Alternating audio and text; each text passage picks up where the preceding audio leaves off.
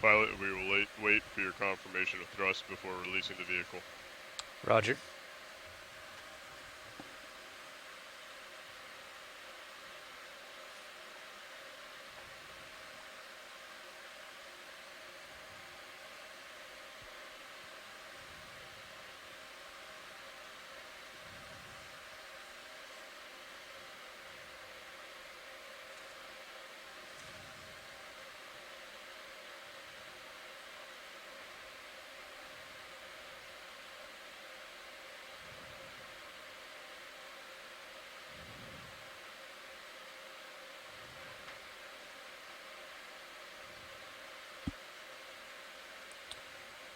Control, pull pin.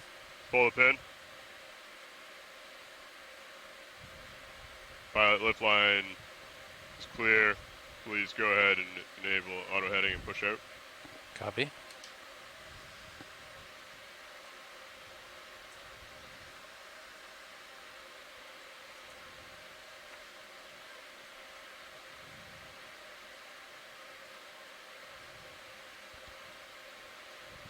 That's a good line there, pilot. Just keep pushing out and maintain that heading. Roger.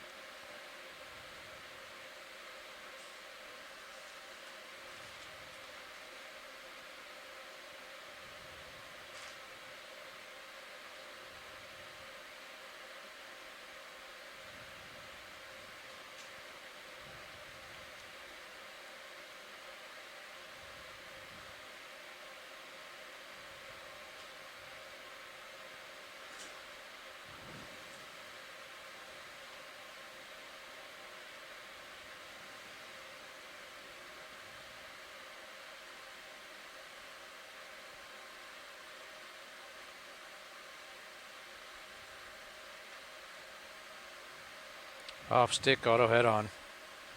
Good copy, pilot. That looks good. We'll bring you center line.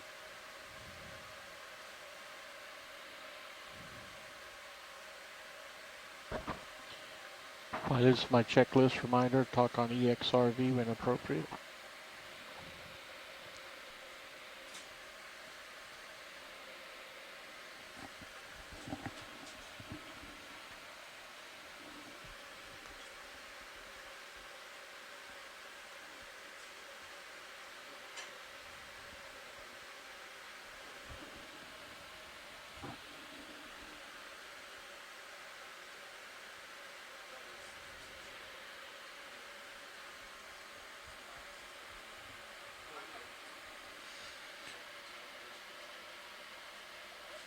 Thanks.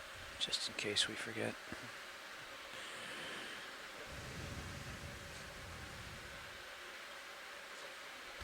It's not Yeah. the steel. Yep.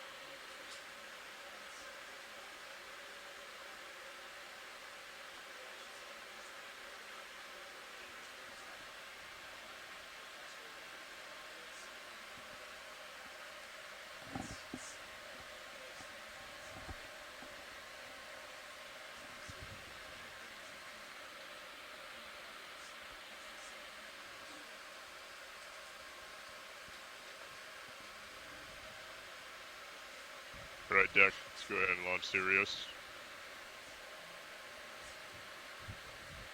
Pilot, please give us a little aft so we can reduce the tension on the tether as Sirius comes up and over the side. Copy that. Bring in at astern. 40%. Copy that, 40%. Let me know if you go up above 60.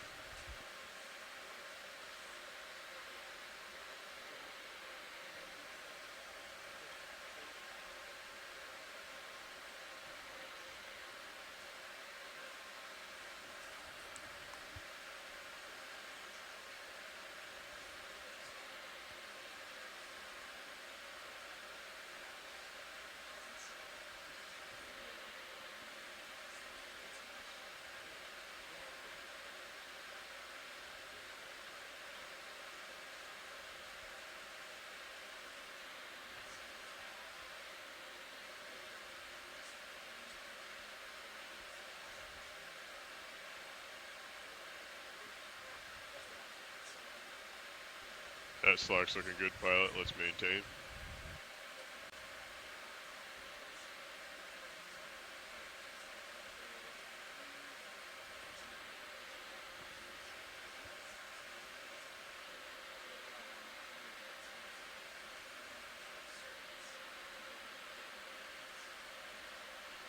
Go ahead and start easing off, pilot.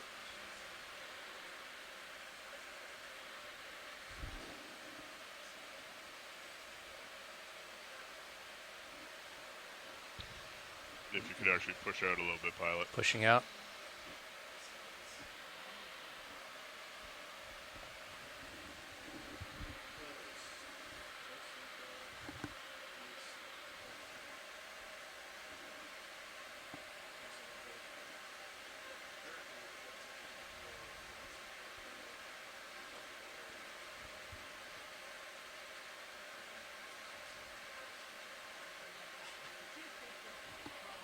Okay, winch, 0 wraps. Pilot, 0 turns. Turn 0. Winch reset.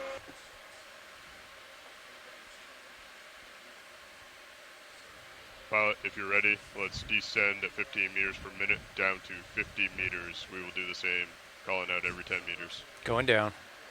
Descending.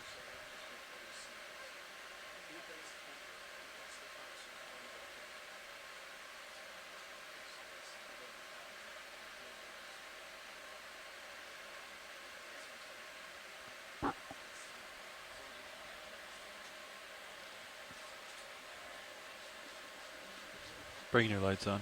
Thank you. Ready for monitors? Ready for monitors.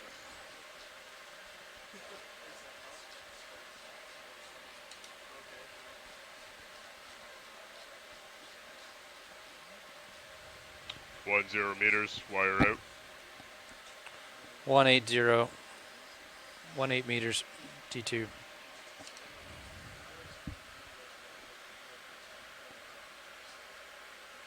Big gelatinous creature in the back of B2. Oh.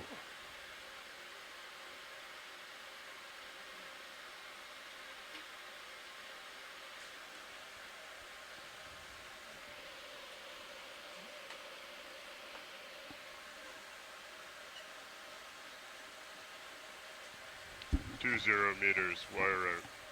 3 meters.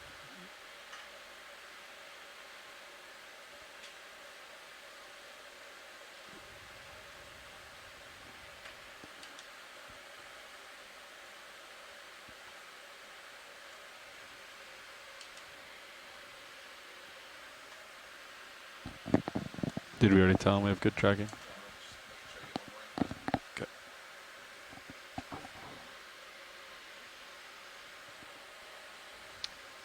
Dive suit nav, good tracking both vehicles. Good copy, nav. 30 meters, wire out. 4-5. D2.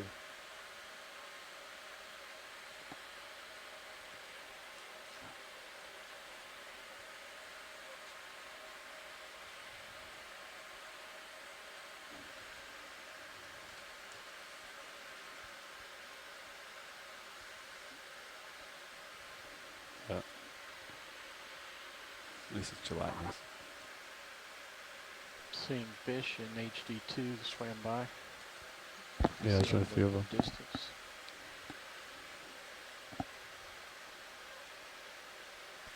40 meters, wire out. D2 at 4-6.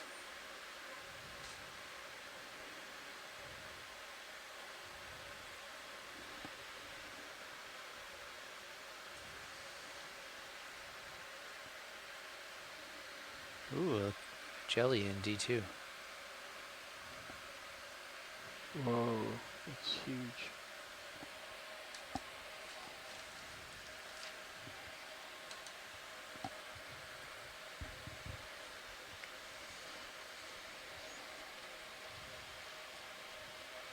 .50 meters, wire out. D2 holding 5-1. Vehicle's holding 50. Copilot dive super. Go ahead. You ready to take control? Yeah. Winch dive super. Go ahead. Can we pass control to the control room at this time? Control past the control room.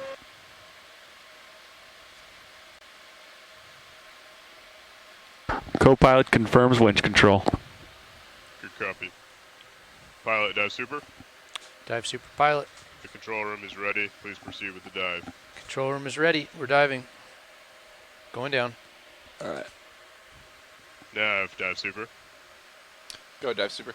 How does our approach Ready to the pay bottom out on We're your command. approaching waypoint 1. Alright. We're probably still a couple hundred meters or so, so we'll need to get a move in after we get into auto position here. Copy that. We will pass as is to the bridge, and then I'll pass 22, comms to you, and then I'll have you work 25. with the bridge to come into auto position and make a move to waypoint 1. 26. Roger that. Good copy.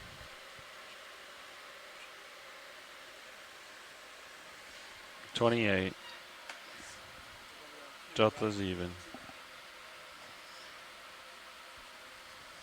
29.30.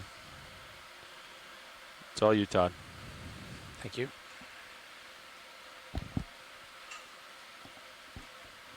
Winch is paying out. Hemis are cooling down. Nav dive super. Go dive super. We're currently passing control. Please watch streaming as we do so. They should hold what we have, and then I'll have you work with them to come into hold position. Roger, Wilco. Delta's a red. Copies. Delta's red.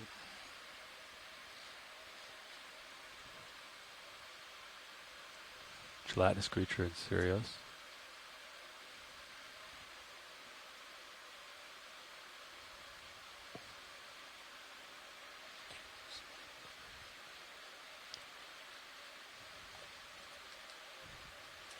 Nav dive super. Go dive super. Bridge has good control of the ship. If you are ready, I will pass communications to you, and I'll have you work with them. Roger that. Nav has comms. Nav has comms. Copy. A Thanks. lot of jellies in the water this morning. Yeah. Nice launch. You as well, control room. Delta's green. Pilots, you ready to get a move in? We have a short descent today, so we need to Yeah, go for get it. transiting. You okay with decimal 3 speed? Yeah. Decimal 3. Roger. Drag us Yeah. there.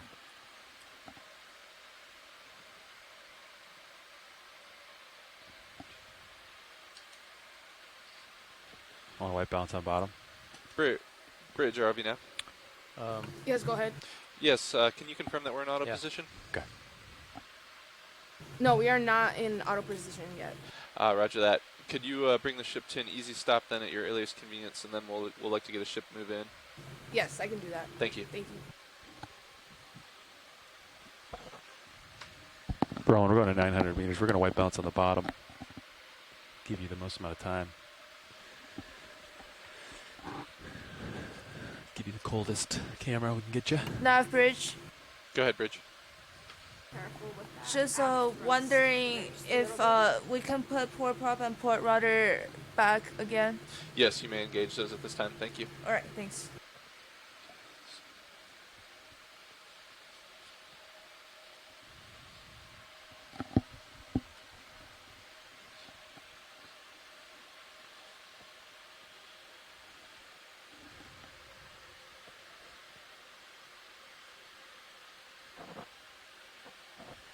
John, I'm wondering if time is going to be an issue. I wonder if we're okay just landing, you know. on our way there, we'll just stop early. Yeah, You know what I mean? I had that thought. We can I start making feel- our way towards it. I don't know I that. don't think it's a heart. Yeah, Right. from the bathymetry this morning, it was a little more rigid looking than what we're seeing here. Okay. So we can start making our way there. What is decimal 3 the fastest that we feel comfortable towing the vehicles, or can we go a little farther, a little faster? Go faster, yeah. Okay. Yeah, I think Yeah. decimal 4 would get us It's there. shallow enough. We're not going to have any layback. Okay. Winch looks good. Delta's good. Streaming over there. Nice. If we do decimal 5, we should be fine.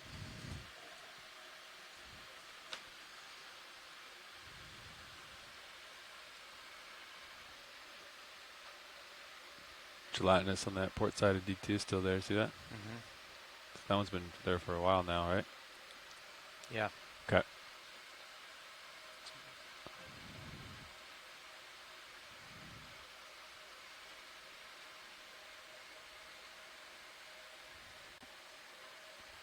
Like a jelly, like a string, like a long tentacled something or other. Something gooey. Pretty tough Yeah. tentacles. Normally they just blow out. Yeah.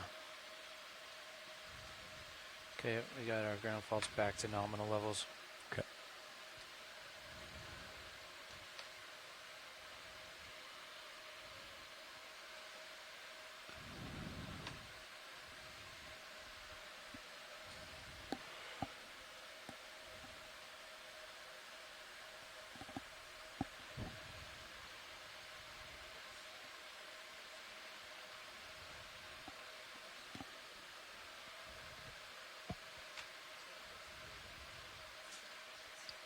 RV navs to the bridge.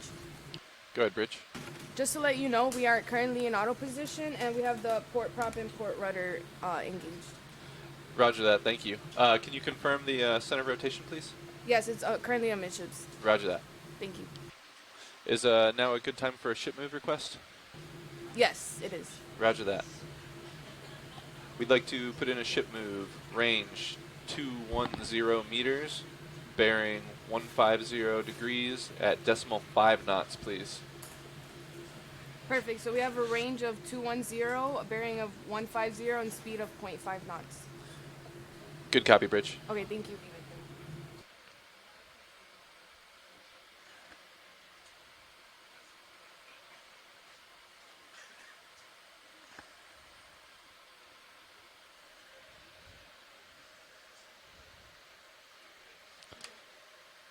Ship moving, work pilots. Copy. Moving the ship.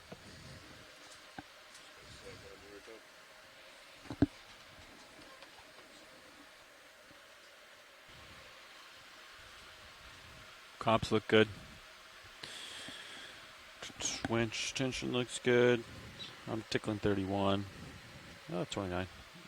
Okay.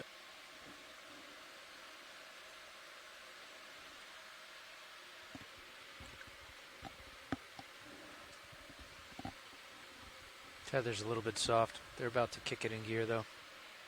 I'll give it just a little bit more gas for a moment. Okay. Yeah, you can see the headings and the. Yeah. Just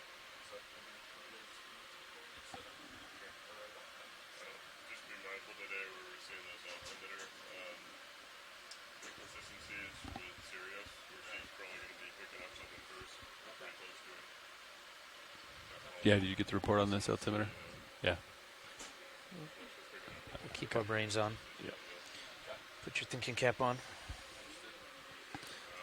be keeping an eye on mine throughout the day, but make sure that's definitely passed out. The next step is to keep a very close eye on it. Bridge should also be doing the same. That's not seeing any significant issues.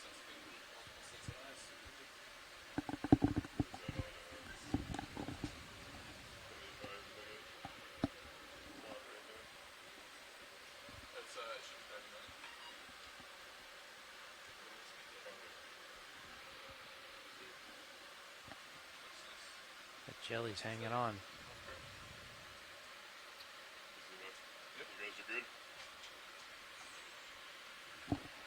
think I see it on your tether too, Todd. Mm-hmm. See that?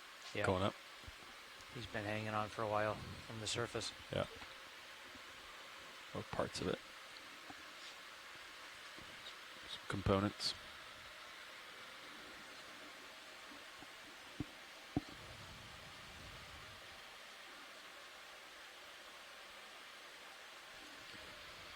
I suspect you guys are feeling that movement already. Yeah. Or about to be.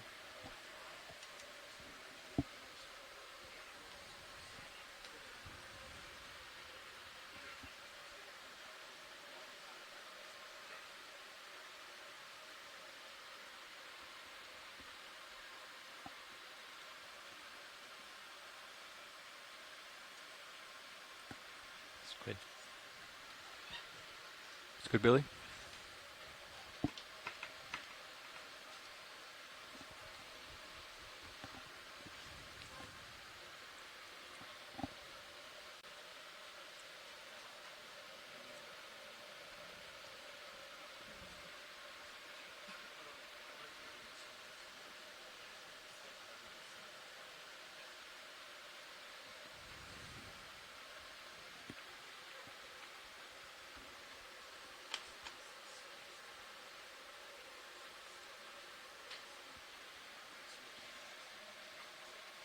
Delta's red.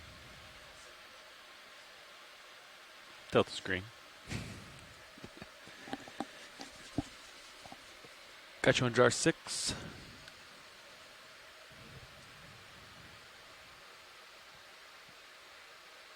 Sean did a white balance teach play on the craft if you want to use it.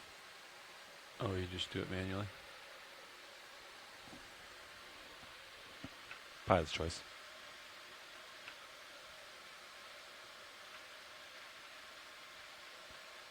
I think people found the white balance worked well at 4 degrees up on the rotator, I think it was. 3.5 degrees on the rotator. It's very precise. Uh-huh. We have this until 9:30, 09:30, correct? Yeah. We should hit bottom. Get a little time. Not much, a little bit. Just a taste. We'll get it all set up for them. Yep. And then they can come in fresh. Jelly.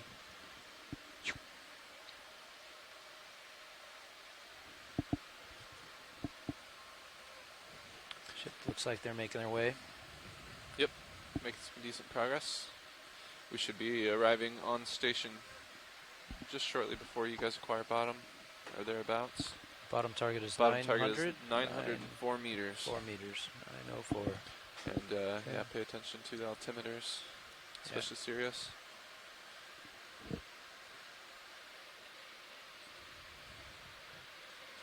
Winch is looking good. Yeah. Behaving nicely. Looks smooth. HP 2 today.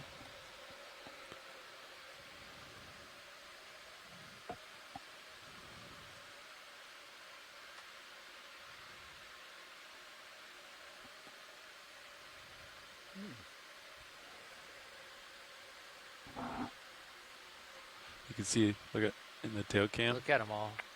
Wow. It's like a whole cluster of them. There's quite a layer here.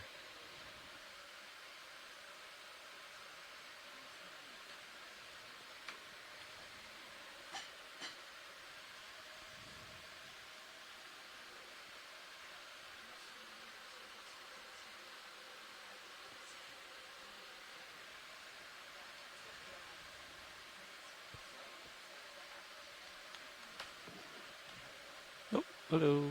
Goodbye.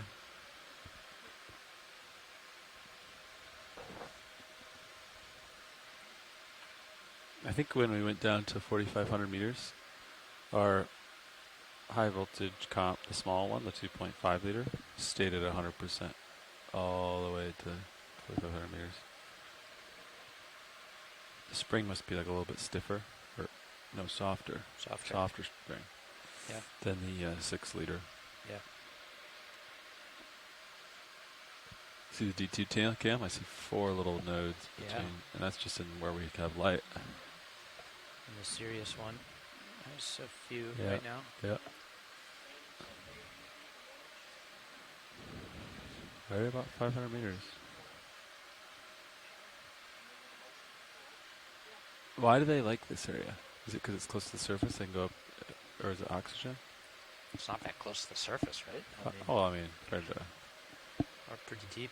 500, half a kilometer.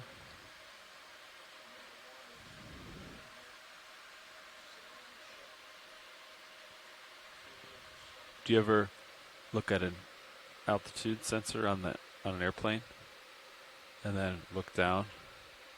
You should do it Why? because it gives you a feeling for what it would be like if the water was perfectly transparent, and you can just picture a little robot down there, smaller than the size of a car, and you can see cars down there, and you look at your altitude, and you convert it to meters, and you're like, whoa, it's a long ways down there.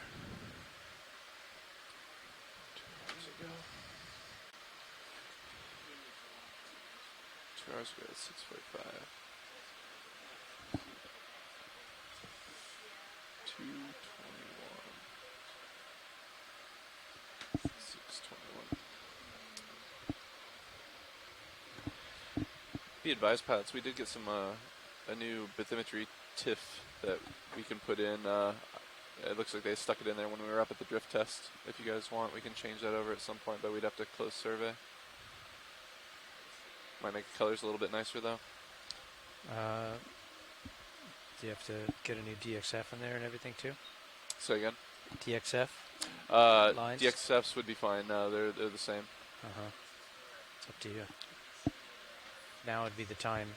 Actually, no, I take that back. Yeah, it would be new DXFs. Might be nice They to did put some have new ones in. finer resolution on the wiggles, right? Yeah, it looks like those got in after while we were up at the drift I think test. if you're going to do it, you have 5 or 10 minutes to make that happen. Okay.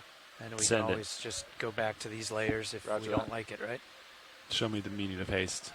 All right, stand by.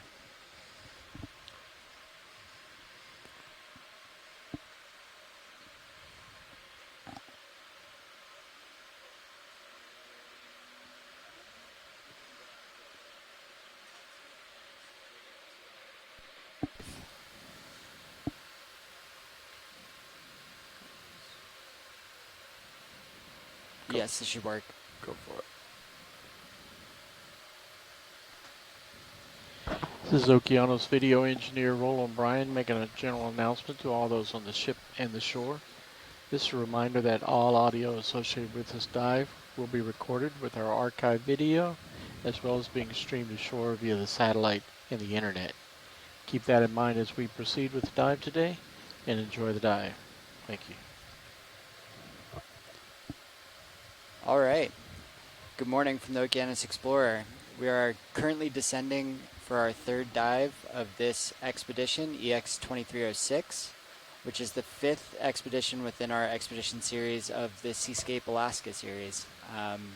Yesterday we attempted to find a seep. While we didn't, we did see some interesting communities that were in the soft bottom on that area, just northwest of the Kodiak Seamount. But today we're planning on diving on the Giacomini Seamount, and we're looking to go down to a depth of about 900 meters and then ascend up the ridge of the Seamount, and potentially, if time allows and if we don't get too distracted by sampling, kind of follow the ridgeline around and see if we can see what we can see that can tell us a little bit more about maybe the formation and the history of this seamount. My name's Sam Candio, and I'm the expedition coordinator for NOAA Ocean Exploration for this expedition. And I'll pass it over to my science leads to tell you a little bit more about where we're diving today. So with that, Jamie, would you like to talk a little bit about the geology? Sure, yeah. I'm Jamie Conrad. I'm with the U.S. Geological Survey at their Pacific Coastal and Marine Geology Science Center in Santa Cruz, California. Sam said, yeah, today's dive on the Giacomini Seamount, which is one of a chain of we believe, extinct or inactive volcanoes. It's part of the Kodiak-Bowie Seamount chain. This is a chain of volcanoes that formed over the Bowie hotspot, which is now located just offshore Haida Gwaii in Canada.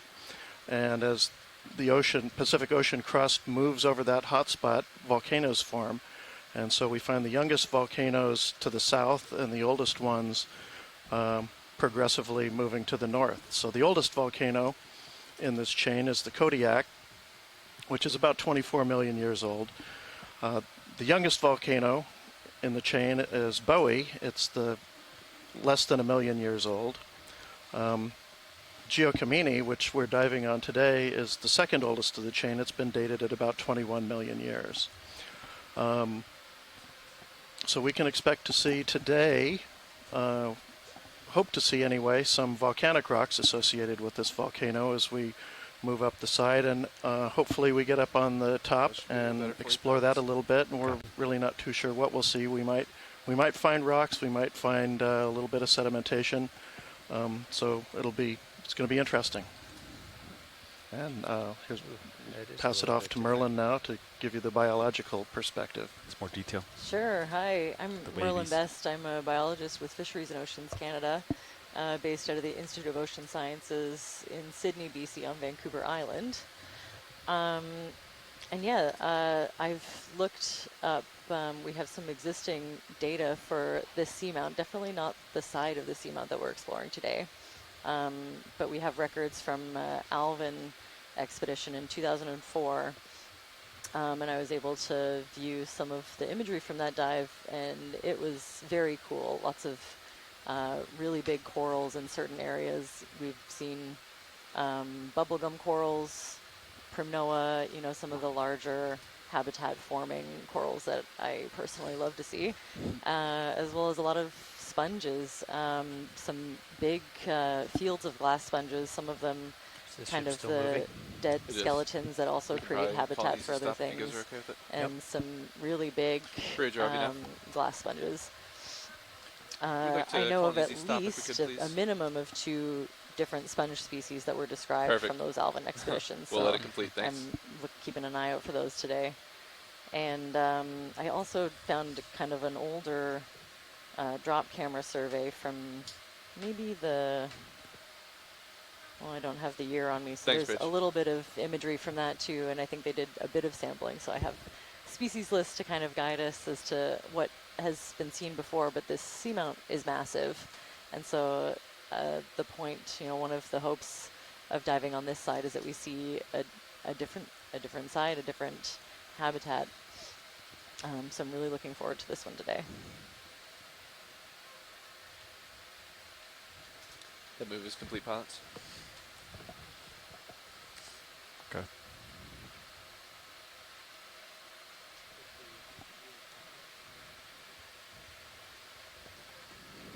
Excellent, thank you. Looks like I'm above the 920. Say that again. I'm above the 920 contour. Okay.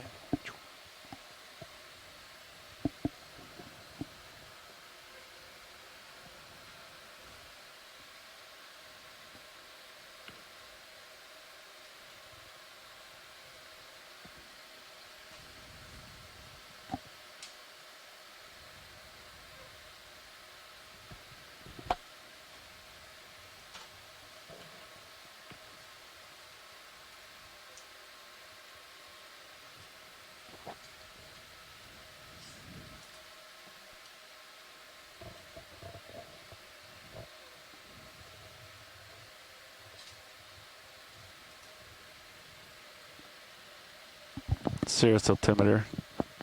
Getting some bangs here.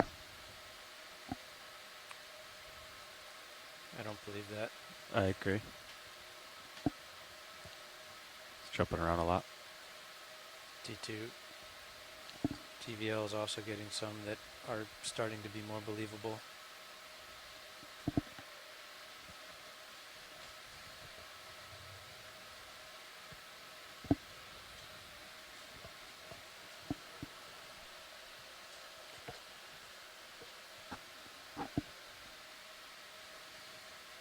So Sean says I have to spin right, Yeah. despite the inconvenience of the spin. Yeah. Can see how the tether's going once we get there. If I don't spin right, he's going to be upset with me, so I better do what he says. Yeah. Yeah, it's still clear. I see you here right behind me, right? Mm-hmm. I'm out to 80 meters 80 range. meter range on you. Yep. I don't see anything wrong. 90, and I'm facing along the slope with my multi-beam. Yeah. I'm starting to believe that DVL. Yep.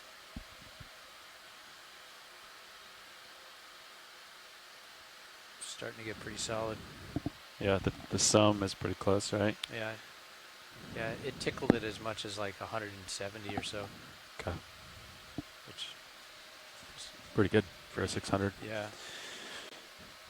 At what when do you want me to stop? Let's make sure we got at least 30 meter altitude on D2. Okay. Just to let me maneuver and white balance and approach the slope.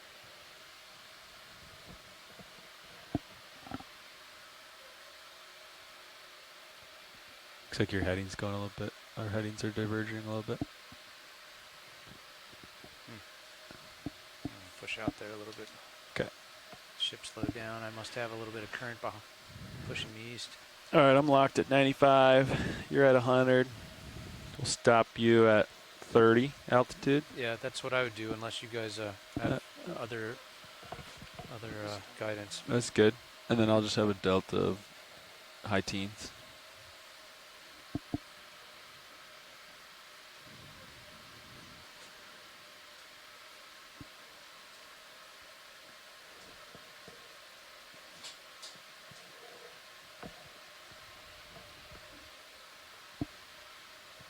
Yep.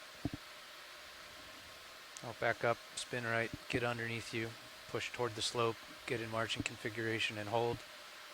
Do the arm thing and then approach bottom together. Okay.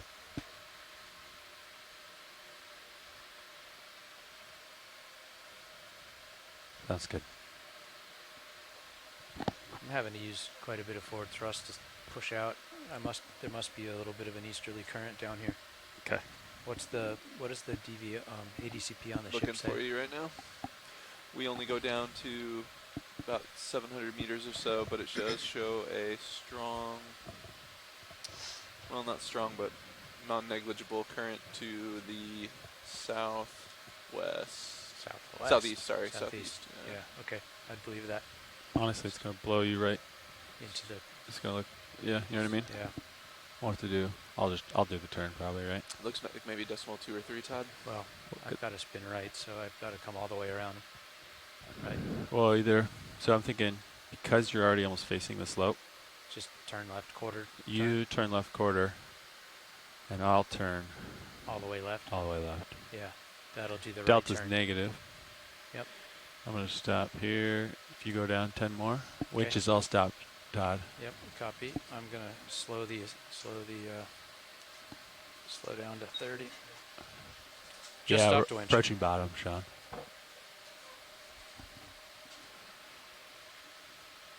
Going in auto head. Your altitude's jumping around quite a bit. But there's 30, Delta 5. I'm gonna hold depth there. I'm going to punch in my auto heading. Okay. Auto heading engaged. All right, I'm just gonna ease back towards you. We got a nice solid. Well, I'm going to haul in. haul in a little bit. Yeah. Yeah. Creating Delta. And as I back up, I'll go into deeper water. I see you in Titan. I do have a pretty good return port side at a 25 meter range Yeah. on my, but I'm tilted down quite a bit, so that's below us. Okay, Todd, I got a Delta 16. Is that good enough for you? Or you want more? 16 is good. I'm backing up and spinning left a little I bit. see you in Titan. Matching reciprocal heads. Rotator is maxed out on the Zeus. You're a little off to my port. I see. Or my, starboard. If you wanted to push starboard, you could get closer to my center line. There you are. Yeah. All right, Okay, you spin. You spin. want me to turn port? Yeah. Okay. I'm going to create just a little more of a delta dot. Coming around port.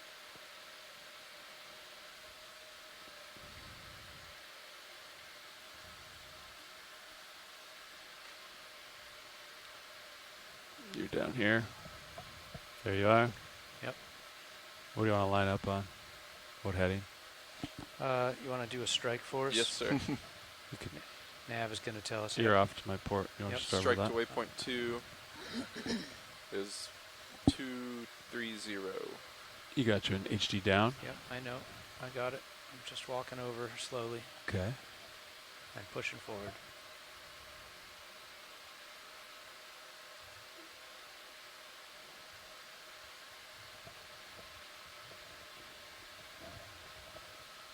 Come back now. What's the strike? 230. 230. I got you here. You want to line up on 230? 230. I'm there. And how's that look on your sonar? You don't really see it, do you? Don't see it too high.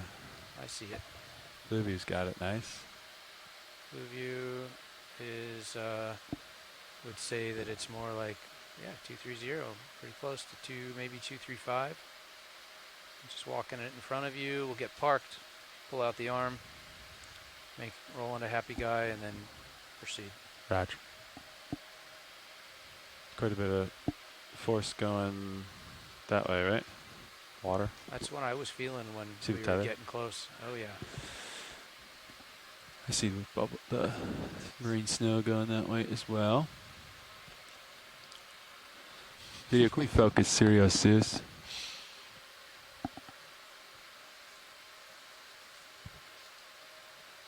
Thanks. Okay, I'm gonna test auto XY, see what it looks like. Copy. 36 altitude.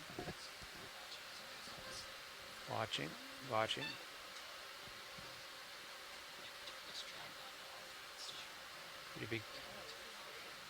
Pretty big delta. Maybe Yep. just come down and give me just a touch of slack Understood. so you don't tug. Understood.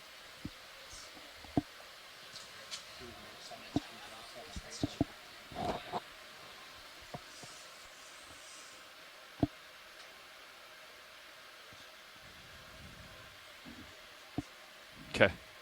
14 delta, Todd. Spinner up. Hydraulics are enabled. That's 1,000 RPM. Are you planning to use the teach play pilot? No. Manual. Copy. Positive 3.5. Positive 3.5. Okay. Arm live.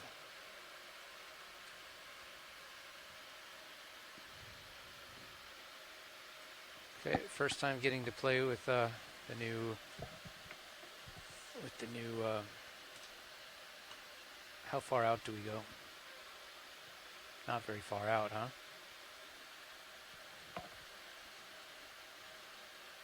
You got the, there it is. Working on it. Is that about it, or do we bring it closer or farther from the vehicle? It's got to go a little bit up, but that's pretty good. If you want to bring the mini We can Zeus zoom in so you can see normal where to the you're at. vehicle, Go ahead, you can roll. kind of get an idea. Oh, you're really close, Todd. Just got to come up a little bit. There you go, Todd. So you can see the chip chart there in mini Zeus. Copy. Okay. Come back a little bit, Roland. Come back a little bit.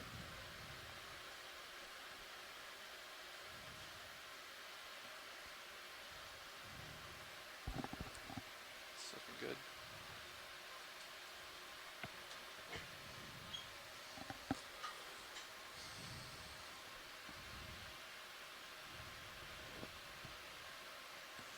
Come in on that. Are we close or a little bit higher?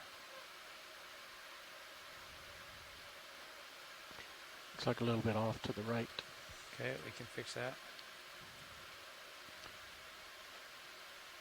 Oh, nice. Good, or just a touch left? That is well within reason. Okay. Auto XY is doing a good job. Looks like it, yeah. It's fairly steep because I just moved Tapping around a the little bit and cameras, went from checking the 27 to blacks. 37 altitude. Okay.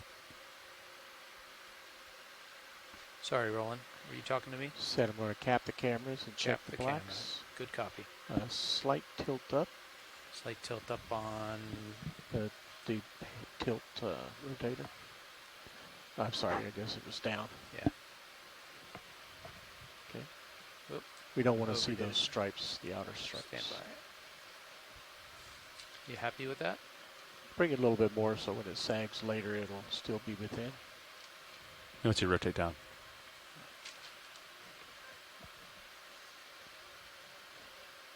I'm seeing the bottom gray, but Yeah, that's Oh, I great. see. You're seeing the top There gray you go. also. there you we go. are. Yeah, I see. What I don't want to see are those outer stripe bands. Okay. Okay. Capping the cameras, checking the blacks.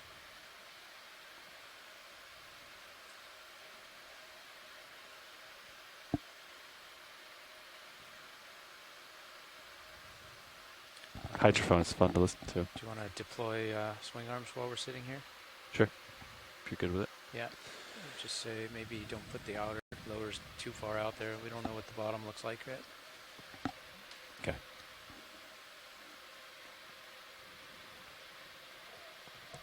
I like how you can hear the. Yeah. I know. That's cool.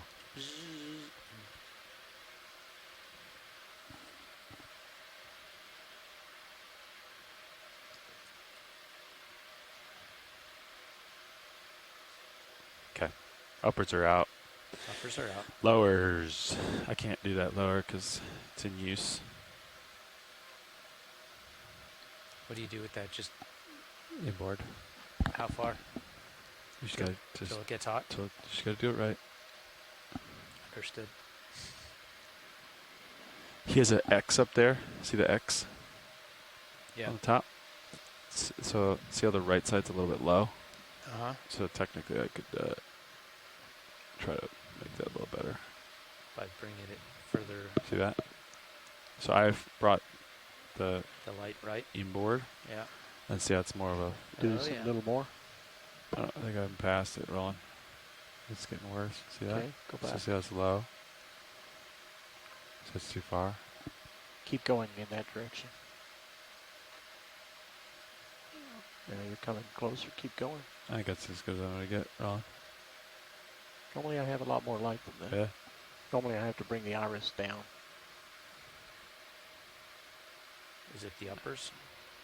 Maybe the uppers aren't usually deployed. No, they go out though. Yeah. That is correct. I think the uppers are usually not deployed when we're doing this. No, but Levi's right. The light's usually pointed forward. Can I take minis real quick? Yeah.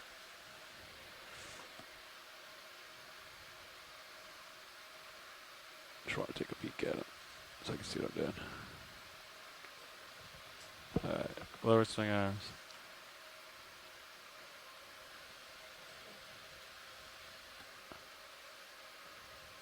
Super slow now. Like this is full stick, Todd. Yeah. Wow.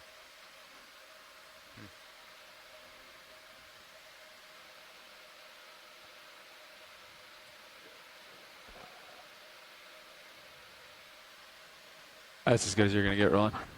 Okay, so it must I'm be gonna the bring you. upper center. I'm gonna give you some uppers. It's within range. Okay. Okay, I'm happy with this camera. Okay. Let's go. Position for HD2. Okay. Drive HD2 co-pilot. And work. What's our position? Just leave it where it is. He zooms in. Okay. Go, Roland. Stand by. Gotta adjust my speed, joystick speeds.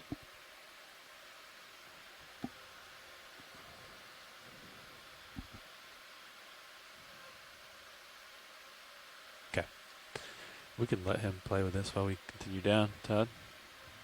You can handle. Just use your manip cams, or do you want to wait? Let's wait. Alright. I don't know. I haven't sat here while Roland does this in a while. Okay. It's a process. Yeah. And the arm is kind of obscuring your Yeah, acoustics right now, too. it is. Gotta have a good white balance, though, right, Roland? Yep. XY seems to be holding pretty good.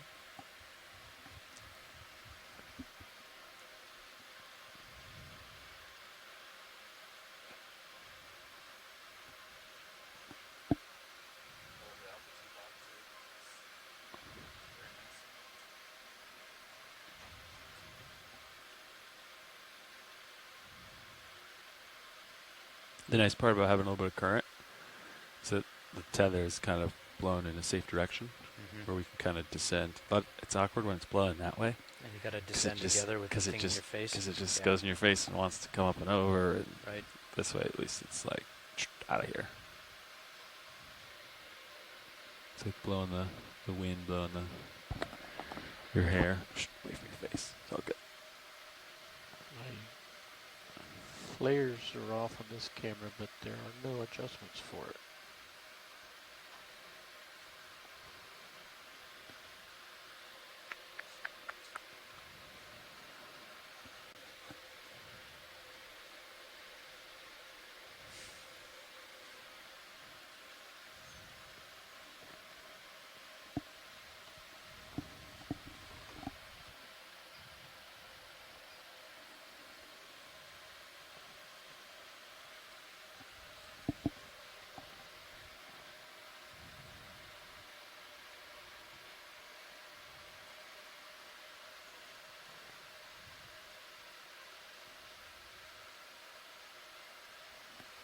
Starting to see something there, right?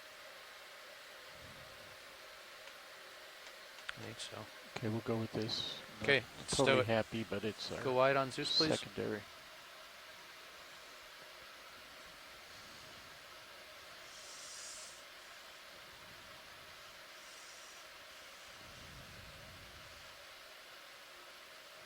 Nice. All right, I'm going to send your blue view back up between your toes, Todd. So it's looking down right there for you. Send those swing arms out there and let's go. Okay. You ready down? Yeah.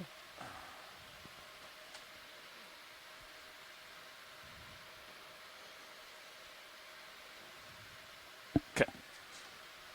Paying on the winch easy, Todd. I got your blue view looking between your toes. I'm going to come out of auto XY, out of auto depth. Let's go down. Copy. I'm going to get myself back in front of you a little bit.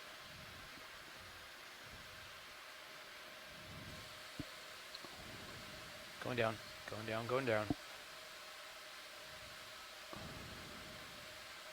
Who's got visual first? Should be your Zeus. Should typically gets it.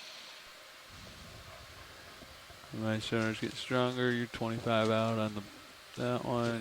Why don't you bring the blue view to like 40 or 50 meters? Yeah, range closer, because it's going to be super hot today with the wall. 66. Thank you. Bouncing 20 to 23 on the DVL. Plenty of delta. I'm not getting away from you, am I? A little bit. Okay, I'll slow down just a touch.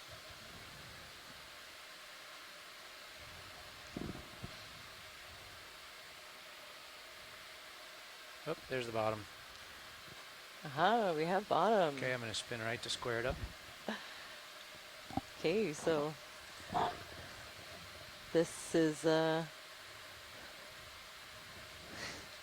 yeah, I'm seeing some of the rocky substrate that I was hoping to see got a good flare when on we the landed. HD, Sorry, welcome everyone. Your, if you're swing just arm, joining us, get there in a second.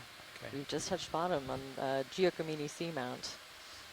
Coming down. And we'll be making our way up towards the peak of it today. Spin right, square it up even more. Walk over to your right. Winch is all stopped, Todd. Winch all stop. I'm still a little ways up. I'm going to square up in front of you, up the slope. Okay. I think my blue view's got the strike of the slope. 260 heading, maybe 265. Walking over there.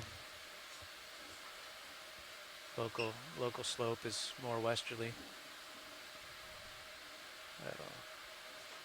Oop, we got a big coral right in front of us. Let me haul in, or you want to push down? We're pushing down. Okay.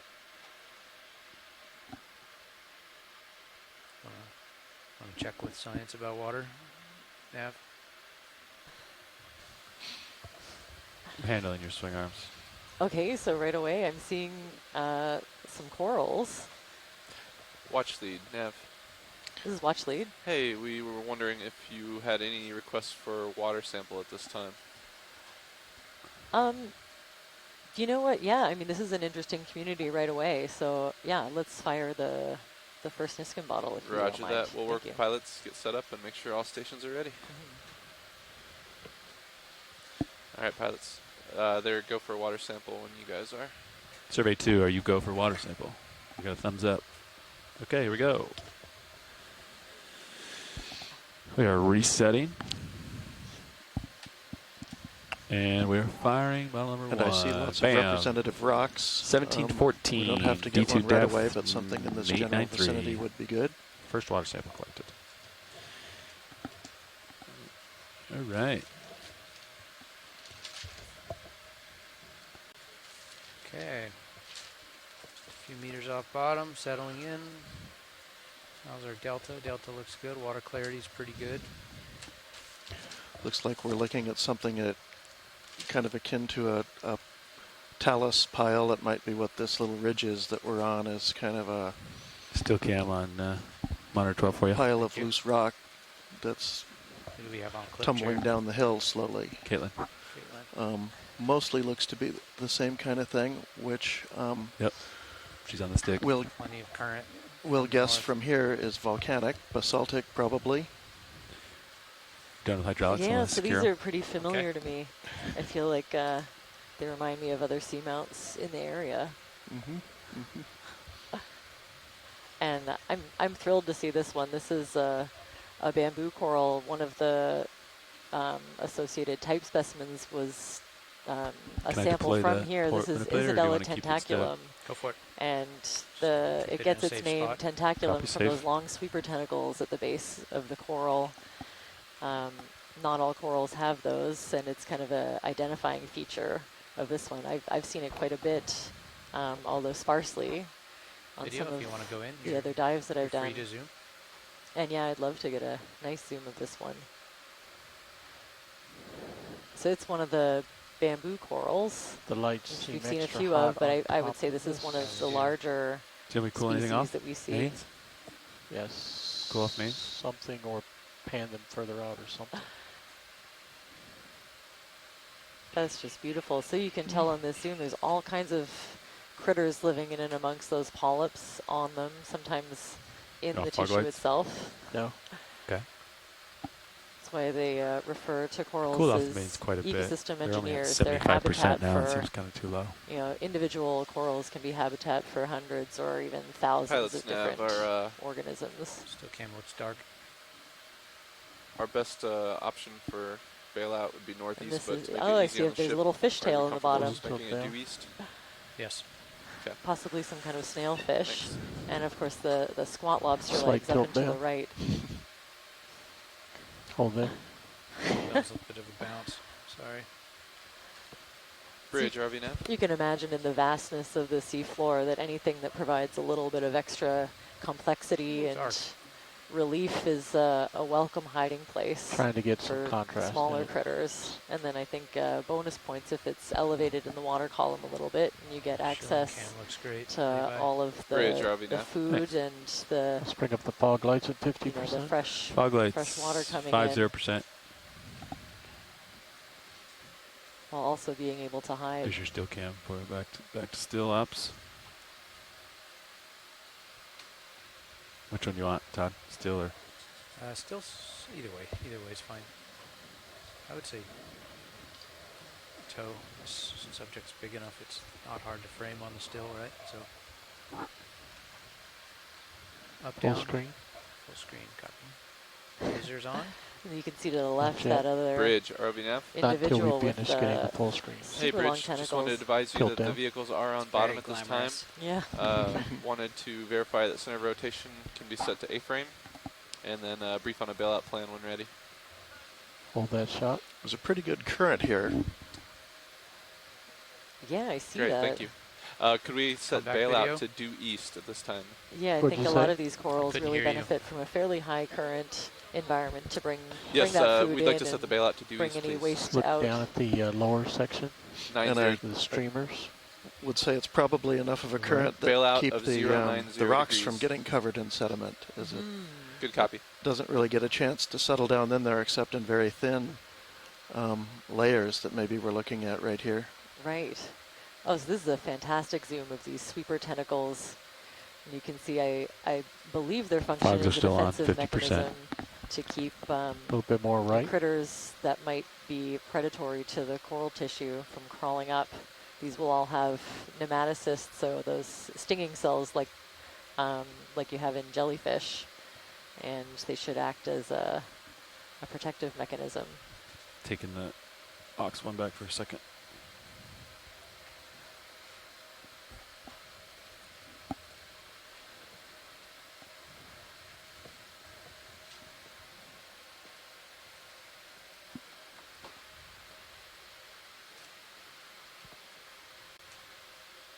Well, I'm happy to be corrected by anyone in the science chat. This is what I've gathered.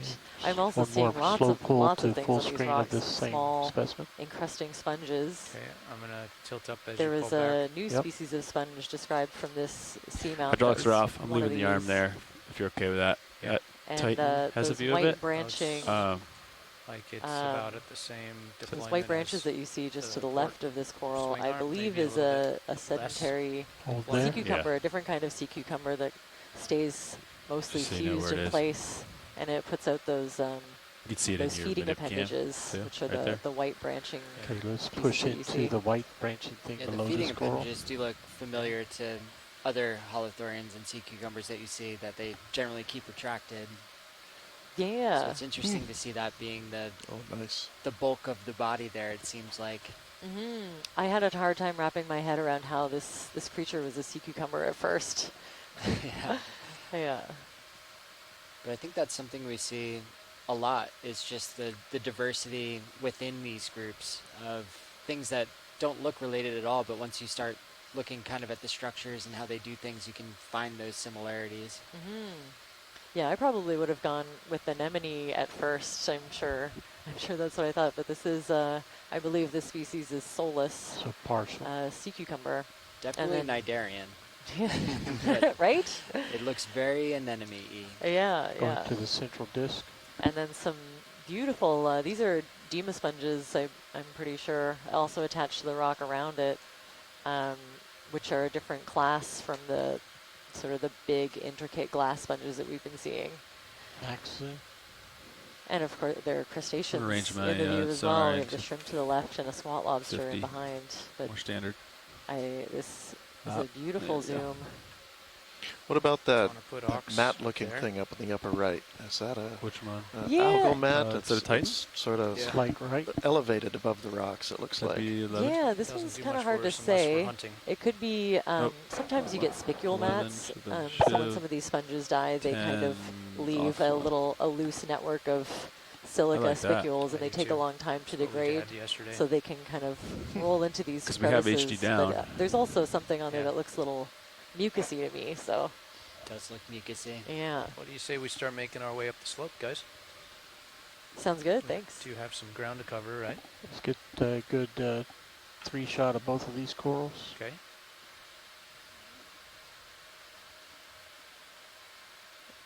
Start going up or left. I'm still blown away by the zoom on this thing. So you can go in close to something that's less than A little 10 more. centimeters and then realize that you can pan out all this way.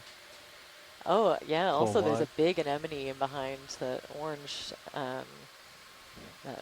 organism in the background to the right is another kind of anemone with lots of Okay, tentacles. you want to look at the anemone on the right?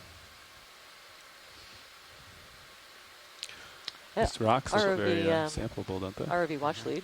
Go ahead, watch lead. Do you mind getting the lasers on these just to get an approximate size range? Sure, lasers are on. Let's see, where are they? Where are they? I think they blend in with the orange here. Oh, you there go. we are. Put them on the rocks below. There's Thank the you. rocks below.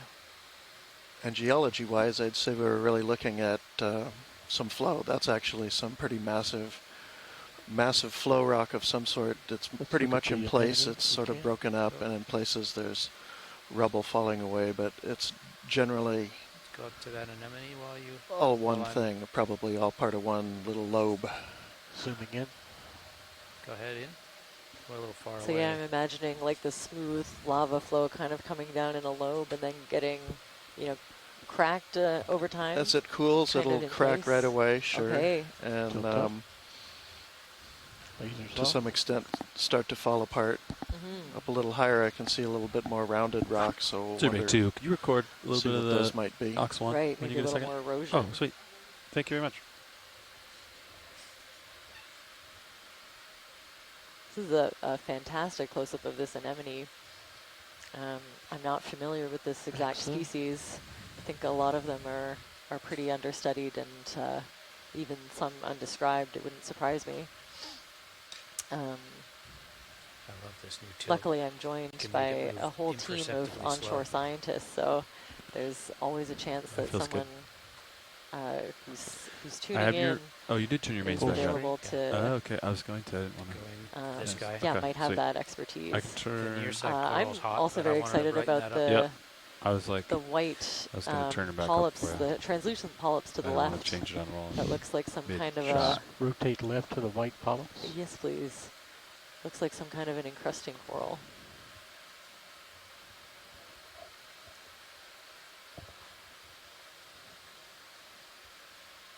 Maxa. Oh, very cool. So yeah, this could be one of our, I think they used to be called stoloniferous corals, and I'm not sure if that's still an accurate taxonomic group, probably not. Slight But some tilt of down. these There's little some white small corals, they polyp-y can things at the be bottom. pretty abundant, Close your drawer. and we actually see them quite often, I think, Let's come put up it in the eDNA signatures. So Okay, they are video's pretty clear. Slow pull out. Slow pull out, significant copy, and we'll contribution lift off to and this. go. Yep, you can lift off ecosystem. as I pull out. Negative. Got high value coral too close to me. I'm gonna wait for you to pull back. Get your manip cams you can guide by.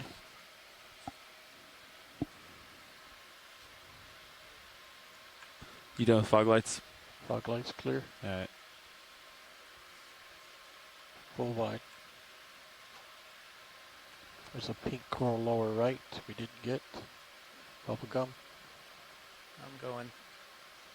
I'm gonna push it forward a little bit, guys. 'Kay. You're looking at 50. I'm looking at 50. The 3 minutes before the watch change, maybe we shouldn't get a ship move going. What do you guys think? Yeah, just let See them do it. stars straight ahead, lower right of center. It should, the delay should be slow, so it's not like, you know what I mean? As soon as they get in, they can call one in, and Yeah, there's no delay, so there's no delay. So. Something is very hot in the near ground. What's our camera tilt? tilt is 6 degrees up. So now that's level there. Fog lights are off. Mains are 97%. Uppers are out, like they normally are. Lowers are out, like they normally are. Maybe water's just. Is this a So star clear. of interest? Should we pull? There we Full go. focus Just on the tweaking start? a little technical Think we difficulty on should. my end. Stand by. I'm gonna get closer. Okay, so I'm also seeing, you know, fewer of those big corals up here, but a nice white sea star right in the middle, and also tubes of parchment worms, those kind of tube-like structures that Coral we see that right you can toe see on the is rocks, safe, right? kind of to the lower left. Yeah, it's Kind Those of should it's pretty close be to your the- toe. I don't want to go any the closer home then. for a certain kind of a polychaete. It's a little ways away. You parchment can worm. see mini Can zoos. full Oh, I hope focus. they're It's over there. polychaetes. Right. Yeah, look at And this starboard might be a rail nice cam. place to get a rock You're saying before we full get too far away focus, from this if you mean outcrop. zoom in. Full focus. in Sure, there. yeah, it looks like there's lots of loose Mm-hmm. individual rocks.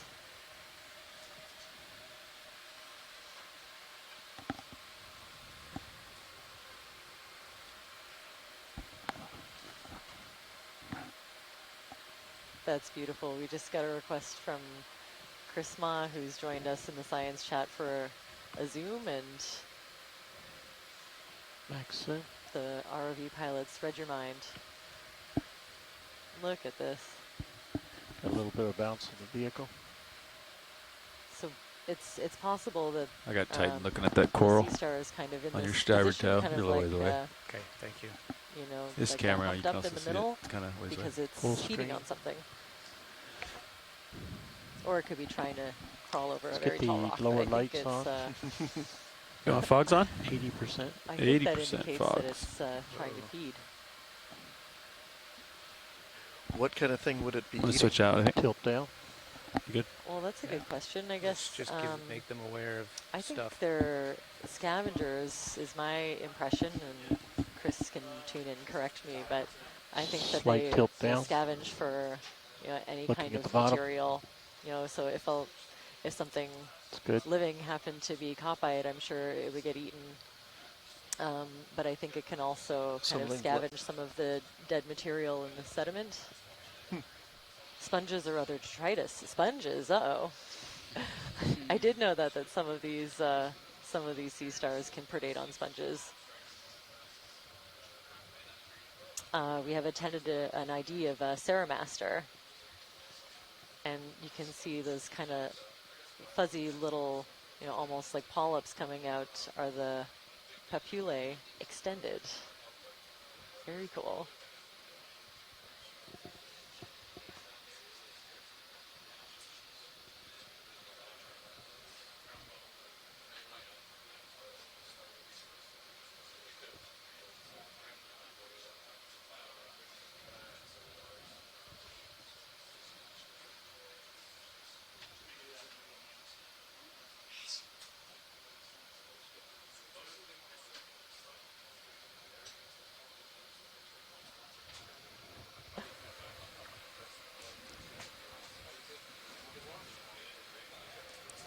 So also this is a great view. You can see the marine snow lightly falling, pretty consistently. But like Jamie said, in most of Good morning, the areas that we've pilots. seen, it's Welcome to the the program. current has kind of swept it away. This is an There was area where another it's sea accumulated a little star bit. off to the right. It looked like a different And one than this. For And there was a pink folks coral watching we at hadn't home seen. that haven't It's on a heard pink about coral? marine snow. No, there's and also the a pink flakes coral. of Scientists dead didn't ask organic for it, matter just something I from saw. higher up in the water column. Copy So that. it could be as high as And the surface. Chris Ma is monitoring and the text whatever chat. is recycled between all of that depth, can kind of stay up in the water column, but anything else will eventually make its way down here along, with all of the different critters that you see. And we also have And not so seen it the big provides bushy corals the off to main the energy right. source that Those two kind of corals, fuels three these corals near complex us we've seen ecosystems. very well. And Not all bad. along here, in all these little crevices, you can see arms sticking out. Those orange arms are probably squat lobsters and other crustaceans, different kinds of shrimp sometimes, but yeah, seeing the smaller red, Nav, kind of at the co-pilot, bottom would you of the mind screen ranging there. in Yeah, to, pilots, Bouvier? excuse me, Yeah, Merlin. please. I'm Yeah, wondering if stand we by could one. grab one of those, something over in that bottom right corner of the view right now. Bottom right corner, Washley. Yeah. We're looking for a rock, is that correct? What do you want, Andy? 40 meters, 30?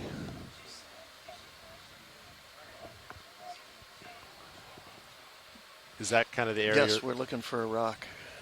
Kind of the area where lasers are at, centered? Is that? A little more to the right, kind of the right third of the screen. Right Something over down there if behind anything those is corals. That's off screen bottom. How tight do you want it, Andy? 30 meters? Like in there, Washley? Yeah, that sounds good, Nav. Copy. Thank you. So we are pausing for a rock collection. This is maybe the first time on the survey that we've seen some nice, collectible I'll rocks. check out they should the, be fairly hard in consistency. HPUs then, And pilot? we can pick one in the size range that we're looking Washley, are you for thinking around center? Is that for where you want me to poke around geological at? analysis. Yeah, that looks good. Yeah, something like that. All right, stand by. I wonder if we might need to move over a little more on top of it to find something that's easy to grab, or... Yeah, I just have a large coral on the right there. I'll try to squeeze in without touching it. I kind of like that one because it looks like it's kind of one piece but fractured. Some of the other ones might be coming down the hill, and if that's all we can get, that's okay too. There's Oh, a do you see loose the under your ones toe. Yeah. On the left, just did you see the move, Watchley, as I touched down? Is that of interest? Or do you want me to go for the one center? Yeah, I'm kind of interested more in the one center. Okay, understood. Just because it looks blocky and that looks like kind of an intact part of the flow. I mean, you can see that the... Sounds good. I might get a little closer. Yeah, I think that one's loose as well. Right under your toe. There's kind of a little bit of a rounded one, kind of bottom center right now. A little bit out on its own. In front of that bigger outcrop that's kind of right in the center of the view.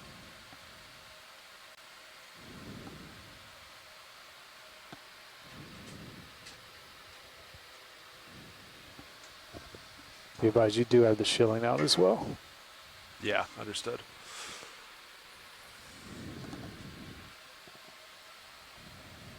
All right, Watchley, one more time. I know I'm going roughly center. Right, just to the left now, or down and to the left of the lasers right now. Down and left. Yeah, and so now just left, kind of right. Now a little bit upper left. You see there's sort of a rounded one kind of sitting out by its own. Now just to the left of the lasers, that first one to the left of the rock that the lasers are on. Okay. I'll zoom in. Does that look get out grabbable?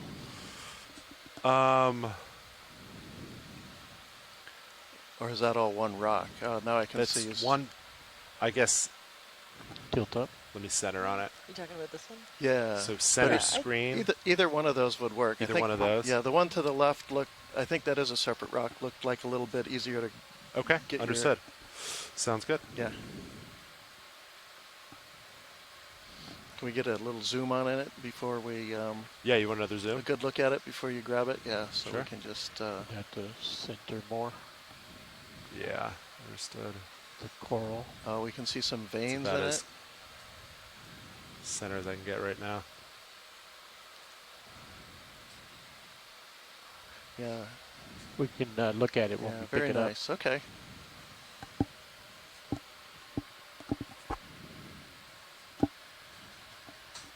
All right, co-pilot.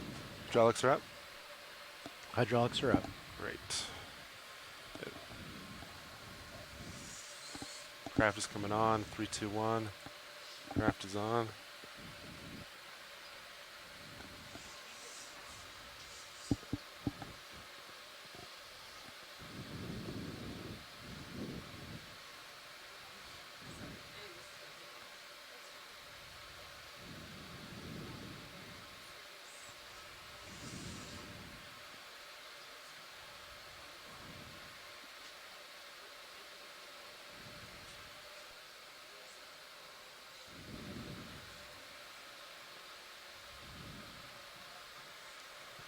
Yep, it's loose. Is that the one, Watchley? Yeah, that's great. That's the one. You want me to bring the port wing inboard? Oh yeah, I need to go for lid. Yeah, let's go for lid. Let's go pot.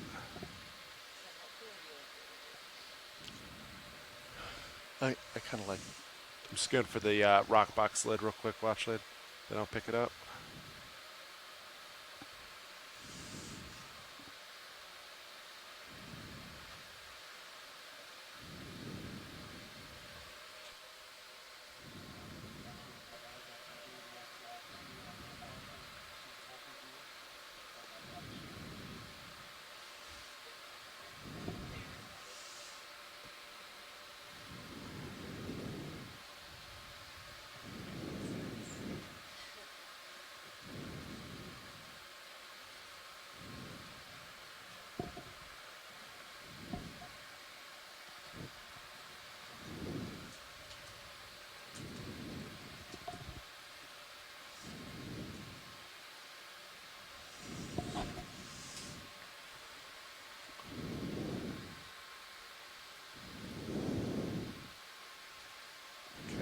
settled. I'll get it in view real quick for some imaging.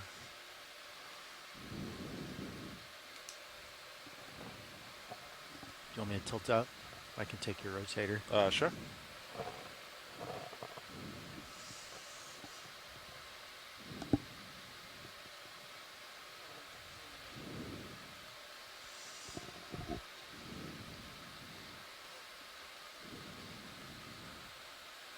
Oh, that's a beautiful rock.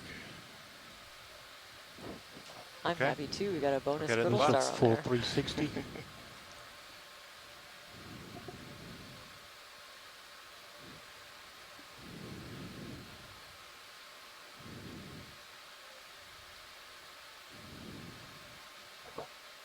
Is that good video? Not really. You haven't done the 360 on it. Oh yeah, yeah. I often find really small, like juvenile corals or hydroids, all sorts of things There we go. That, attached to completes these rock samples. full wide.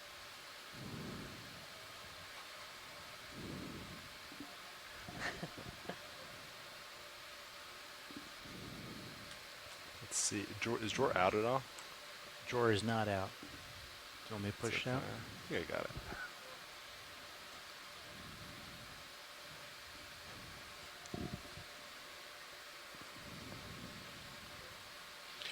So, Okay.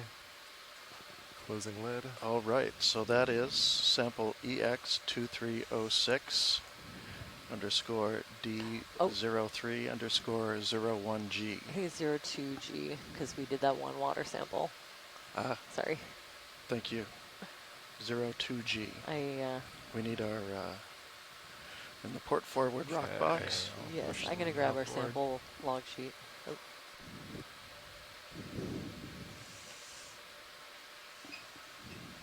All right, watch leads. Are we good to keep moving after this?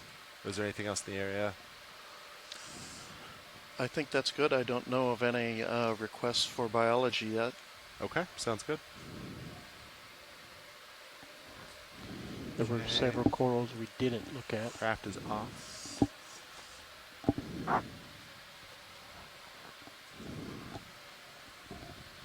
All right, very nice. Thank you. And HPU secured. Understood. And I guess if shilling's fine, but if we get, let's just keep an eye on it. Do you want me to stow it? I don't mind flying with it. I just want to be, you know. I've got the Euro Titan on it. Okay. So to make sure we keep like good views on it. Okay.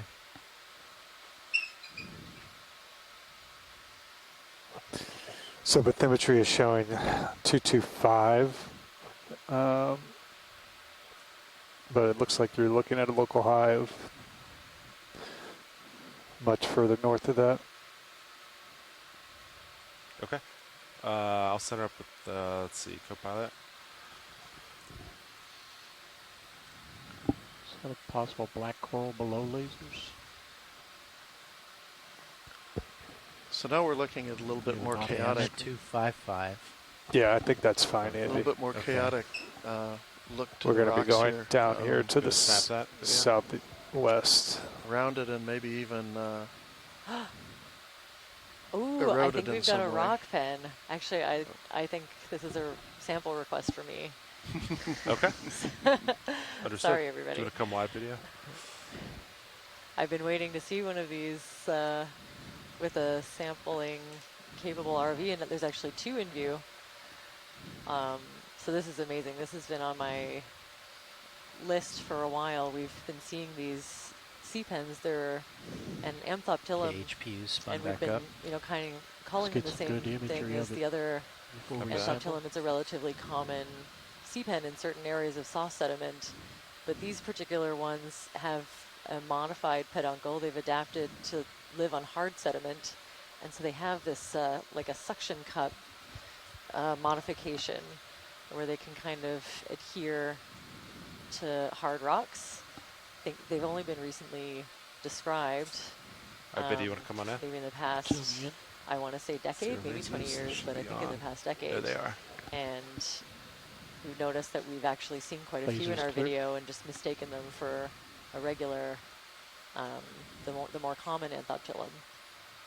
So watch, like this looks like it's if that rock is loose, is that how you want the pen and the rock? Oh. That would be fantastic or if you would you can want do that. Yeah, you want to and put it in the rock box? Sure. I could measure it. It might fit in a bio box. I can look after we're done zooming in.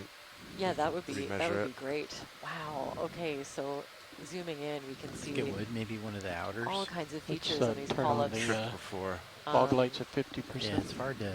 I hard can't to tell if those are gauge. individual Can we sclerates get or maybe the some fog lights at reproductive 50? structures near the bottom. I'm not actually seeing a lot Copy. for Fog sclerates lights are otherwise. at 90 right now. Okay, actually keep it up at 90. I didn't know they were And already on. actually, Okay. Anthoptilum might be a genus that doesn't have them or doesn't have as many as some of the other sea fins that we've been seeing.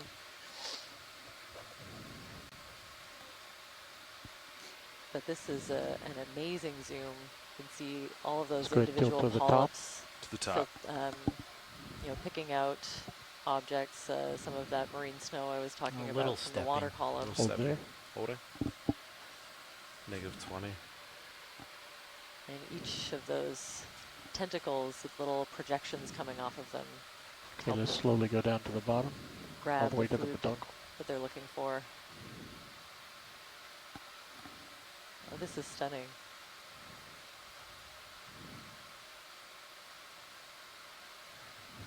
And then all the way down to that modified kind of suction cup base Hold there. Holding. where it's adhering to the rock. That's what makes this a rock pen. And that's how I know that it's a sample of interest for us. Do we know what that is near ground, right next to it? Yeah, in the foreground we're seeing another kind of sponge. That's one of the demosponges. I'd have to have it in the Full lab, screen. I think, to tell you even roughly what it is. It could be, well, no, I think Slowly I'd just be tilt guessing. up to But yeah, coral it's as a I go. demosponge, so a different class from some of the larger glass sponges that we've been seeing. And there's quite a few Do you want me to on push this the rock drawer here. out just to? A little I think spot I might lobster hiding underneath. reposition a little bit. Okay. I think on my left side, it might hit. It looks like a big rock. Go ahead. Yeah, I Lasers. think it might be too big for Video's clear. for a Hit bio. lasers. It looks like it's a little more eroded, the rock itself. It's than, rounded, yeah, similar and it's to- part of it's in more of a bit of a talus-y, Full wide. scree-looking Copy. slope with a bunch of scattered rocks, and they are rounded, which is interesting. Mhm. A little bit of sediment About filling in 20 between the centimeters. rocks. What do you think? Probably Yeah, I'd agree with that. in the lee of And this then little like 20 ridge that we're kind centimeters of tall, paralleling up. at least. But overall, you'd have to say that there's really no sedimentation going on here, considering this has been sitting out for as many as 20 million years. Squeeze it in there. Outside one, Yeah, right? when you consider Yeah, that definitely time would have frame, to be an it's outside. not a lot. Probably I can Okay. push the drawer out and we can occasionally just get a gets look and kind of flushed kinda- out when the Sure. currents Get a are rough maybe idea. higher Mhm. for whatever reason, All right, Sure. drawer coming out. and accumulates at maybe different times of the year seasonally, or who knows. So people on the science chat have also pointed out it looks like Looks we like have it's getting kind of close. potentially some on white the port bacterial side. mats Not near hitting the yet, lighter though. color on top of the soft sediment that's in between some of these rocks. It does kind of look like it could be Oh, I didn't biogenic. extend So any of the pins. I'm thinking that those might be bacterial mats.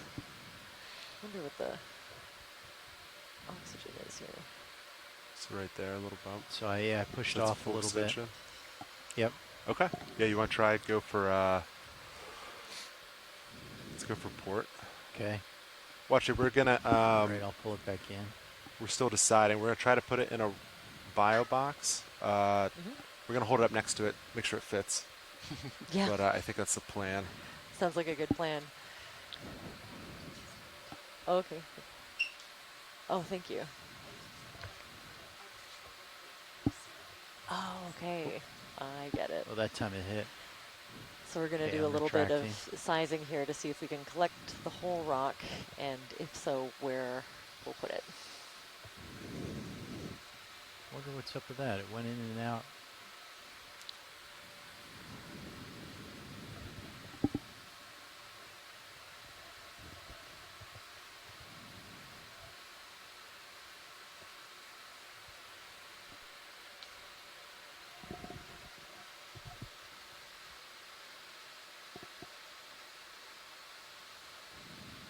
I think it'll definitely hit there.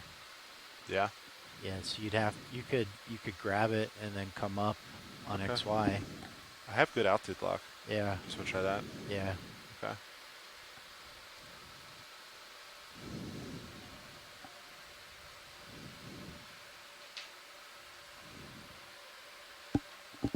All right, let's go for it.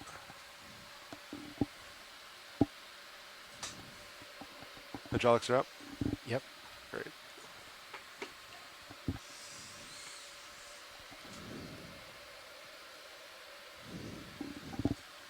Arm coming live, 3, 2, 1. Arm is on. Good force 5. Watch leads, this is Nav. Nav, go ahead. I just wanted to confirm, are we going to try to count these as 2 separate samples here? I was just or a wondering sample that and an myself. associate?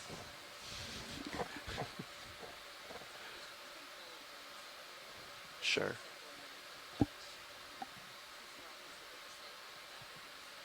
That'd be fine.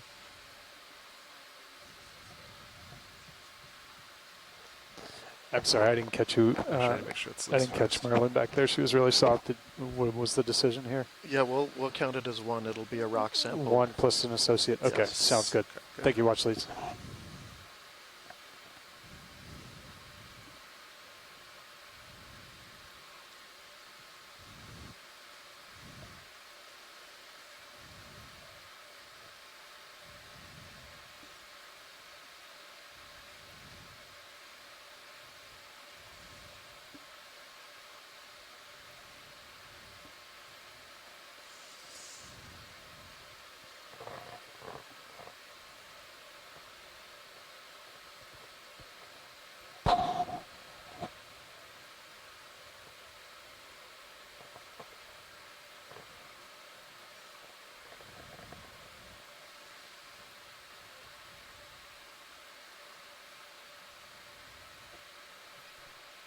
Ooh. So I just knocked it loose. Stand by. we could suction it. Yeah.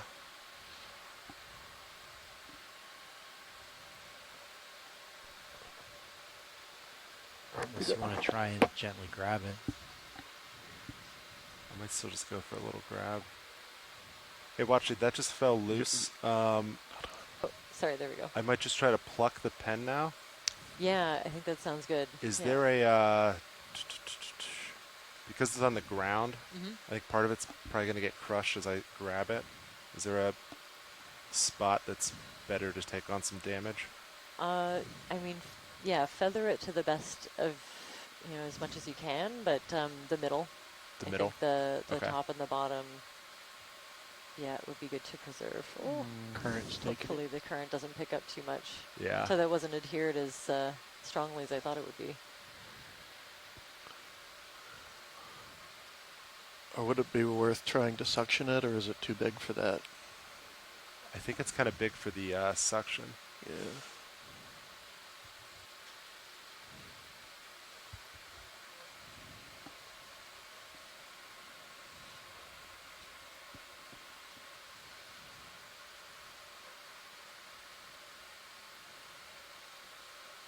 Looks like it might be kind of jammed now.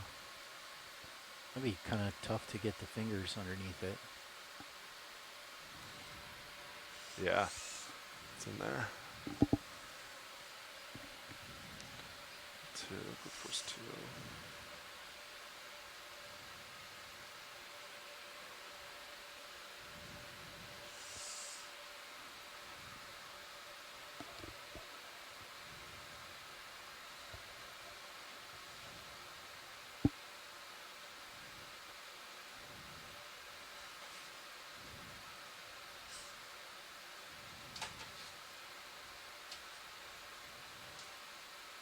Watch some zooms.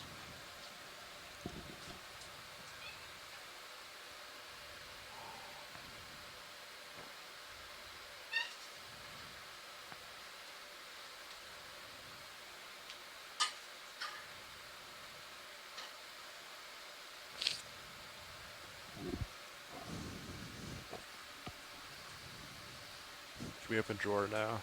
I'll try to. I think I'm gonna hit, but I'll give it a shot. Copy that. Coming out.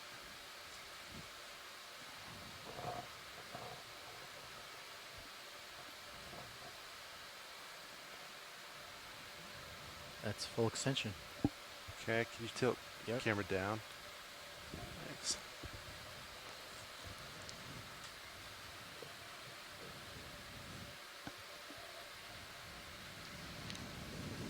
We'll make this a bio-only collection.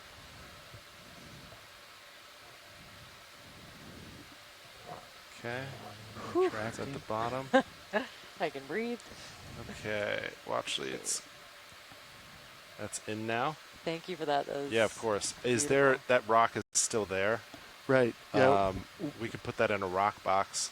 Yeah, that or was we could kind of keep a moving. that was kind of a bonus though for here, and since it's not connected anymore, let's move on. You got it. We got one from here. Pilot, Yes. could we zoom in on some of the white matte, Yeah. you know, the lighter part of the sediment there? Sure can. Just Thank give me you. 1 second. Nice work, Copilot. Did you get which you. box? Yeah, nice grab. Is it, oh. Port inner? Okay, thank you. Okay, arm is off.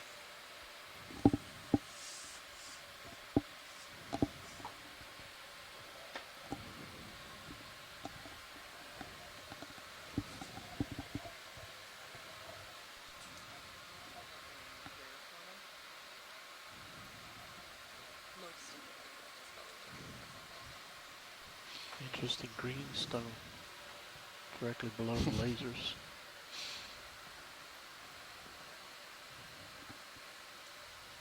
This area, watch it.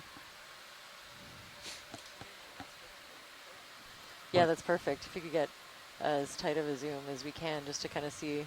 We're wondering Copy if that. that's not a mat, like a bacterial mat. All right, Vidya, you want to come on in?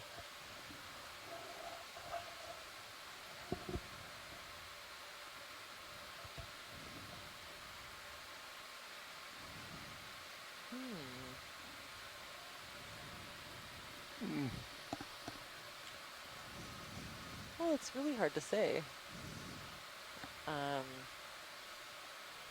Maybe some of the science Getting chat closer can to it. offer some opinions. It's definitely I can get closer and tilt a down. different consistency. Could be. There's a very cool green rock there, Jamie. What do you think of this? Is that something a little bit different? It is. Well, this is an interesting thing about this area. The top of this seamount has been dredged, and I believe, like many of the seamounts, they came up with not only basalt and sediment, but all kinds of rocks, plutonic rocks. All right, Vidya, you want to come in? Metasedimentary That's full rocks. tilt there. Full tilt copy. And that's attributed to drop stones from glaciers. Oh, okay.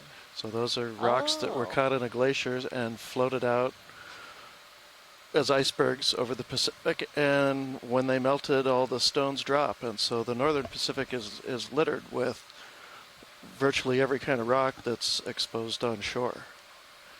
And that was probably, being green, probably some sort of meta-sedimentary rock, or possibly metavolcanic. So we'll see a little bit of, it's possible to see a little bit of everything. If we can just scan a little bit while we're zoomed in to see the edges of this thing.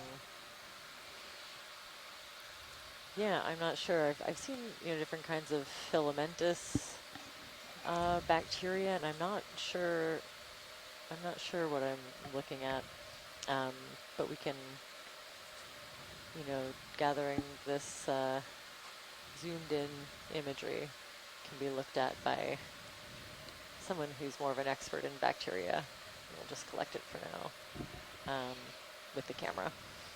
And I see a teeny tiny anemone in there, so that's a fun bonus. Thank you for that. Is that enough? Zoom it around? Yeah, I think that's great. Okay. We could continue. Sounds good. We'll if keep you're moving. ready. Okay, I've had a vote on the science chat for bacteria, or at least bacteria-ish. So we'll take it. There's another one of those rock pens. So when I've seen them, they're usually pretty solitary. They're fairly rare. So to see two So is very cool. let's see, how steep are we? Do you want to put the blue view up, Copilot? Sure. Do a quick scan.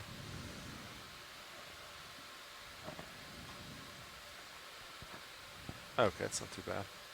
I mean, I also have an observation from the science chat that do you do like opioids were 15 higher in meters? number on the light Sounds sediment. good. How's that sound? So there might be some kind of benefit I for think, the and I brittle guess just stars that were you would have started swimming in Sears and heading around it. 260.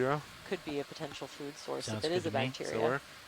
I feel like brittle Yeah. stars would be That's a local high for you guys right to there. make your way down to waypoint 2. It works. Okay, great.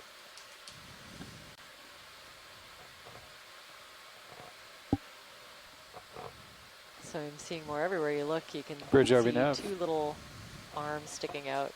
Hey, Bridge, we'd like to request a ship move, please. Range 15 meters, bearing 260 degrees, speed 0.2 knots.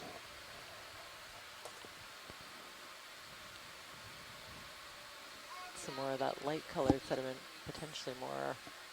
Sure can. I'll Bacterial just matter. run it all back for you. So range 15 meters, Some bearing blocky 260 fractured outcrops. degrees, speed Looks 0.2 like knots. to the right, more or less in place.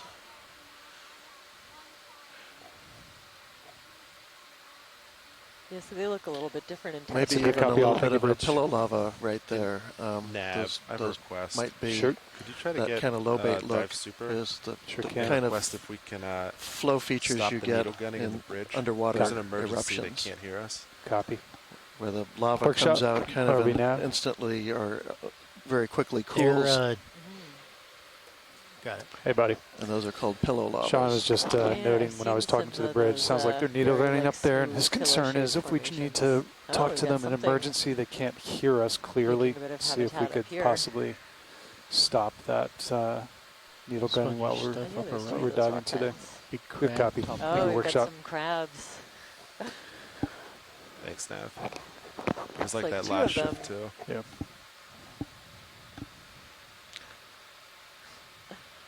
And that looks like a little dike that's actually kind of cutting through the outcrop from bottom to top, kind of right through the middle of that big boulder. These crabs have any interest, watchlights? Should I keep moving? Oh, it's always worth a zoom on the crabs. Yeah. Yes, Okay. please. Video, Yeah. you want to come on in? Lasers are off at this time. Tilt up. So yeah, Center you of the see. two. Yeah, there are these 2 crabs kind of interlocked. I can't tell exactly what they're up to. Red one is holding on to the whitish one. Looks like kind of a face-off. Yeah. They could be fighting, they could be mating. Maybe someone on the chat can fill us in on what these 2 crabs are up to.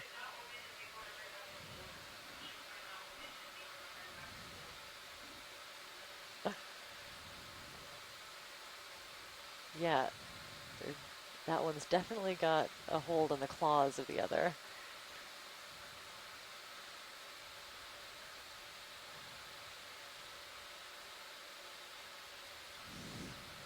I think we have 1 vote for mating on the science chat, so that's a possibility. Wow. You can see all their little feeding appendages kind of snapping at things in the water column, maybe snapping at each other. Oh, look at the texture on this shell. That's fantastic. All the little spines on the carapace and on the shell and the legs. We have 2 votes for mating, so this could be a larger crab could be the male and the lighter colored crab the female, and they're just Say kind again? of Yeah, I'm just interlocked.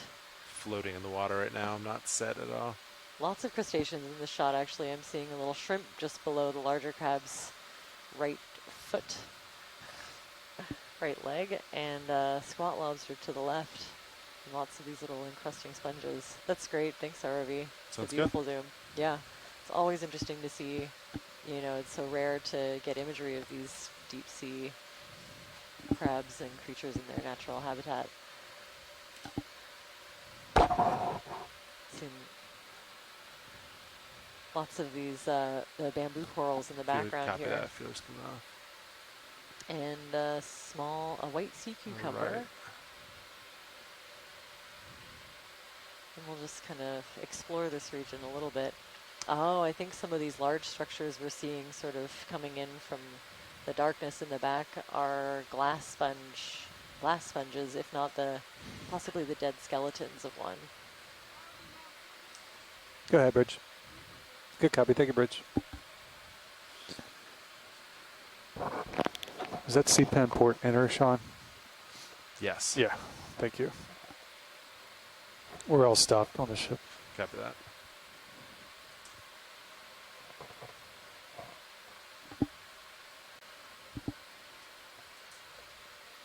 So yeah, I'm pretty confident. I've seen quite a few of these, at least similar species. Say again, video? I think it's safe to say that this is a conilasma. Okay. There aren't a lot of common names for these sponges. Sometimes we have common names among our group when we talk about them to each other. Yeah, this is a dead individual. If it was alive, you would see kind of clean white tissue, and this is the dead skeleton that's sort of been embedded with sediment.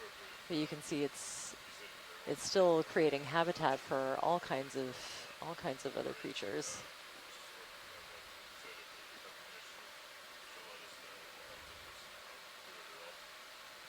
And you may have just seen our lasers pass over it. Those two red dots are 10 centimeters apart, so it's quite a large one. So I've seen them approach. Well, I've seen them exceed, I think, 1 meter in diameter.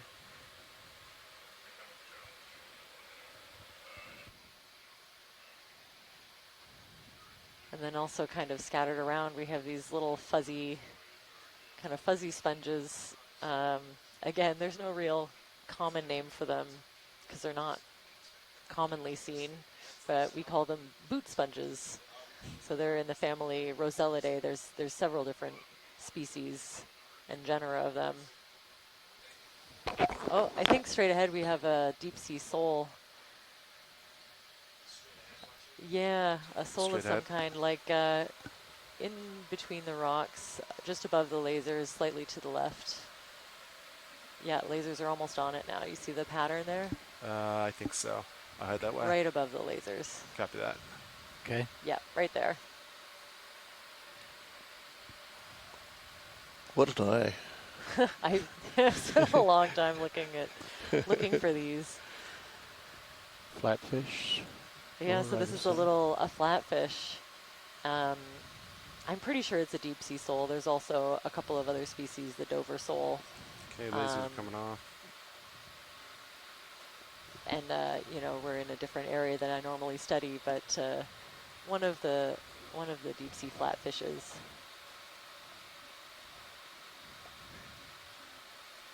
I think we're setting up for a zoom on this one. All right, video, you want to come on in? It'd be great to see some detail. Zooming in. Actually, hold that for a second. Holding.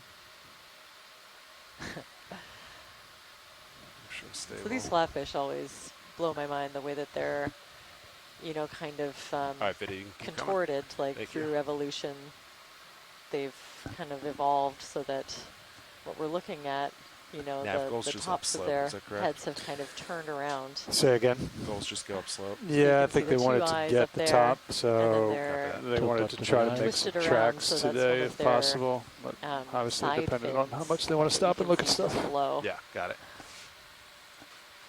Say eyes. Eyes. Copy. Oh, that's beautiful. Wow. Yeah. With this thing, you can see like individual scales. The detail is wild.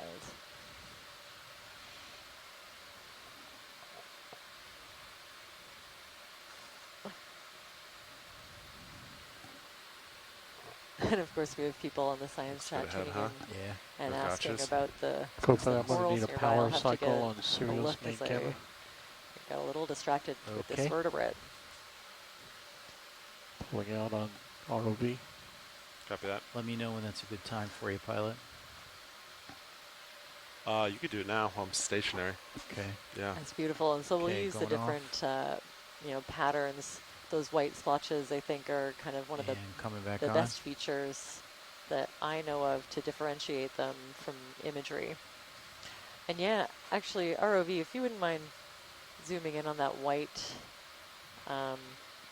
kind of fuzzy encrusting coral to the upper right of the Upper right, you sole, got it. that would be great. Video's clear.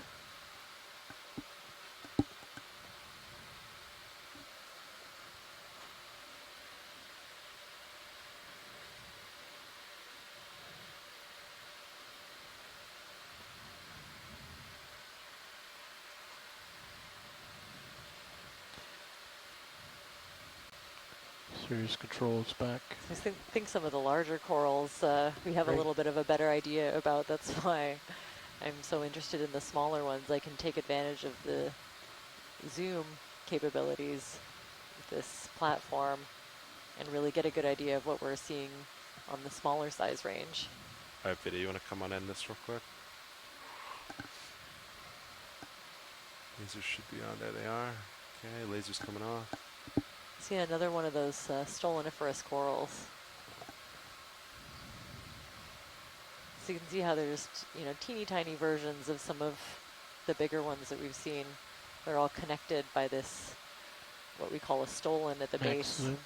It's Copy that. a piece of tissue that connects each of these polyps to each other and adheres to rock. And sometimes the same coral can have sort of variable morphologies, so they can get a little, you know, branching Medium and shot. tree-like, but Shot. yeah, this one is in its encrusting form. And yeah, just every inch of this rock is covered with something Video's that looks clear. like an old, like a base of a coral that's died, and just the basal plate and this part of the stem remain. All set with that watch lead? Yeah, that's great. Thanks All right, for that. We'll keep moving. Lasers back on. Okay, how do you guys feel about another 15 meters? Sounds good to me. Let's do it. We were 260 last time. Is that still your local high, or are you 225? Let's see. And I think, yeah, I think of course, in 260. the background, I'm you looking know, at Cirrus some of the other sonar. tiny things Just a hair on the there. rocks. What do you We were think seeing of Yeah. lots of those little round Same as last. encrusting Yeah, sponges. Bridge, are we now? Well, there's a little, maybe Hey, a Bridge, trophy, we'd like a to tiny repeat that deep sea same fish. move as last. Please range 15 meters, bearing 260 And we're seeing degrees, lots more speed of 0 these decimal 2 parchment-worn knots. tubes. Some more of those sessile sea cucumbers, the soulless sea cucumber. Good copy all. Thank you, Bridge. A couple more rock pens and lots of little, you know, arms of things sticking out from between the rocks. Squat lobsters and You're brittle controlling stars. CPHD, right, video? Correct. Yes, I'm still trying to tweak on colors.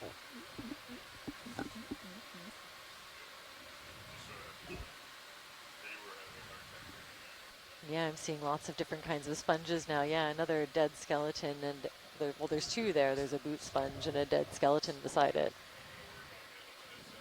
But it looks like we're coming into a slightly different ecosystem here. Seeing a lot more of these kind of barrel or boot-shaped sponges. Maybe we're, excuse me, a little bit more on the other side in the main of the current, where we're sort of zigzagging up this ridge. On the other side, we saw a little bit more sedimentation and even possibly bacterial mats. But the sponges like it a little better out here in the open current.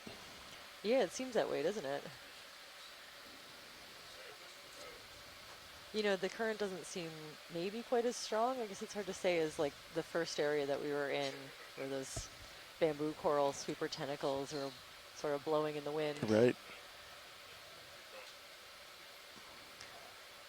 Oh, this is something different. ROV, watch lead. Yes, watch it. I was wondering if we could zoom in on that orange stalked Yeah, copy that. organism. Come in center. Trying not to say thingy. Yeah, I think you got it. Copy that.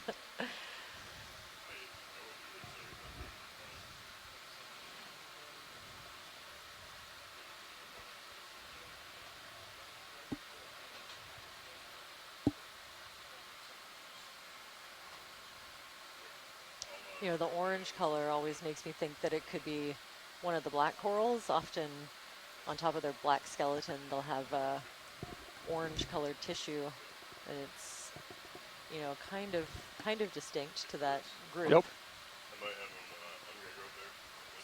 I'll have them call down like a weather report or something like that, just so you can track that. When they call down, I'll go Let's see there. if we can get a little bit of a closer look on this one. How There close is can you a get to it, pilot? Okay, thank you. Sorry, unbranched or sparsely branched black coral called Just trying to get it, Sipapathes. the that I water in know the background, from, but it got me closer too to low, too far BC. away. Yeah, you want to go here, video? You'll often see Yep. those as Lasers kind of are a on. spiral. It's near my tilt limits. It's pretty close. Oh, okay, no, it's not a black coral.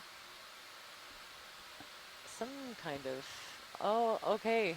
So the orange-colored Converger polyps looks good. kind of obscured the pinkish tissue along the stalk. I think this is a Swiftia. Let's go down to the lower some portion kind. that's moving less. Copy. Lower portion. And it looks like it's whipping around pretty And well let's bring up the fog in lights. the water column. That's interesting. I wouldn't have expected the It's still the showing the stalk to be polyps. That's good, that Andy. color. Thank you. Still Perfect. shows some polyps. You got it. kind of threw me off. Kind of like It that. looks more like A little more. A little more polyps. what you would think of for a black coral. Is this it? Yep. But you can see Got it. the way that the polyps are.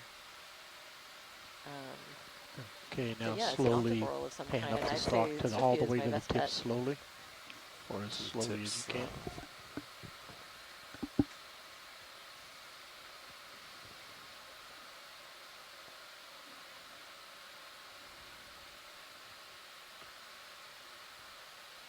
So smooth.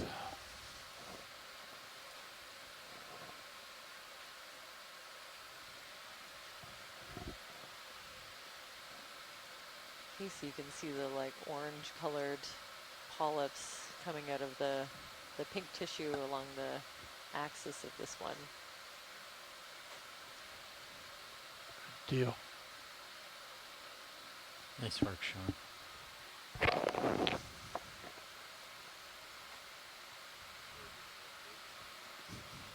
Go ahead, Bridge. And there's quite a bit of current. This is an excellent zoom, Yeah, I can hear you just fine. considering how much everything else is moving Full around. screen. Copy that. Beautiful. Thanks for that. That's great. Yeah, of course. Diagonal upper left corner to lower right corner. There you go. Full screen.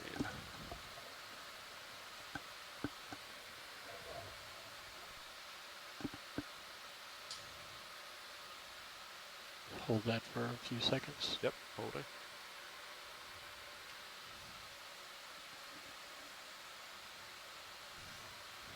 Video's clear.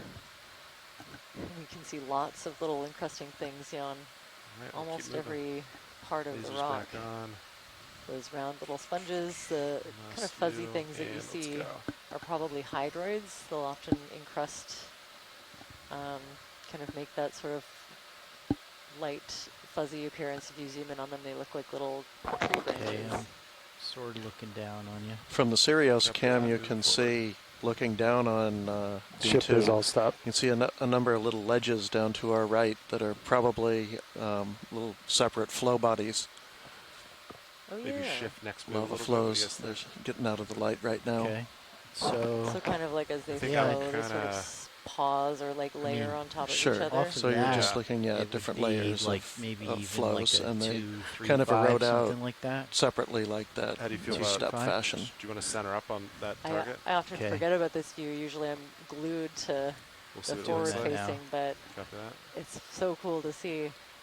Folks that are watching from home can tune into the third, Cam 3. yeah, Cam 3, and you can see the view from Sirius, the ROV that's above D2. You can watch it as it approaches Looks some good of to me. these Yeah. features. 2230. It's a very cool angle to have access to. Yeah, sometimes you get a little bit of an overview that can tell you something. Mhm.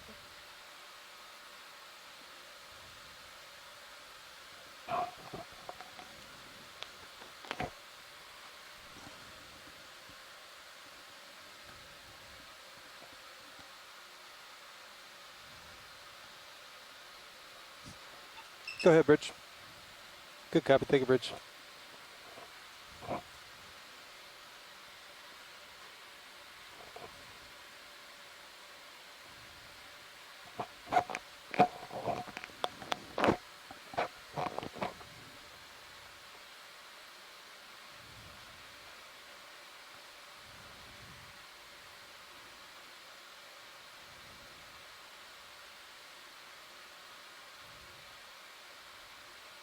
Pink coral upper left of lasers, almost left center screen. Copy that.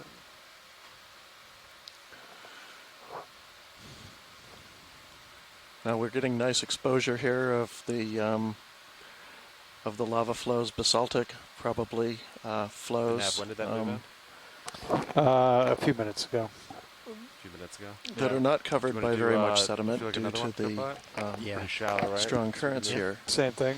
One 230. thing we're going to look for when we're on these seamounts are manganese 15 or crusts 20? that I think just 15. we can expect above Bridge maybe over now. about 3,000 meters. Out here in the North Pacific on these seamounts, and because of the good rock exposure, they can form. They don't form in areas with high sedimentation rates. Hey, Bridge, I'd like to the request another deposition of shipment, these please. crusts is more on Range the 1 order 5 of meters, a bearing millimeter, 230 degrees, maybe as much speed as 0 5 or 6 decimal 2 knots. millimeters per million years. So we might be able to spot them in this That's area. a good copy, but Bridge. You're really they're gonna soft, be very though. thin. They are of interest because they, in addition to they're primarily made of iron and magnesium, but Yeah, they I also can hear you carry in the minor background with amounts of Chip other talking, but it's not metals clear. that are important, such as Yeah, there we go. cobalt, Loud and clear. Thank you, Bridge. nickel, copper, and some rare earth elements. Fish. I think maybe even we have to come a little bit farther south, because you're like centered up on the, I feel like the slope right now. I hear you, co-pilot. Yeah, that sounds good to me. Maybe on the next move. Some very angular looking rock fragments here, kind of a little bit different compared to what we saw just a little bit down the hill where things were a little more rounded off. Lasers clear. Lasers clear. Okay, so it looks like we're looking at a different species of grenadier than the one that we had a nice zoom of yesterday. This one looks more like the Pacific grenadier. I know there were a few different species known from the area.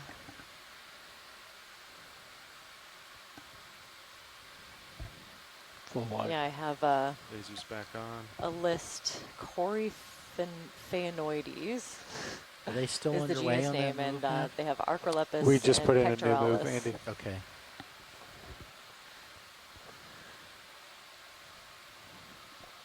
Kind of see a little drop off over here.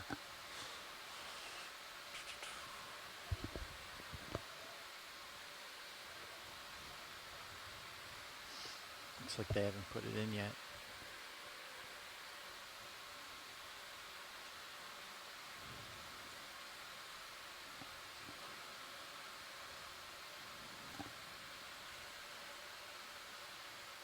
ROV watch lead. Yes. Would you mind zooming in on those little pink corals that we just kind of passed over with the lasers?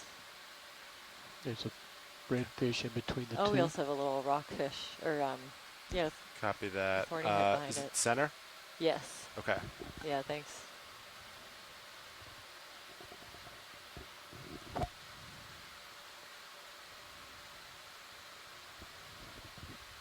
Let's look at the fish before it scurries. Where's fish at? Right between those two corals. Between two corals. Do you want to come in? Yeah, there's a few things to see here when we zoom in. Oh, I see it now. Okay. Lasers off. Yep. We're just going to snap the fish real quick, watch leads, in case it swims away. Oh, I suppose. No, it's beautiful. Yeah, I'd say this is a thorny head. These ones I know a little bit better because they are often associated with the areas that I study. Sebastopoulos, I think, is the genus of a lot of these. There's several different species. I don't know. Maybe the patchy coloration Translucent its eyes might are. help us to See right through 'em. determine the species. But look at the eyes on this thing from this view. I don't know how else you'd see those, you know, how big the lenses are. Okay, you can pull and go to either one of the corals. Either upper right or lower left. Upper right, I'm trying to think which one's closer. Upper right, maybe? Lots of little brittle Straight up stars and now. those small Yeah. encrusting sponges. Oh, okay. So this is a very cool coral. Oh, that's gorgeous. And look at the huge scale worm on it. You can see the individual scales. It's I know there are a few different things it could be, but I'm going to say polynoid scale worm. But the coral is in the, Maxim. I think it's certainly in the family Corallidae, Okay. which includes the bubblegum corals as well as the precious corals. Go ahead, Bridge. My I sure my can. colleagues Yes, and I thank are you. actually Good studying copy. this All. Thank you, one. We Bridge. have a All right, ship Okay, is go on. stopped. Pilot. Tilt sample down of a and go to the similar, other one. oops, Okay. Okay. sample of a similar, So right now we're in like the perfect setup. similar one from a different Copy seamount. that. So So you're this saying is a little very cool time? information to Yeah. have to know Okay. that it reaches Lasers as far on this for as the up. I'll Giacomini look at the other one Seamount real in the quick. Gulf of Alaska. Good. And yeah, if we could pan over to get this one too.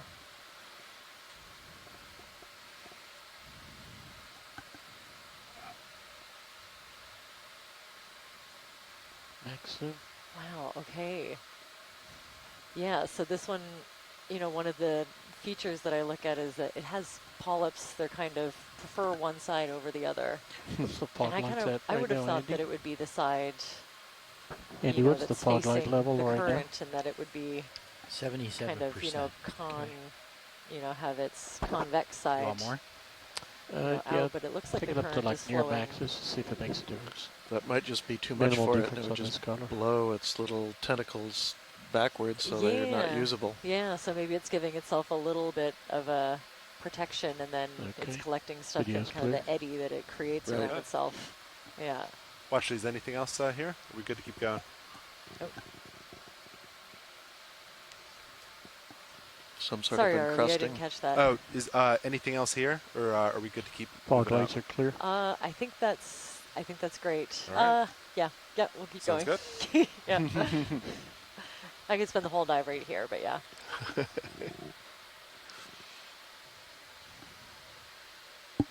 Another rock bed, and yeah, I did see, I think that's probably a really thinly encrusting sponge on that rock. Okay. The kind of patterned mat that you saw.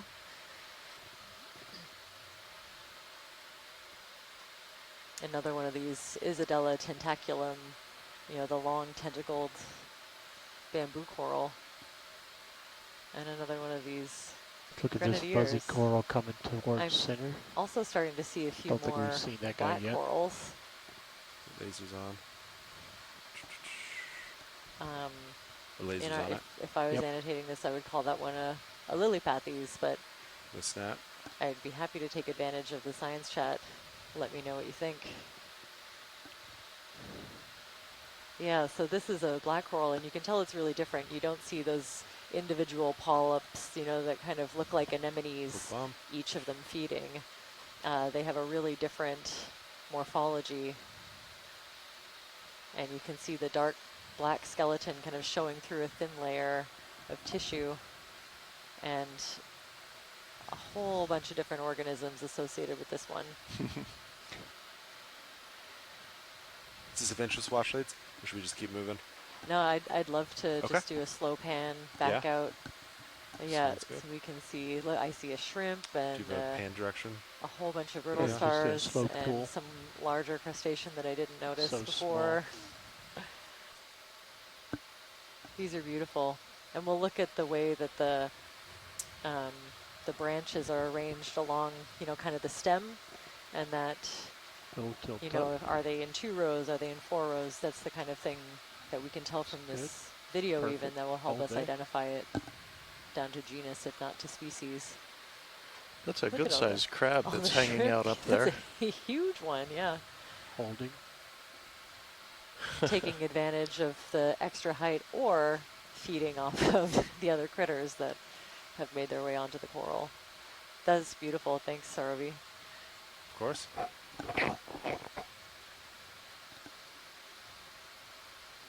And video's clear. Copy that. We are moving. Lasers back on.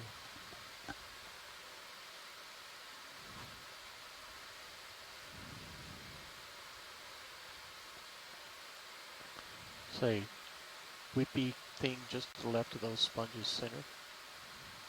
You see the sticks? Yeah, let me rotate a little. It's going up slope for us.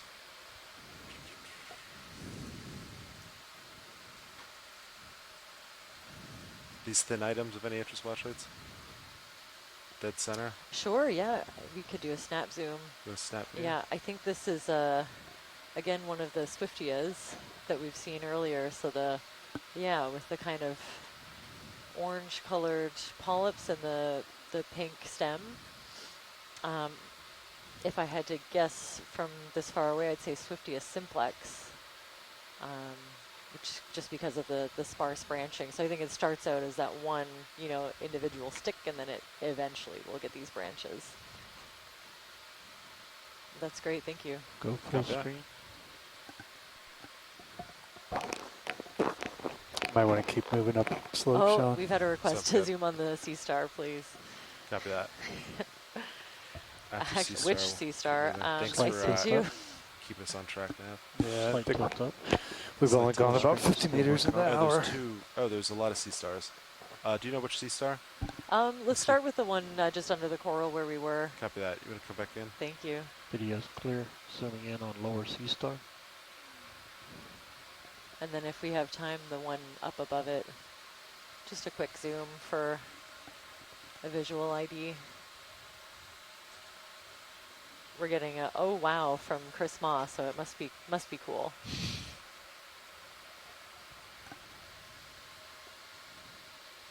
And you can see, yeah, some of those little branching hydroids. Let's go ahead and tilt up to the other one. Kind of waving in the wind beside it. And yeah, if we can get the other one, I think he's also excited about that. Might be a little bit harder to focus on these white translucent organisms. That's beautiful.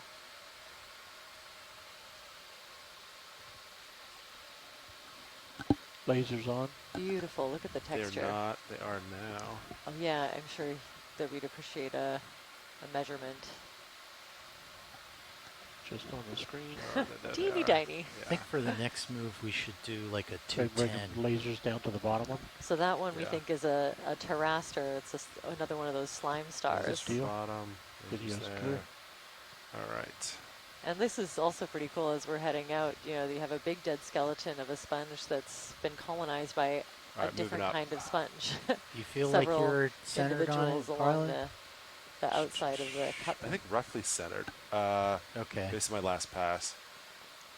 Because if I look, let's see.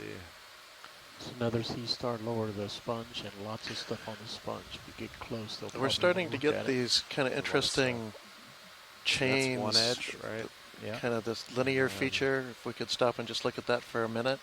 Kind of right in the middle of the screen right now. That's centered up on it right there. Linear feature. Yeah. Well, it's Is it this? No, just to the now. It's off to the left. Off to the left. Flattish part. It's. I guess we can stay with 230. It looks like it's made of rock. Maybe that's all it is. Yeah. Let's keep going. Keep moving. Could be like a lava wave. Let's see. Well, it almost looked like a Blue talus V2 cone right now or sedimentary pretty, like, conglomerate drop off, kind of spilling down the All right. hill. Yep, 230 sounds good. Okay, But we'll do another it's actually made up 15 more meters. of, looks like it's made up of the same, or incorporated with the rest of the volcanic rocks. Bridge, RV-Nav. Yep. Snap on the white coral lower Hey, side. Bridge, we'd like to repeat that same move as last, please. Range 15 meters, bearing 230 degrees, speed 0.2 knots. Ooh, thanks, Harvey. I would love. How did you know clear. that I would want to zoom and just take a closer look? Good copy, all. Thank you, Bridge. Watch it. Sorry, there's some voices. Was there a? Did you want this? Yeah, please. Okay. Yep, you got it. Oh, I'm never going to say no to a zoom on a coral. All right. Video, I'm getting closer. You can start coming in. Okay, pushing in. You got lots of time, pilot. Copy that. Ooh, so I'm going to say a primnoid. I'm pretty sure this is a peristanella. You know, we see these in pretty high numbers in certain places. We call them fields, you know, coral fields of peristanella. A little bouncy, settling. Yeah, I think it's safe to say. Let's bring the lights up to about and there are several 50%, species please. of this particular genus of coral. There, Andy, you can know, we get the maybe lights with at about 50%? more data and more collection, we can tell the difference between them in situ. But right now, you know, we That's kind of lump them all 68. together. There's, I think, 5 or 6 Must be the angle. species, and at least a few from Let's tilt down to the from lower this coral. area. So it would be hard to tell the exact species. Hold there. Yeah, really big squat lobsters. That's where the light is.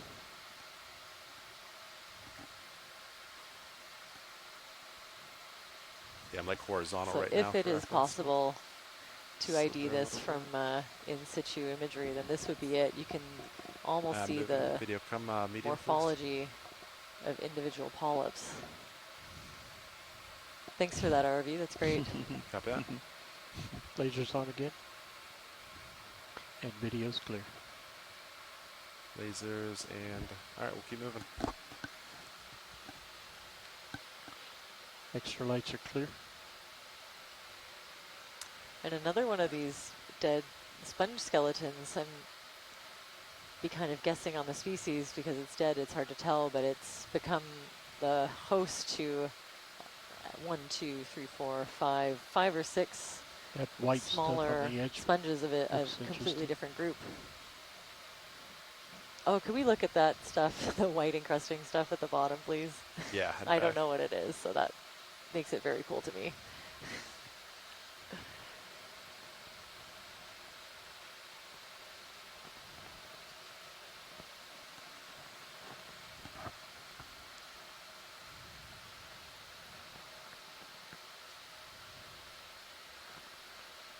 So from far away, I Lasers are would clear. guess another one, a Lasers different on. kind of stolen first coral, but I probably shouldn't guess, so I'll wait, take a good look. Thank you, Andy. Oh, huh. All right, video, and come in.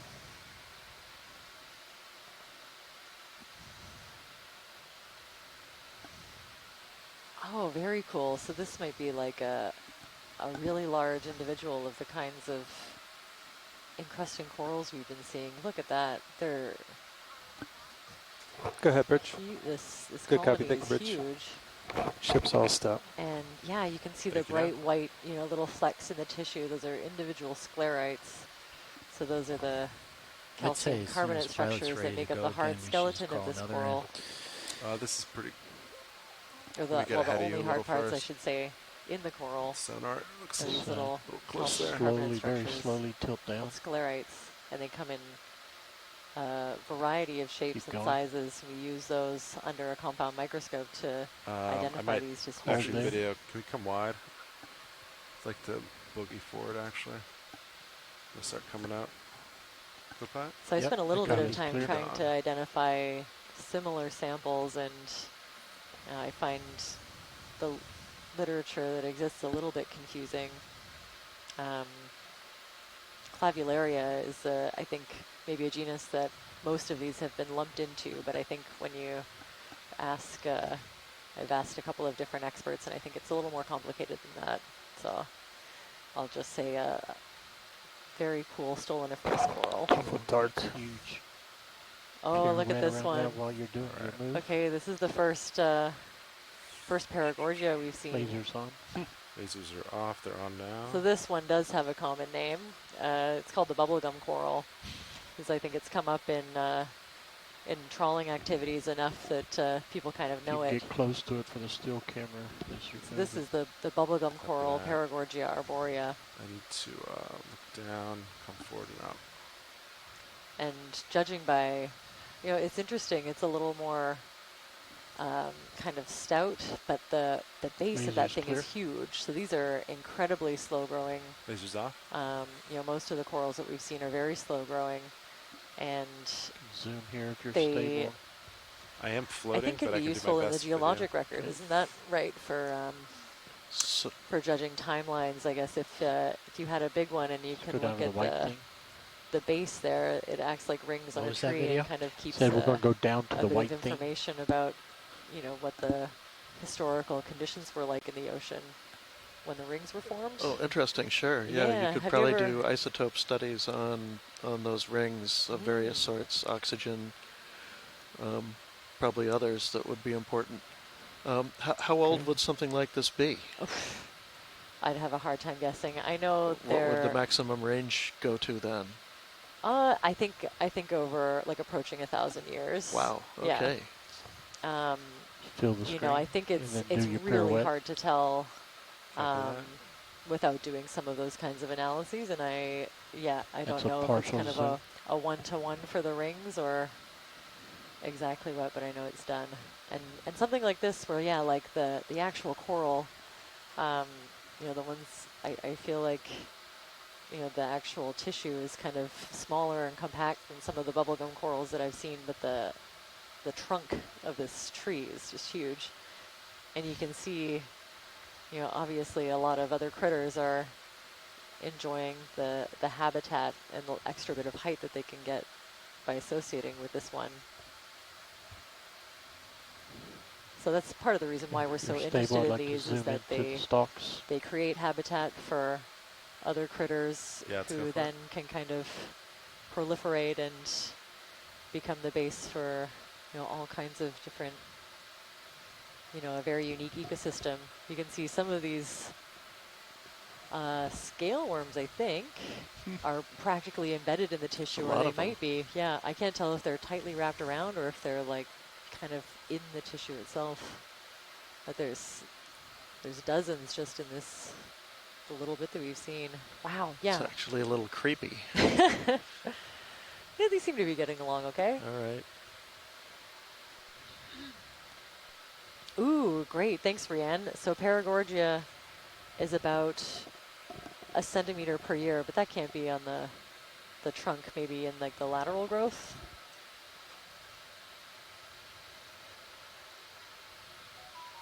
Okay, and these,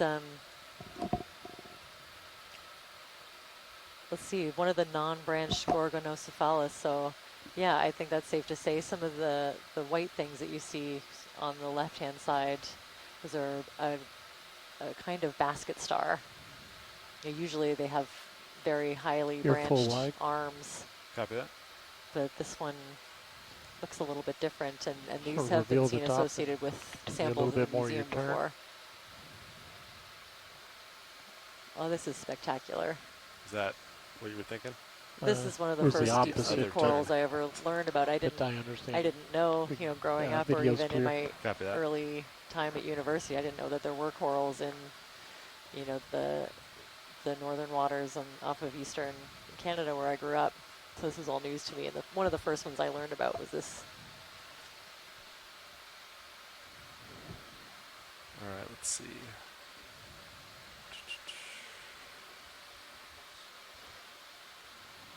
So we have Astrochele levis as the species basket Thanks, star Sean. that we've seen. Andy, one more. I think so. I'm ready when Yeah. the pilot is. Let's do it. Copy. Bridge, RB Hey, Bridge, I'd like to repeat that last ship move, please. Range 15 meters, bearing 230 degrees, speed 0.2 knots.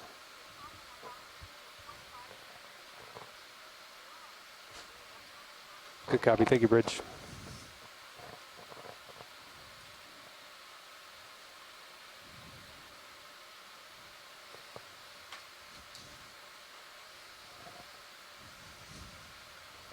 Are the fog lights clear? Thank you. And it's like, what do you guys think? 45 degrees slope? Pretty close. Something like that.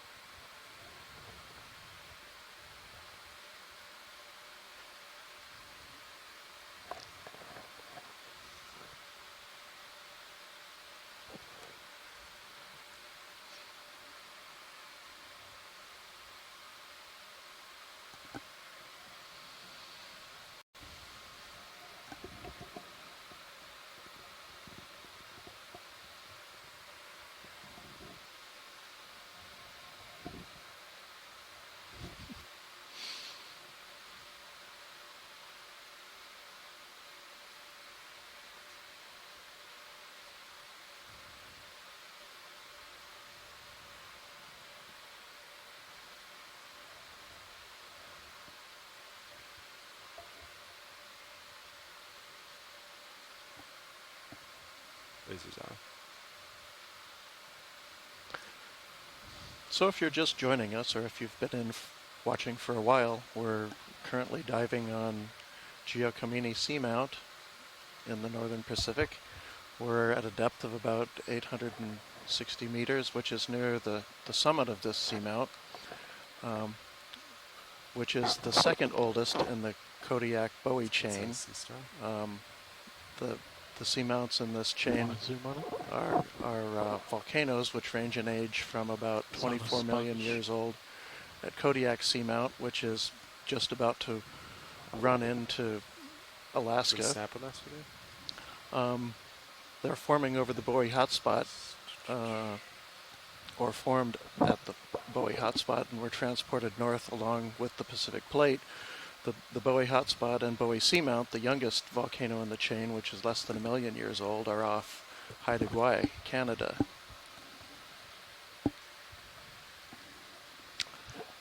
All right, video whenever you're ready. You can come Giacomini Seamount is about 21 million years old. Hey, I love having that context. And yeah, thanks for that zoom. We have I think the Sarah Master Sea Star in the middle of possibly predating on that nice sponge.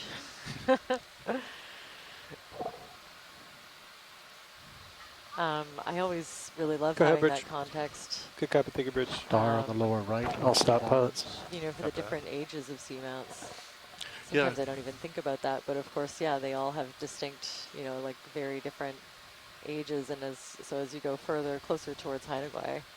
Yeah, and as this expedition progresses, it'll be kind of interesting to see if we can see differences in the overall character of the slopes and the way the rocks appear. They, you know, they do have an evolution through time. We see far more slide type features on the older volcanoes than we do on the younger ones, so we know that that process of mass wasting on the slopes goes on for a while, millions of years. It doesn't necessarily stop just because the volcano shut down. Now, all these are extinct volcanoes. For the most part, there's a suggestion that one or two of them may have had some later activity, but mostly they're active when they're near the hotspot. And even Bowie Seamount itself, which is just presumably just off the hotspot, is not currently active. Show that it's a bamboo. But then we have the Tuzo-Wilson seamounts that are a tiny bit, at least in some way, hydrothermally active, right? Right. Yeah. They're much closer to the ridge. They're right on the spreading ridge, or very close to. So does that mean that Tuzo-Wilson is one of the younger ones? In that case, younger than Bowie? Well, I believe it's, yeah, I think it's not part of this chain. I think it's further south. It is further south and is more related to the ridge volcanism, or the spreading ridge, where the plates, where let's see, nav. Pacific Plate is actually being formed. And drive some? I'm not sure what people's, the hotspot's more of a, yeah, I'll jump in. as it sounds like a lone feature that kind of hangs out in different places underneath the plate. Everybody's familiar with, say, the Hawaiian hotspot in the middle of the Pacific Ocean, but there are many others, here, both here in the Pacific and have you around tried the world. autos yet? Just put in Auto X. Altitude looks like it's been good. ROV. Just dropped out, yep. When you have a minute, I'd love to take a look at some of these sponges. Yeah, copy I think we're seeing a couple of different species now. The one ahead to the left. Head to the left. Is of interest. Copy that. Yeah, it's bouncing the altitude. As soon as I said I thought it was good, yeah. It like lurched forward. That was pretty exciting. Right when I was about to switch. We'll bring that up. Some interesting objects on the bottom of that sponge. Yeah, copy that. I'll get nice and close, then I'll set and we can switch Andy. Okay.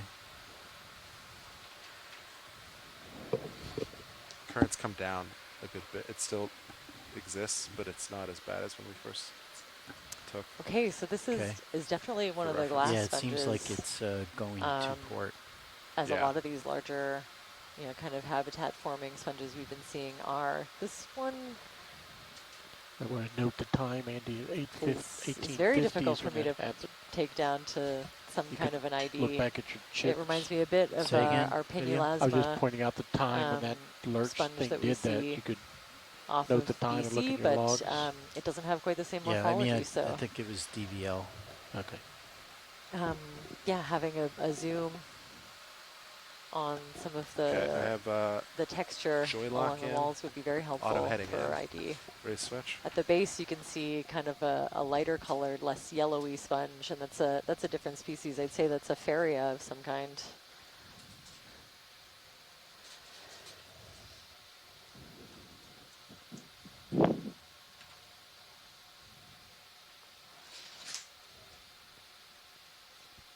So a few of these were collected.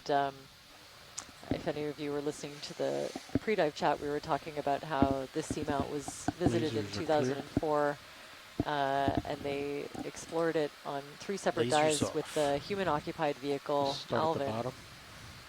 And they were able to take a couple of different samples. Look at the bottom. Might have been one of them. Good imagery of this. Okay. Oh, yeah, they want to look at the sponge. Sorry. All right. And I know that there were several new species identified from that material. This might be one of them,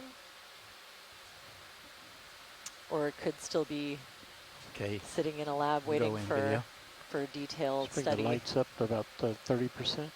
Got it. 3-0. I know a lot of the glass sponges ended up with the glass sponge taxonomist Henry Reiswig, who lived in and around Victoria, BC. While I was living there, I had the opportunity to work with him, and I'm very grateful for that wealth of knowledge.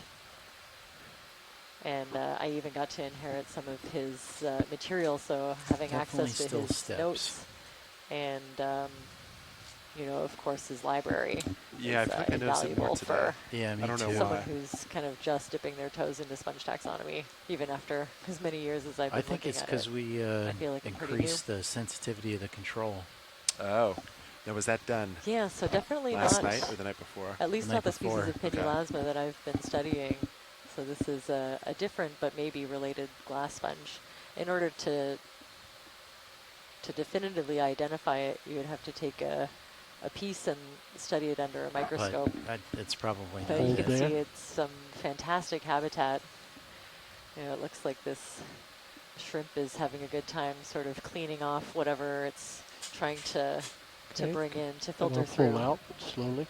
So these sponges are filter feeders where they'll inhale Slowly tilt up. water through one side and exhale it out the other. And hold. Would you want to try to get a piece of this one? Not this one. Partial? I believe it's on the list of ones that have been sampled. All right. And you slowly tilt down to And it's full just screen. so beautiful. I can't do that. I can't take a chunk out of this one. Look at it. I'll check my notes though. We've seen a couple, I think, of the dead skeletons of this one. You can tell by the texture. You know, so once they die, they still, can maintain in the water column. The skeleton kind of just gets encrusted with debris and. All right, watch lead. Is there anything else in this area that you're looking for? No, I think that was great. Okay. Yeah. Extra lights are but clear. I'm sure it won't be long. Okay, and There's lots to see. backing off and Actually, coming up might be co-pilot. worthwhile to take a Niskin Copy that. sample. Is that a possibility? Yes, absolutely. Okay, yeah. Let's set up and take one here. There are a few interesting sponges and corals around. Did you copy that, co-pilot? We're going for samples, correct? Yep, Copy Niskin. that. Fog lights Oh, clear. Niskin, understood. Copy that. All right, let's see. ROV. Hydraulics are up.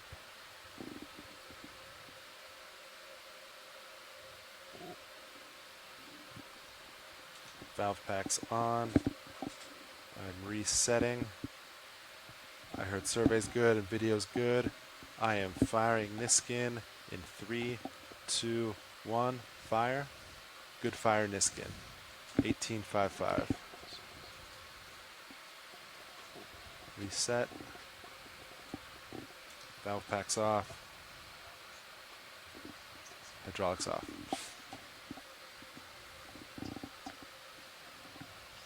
And then fog lights are off.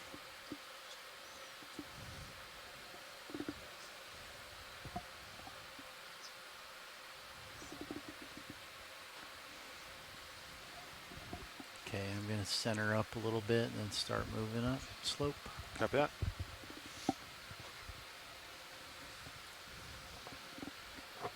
You want another 15? So Merlin, are seamounts, are I'm they good if known you are, to pilot. have kind of Yeah, I am. endemic, their own We're endemic good stock. Camera's at species 5-0. I think we're in a good spot for it. compared to, Bridge, are we now? I don't know, along other rocky coastlines and places like that? Hey, Bridge, we'd like to request another ship I move, think that's- please. It's going to I be the think same that's as safe to say, last. like, Range there 15 are meters, common bearing species 230 degrees, speed among 0 some of decimal them. 2 knots.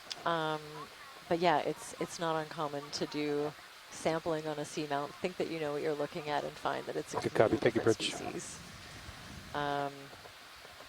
They can also kind of act as like stepping stones. So, you know, if you have a couple of seamounts like the chain that we're looking at that are close together, Got a they can fish provide laying on the these like rock upper very left. specific Looks habitats. similar to the one we And you got can before. imagine, you know, spawn from any But of the one we these got kind before of was from making the its way rear. over to the next seamount and the next one. Right. Yeah, so some of them are connected, and then, you know, maybe, yeah, so kind of a combination of both. But yeah, it's not uncommon to Right. find new species when we go to these places. Yeah. Sorry?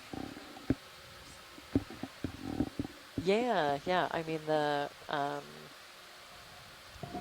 I guess I would say that they, you know, kind of make these refuges, anything that kind of sticks out of the abyss and the abyssal plain. And you get, yeah, a wealth of diversity that's kind of specifically, you know, evolved to live in these environments. It gives a little bit more access. You get an effective currents flowing. Yeah, I'm going to and try and bringing all put of that marine snow kind my of in, port but toe also down on removing that waste in like a higher rate little than outcropping what you that's would in get front just of kind it. of in the open abyssal plain. So yeah, you get some very unique ecosystems, high in biodiversity, higher than, you know, the areas surrounding these. Well, and to what you're saying, they represent isolated islands of habitat that's very different from the abyssal plains that they stand up from. So, for example, these are surrounded by sediment fans that are draining off southeastern Alaska and southern Alaska. And down in the abyssal plain, sedimentation rates are on the order of 15 to 20 meters per million years. So, and compared to that, we're up in an area near the summits of these things where there's virtually no sediment deposition. We're seeing rocks that were erupted 20 million years ago that are still fully exposed. Wild, yeah. They're kind of frozen in time. Right. A little bit. More left. Yeah, so we're zooming in on a thorny head, and I'll often see these little fish. They're related to other rockfish. Yeah, it's not uncommon to see these kind of associated with the seafloor. Okay, thank you, co-pilot. Usually sort of on their own. So I think this is at least the second or third one that we've seen, and I'm hoping that the patterns we can get, we have a really clear view on with this zoom, will help us to identify it to species. But I think it's safe to say it's a thorny head. I was pushing up on my vert when I wanted to push Go up ahead, on Bridge. my rotator. Good copy. And Thank you, yes, Bridge. a cute little primnoid nearby. Ship's all stop pilots. I think all of the small white corals are the Paristinella coral. Copy that. And a couple more of those rock pens. I love seeing those. I've actually never seen so many in one dive.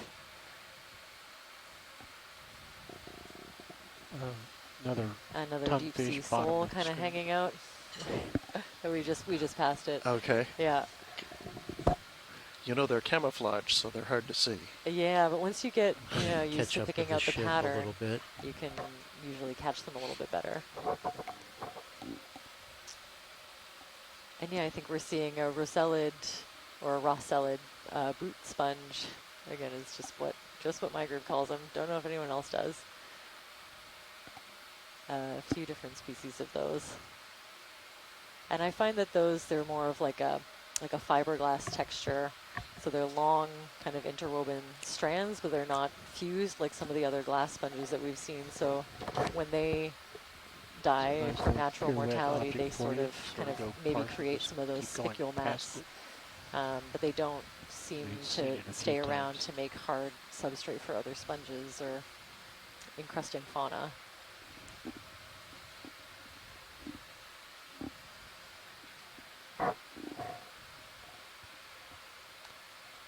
Possible big fat sea star between those two corals on the right.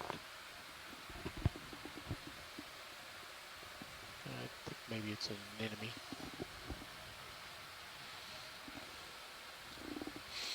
So from the overhead view, I still have the sense that we're looking at layers, pretty more or less flat-lying layers that we're kind of working our way up. We're not looking at, for example, lavas that are spilling down the side of the edifice, but are just kind of exposed, have been exposed basically by mass wasting or other processes. Yeah, it can sometimes be hard to get a feel for, where, the ROV is oriented and exactly what we're looking at, but we're slowly heading up this slope, I guess, to get to the top of this seamount here. So we're kind of looking straight ahead, and you can see the higher parts that we're approaching off in the distance. Yeah, I've looked at lots of video of this, and sometimes you get really turned around.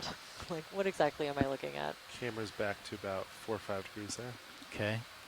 And is that move probably done by now? It is done. We can get another if you'd like. Yeah, that sounds good. Yeah. Copy. Well, it can Bridge be tough to Okeanos. get a context on the geology if you're just looking at the main Bridge, cam all we'd the like time. to request because another it ship just move. looks It's going to like be a same pile as of last, rocks, and please. it's Range hard to get a 15 sense meters, of what bearing the rocks as a 230 whole are doing. degrees, speed 0 What decimal you're 2 seeing, you're knots. mostly seeing the rubble that's See the fallen pink off one the off the outcrops. But it's at Good times copy, hard to take a get bridge.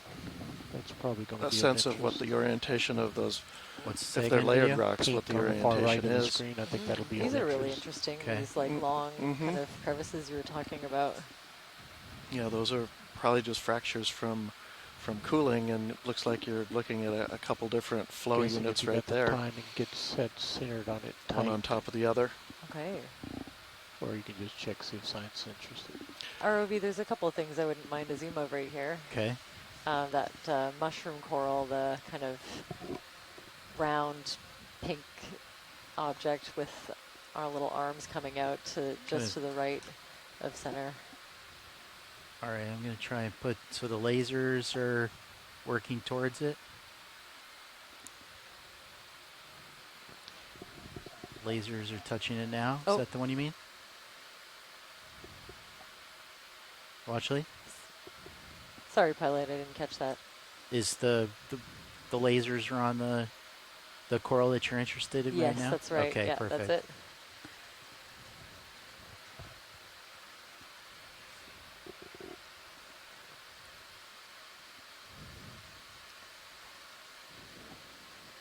So yeah, this is a mushroom coral. Maybe it doesn't look like it quite from this angle, but usually these will have some kind of a small stalk, and then if it gets Lasers clear. Disturbed in any way, the coral has the ability to retract those polyps tightly into the cap of the mushroom. So yeah, it might not look like anything like it now, but when you get these in trawl samples or more traditional ways of sampling, then they definitely look very mushroomy. And even this one, look, it's providing habitat for several different kinds of crustaceans. I see that shrimp right ahead, and little copepods, I think, that are associated with some of the tentacles. I can't tell if they're caught in those tentacles and if they're being consumed, but I would imagine that's kind of exactly what this coral would be looking at for prey. or perhaps smaller Camera things down to kind 65 of degrees. floating in the water Copy, column. co-pilot. That I'm sure it wouldn't pass up a Full screen. copepod if it could. Okay, are we ready to move on, watch lead, or is there anything else? There are a couple of different genera of these. Heteropolypus is one that has a big long stem. Oh, sorry, pilot. Was there anything else you wanted here? Oops. Yes, to the right and up a little bit, there's another kind of pinkish branching coral. That one. Okay, I see.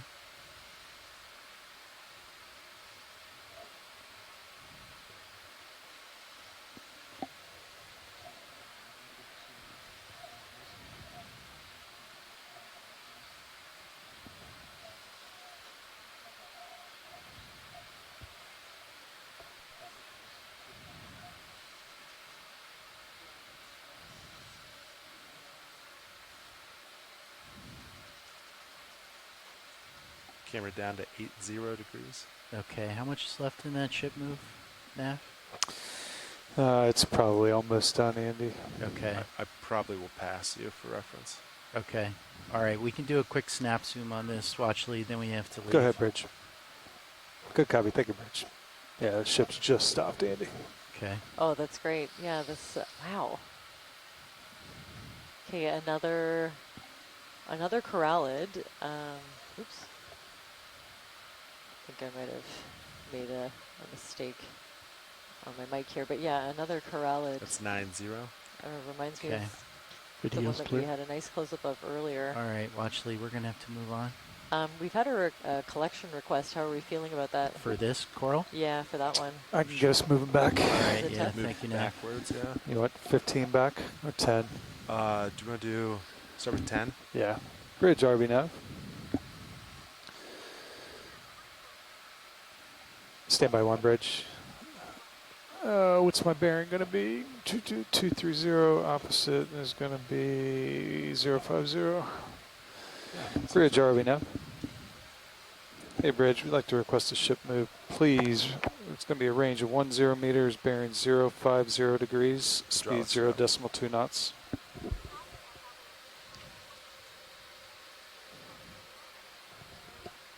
So pilot, Good copy. If you Thank you, could get Bridge. a view of this with the lasers, just for reference. Copy. Thank you. All right. We'll start going back 10 meters here in just a minute. Copy that. Thanks, Nav.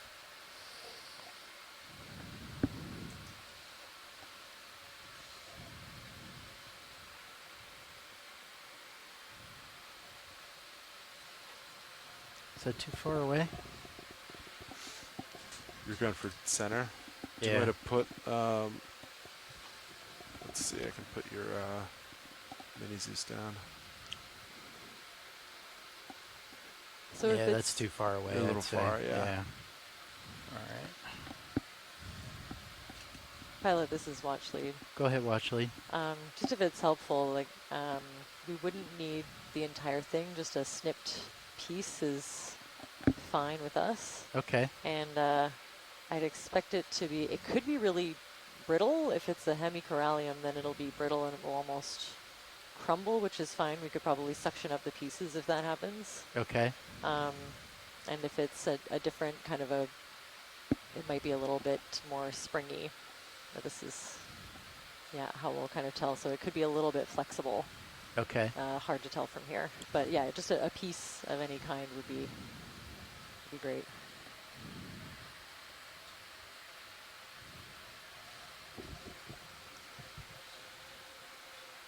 That's close enough, don't you think, co-pilot? Yeah, that looks pretty good. All right. Would you put up Yes. I'm going monitor right. and spin up hydraulics? RV HD2. Hydraulics are up. Do you know what box you'd like? So port inner is occupied. Yep. Yep. Everything else is Outer, good. all starboard. All right. I'll go port outer. We're going to have to come back off, though, I think. Go ahead, Bridge. Okay. Good copy. Thank you, hydraulics Bridge. Coming up. I'll follow you out.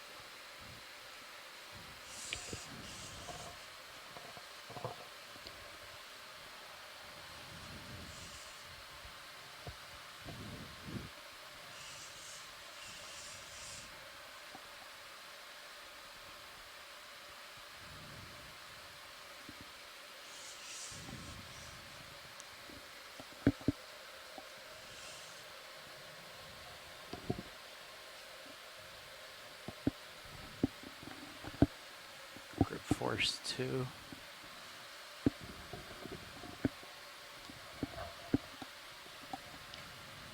Pilot watch lead here. Go ahead, watch lead. Can we maybe just kind of tap it a little bit to see if I can tell the consistency? It might help inform how we approach this. Okay. It's up to you. Approach it like first using the manip versus using the suction. Is that what you mean? Yeah. Okay.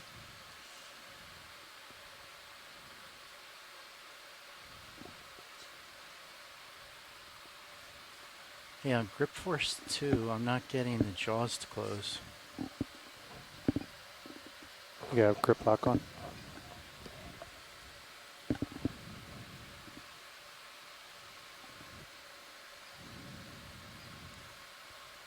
Okay, thank you.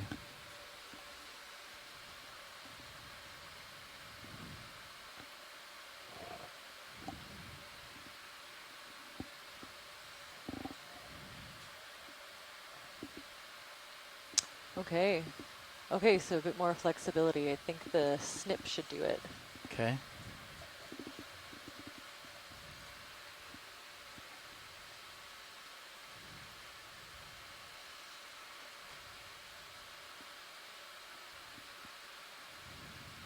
Do you want to zoom on Mini Zeus at all? Yeah, that'd be great.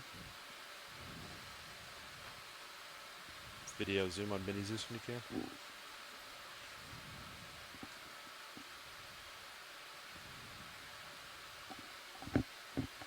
You can hold that video. Thanks.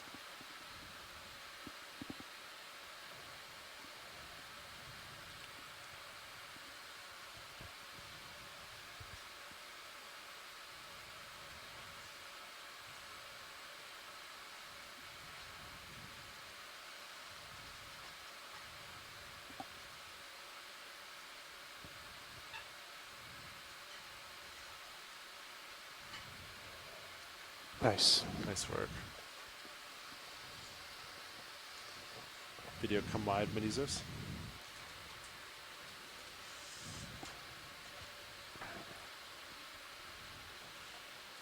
Okay, so I'll have to index in and then come up. Yeah, do you want to try to? I mean, I think it's obvious it's going to hit there. You try to back up a little bit. Okay. Up to you. All right, indexed in.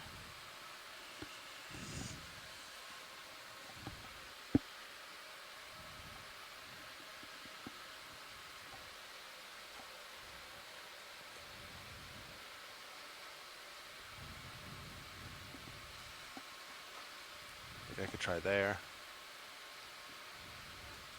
Just floating. You could try to set. I just know that sponge would definitely hit before. Yeah. Let me try. I'm going to play dangerous and see what XY does. Copy that. I cannot be ready in the GUI to pop it out if it does something we don't want.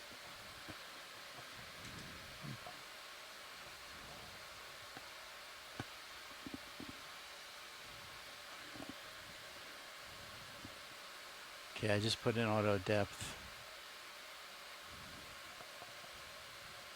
Just give it a moment. I think it'll stabilize. That's looking pretty good. Yeah. And then you want to go port, is that correct? Yeah. Okay. I'm ready. Follow you down. I will extend now.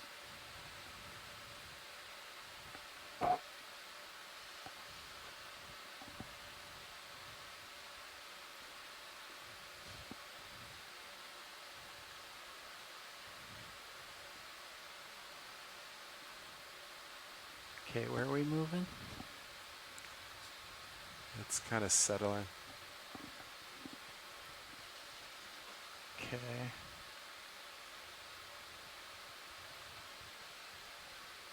Got it. Nice work. Yeah, Nice sample. I can see it in the port outer. Okay, I'm taking it out of actually, XY. no. I'm going to call that one a paragorgic No, they've changed the family on Pretty me. active sample, huh? Corallidae. Nice work. Yeah, thanks. Corallidae. All right. So if my guess is right, I'm going to it's put a toe a on new real quick, and species then we'll of stow the arm. corallid Yeah, sounds related good. to Paragorgia. At the end, that wasn't you lurching, right? You didn't I give have it a a command. colleague That of was mine kind of who's doing actually something. been working Okay. on a Yeah, I similar didn't- sample, so it'll be very interesting to have another point and know that it's from this far north, if it's the same thing. Next time we could have brought up, we could bring the internal Two camera up to Ls. watch what the hose did. I wonder if as the hose passed, that's what caused the lurches. Oh, yeah. Yeah, good call. Thanks for the beautiful collection. All right, EX2306 underscore welcome. DO3 underscore 05B in the port outboard bio box. Okay, craft is secure.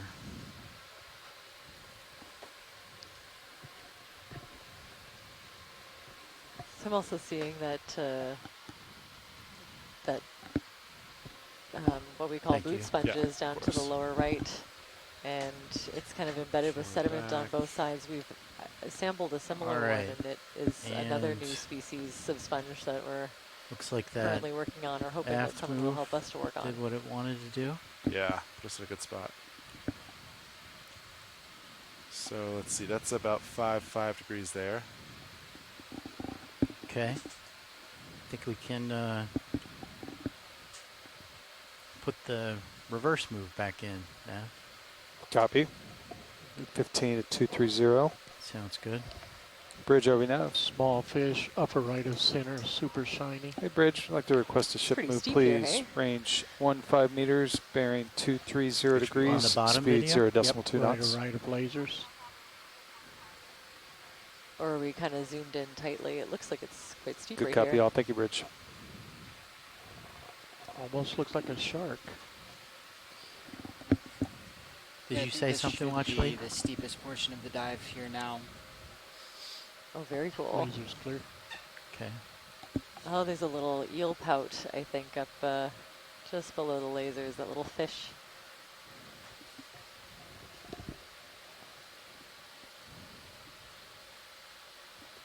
It's just turning its back to us, but I think it's getting whipped around pretty Go in well video. by the current. Oh, I love these.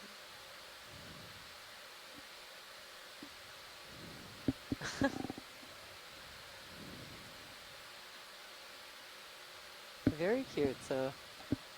Oh, bye-bye.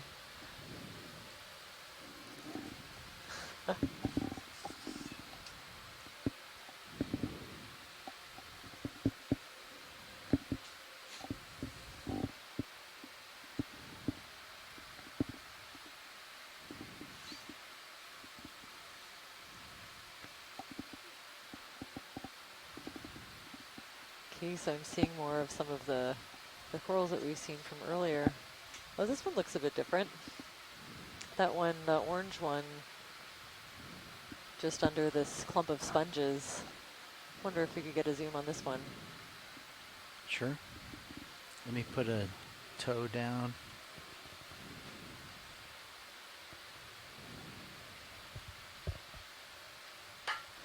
And a beautiful example of the coral that we just sampled on top of a rock in the background.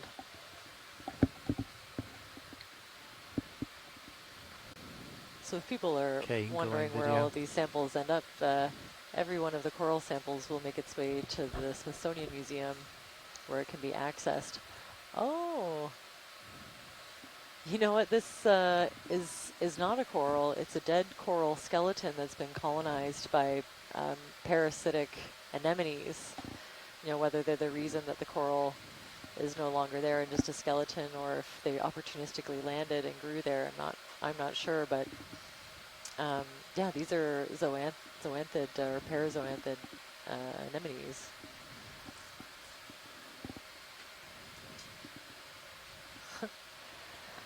Now we sampled. I think these are fairly rare to see, and often when we sample these, they end up being new species to science. full screen with look lasers. at all of the associates. They seem to be pretty happy. Okay, then I got to start moving again. Okay, thanks for that. Lasers on. And also a teeny tiny flecks. Video's I good. would say those are baby Okay, mushroom thank you. corals, if I had to guess. The little pinkish polyps could be, or they could be another kind of encrusting coral. But I think that they're the little tiny juvenile mushroom corals.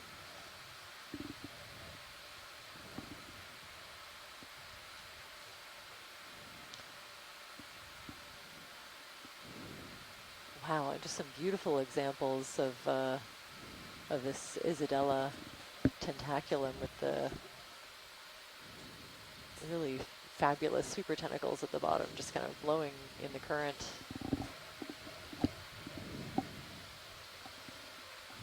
And we're starting to see a few more large anemones.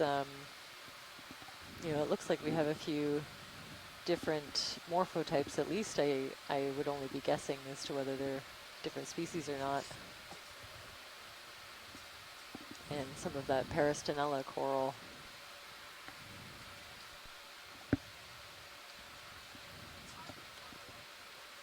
Go ahead, Bridge. Good copy. Thank you, Bridge. All right, we're all stopped. Okay, let me get out in front a little bit more, and then we can put another So I in. think Copy. now may be a good time to go around the room and do some introductions. Introduce the people on shore to the team that we have here. So I think we can start with me in the back row here, and then snake our way up the front row. So I'm Sam Candio. I'm the expedition coordinator for this expedition, and I work for NOAA Ocean Exploration. So we're out here with a really great team, Cool floater. helping to explore this seamount, Yeah, that is neat. Giacomini seamount. So with that, I'll pass it over to our geological science lead, Jamie Conrad. Yeah, thanks, Sam. I'm the geology lead on this cruise. I'm with the U.S. Geological Survey in Santa Cruz, California at their Pacific Coastal and Marine Geology Center. It's a great experience to be aboard on this and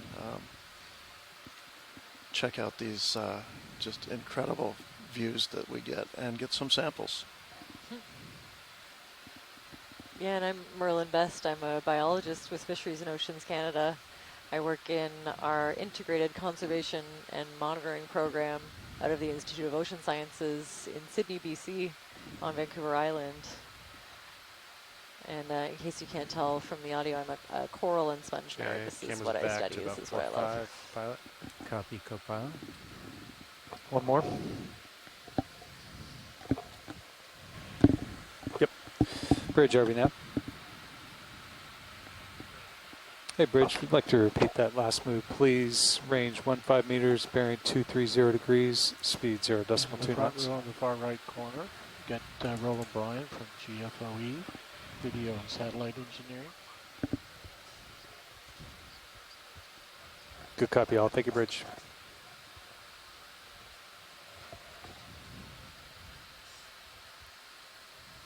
Okay, and I think it's time for us for introductions, but so front row, make sure you're talking on OKEX. Nav, you want to go first? Sure. This is Chris Wright saying ROV Navigator Station here on the far left of the control room in the front row. Out of the Global Foundation for Ocean Exploration. And to my right is... I am sitting pilot, and I'm Andy O'Brien. To right of pilot is co-pilot Sean Kennison. And in the far corner is Roland Bryan, and in our back row. And in the back row is Caitlin Bailey, and we are all part of the Global Foundation for Ocean Exploration.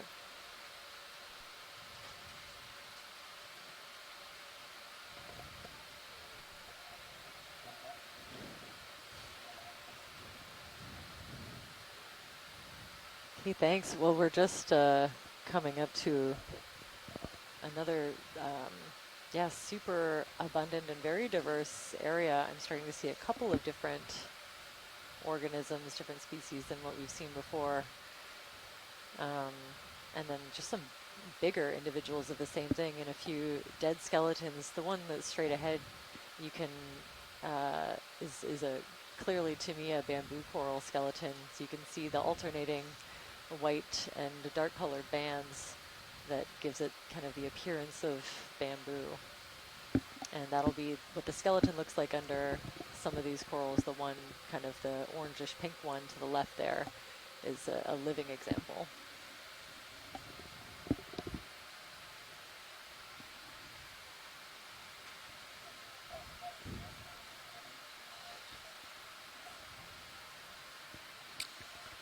Sure. We're at currently at 835 meters, working our way up a ridge. We're near the top of the Giacomini Seamount, heading, I believe, almost straight south.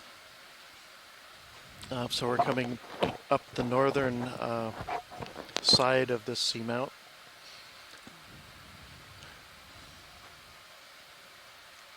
We're looking now at some pretty we can just keep making tracks here, blocky guys. volcanic rocks. Keeping pace with you, pilot. Yeah.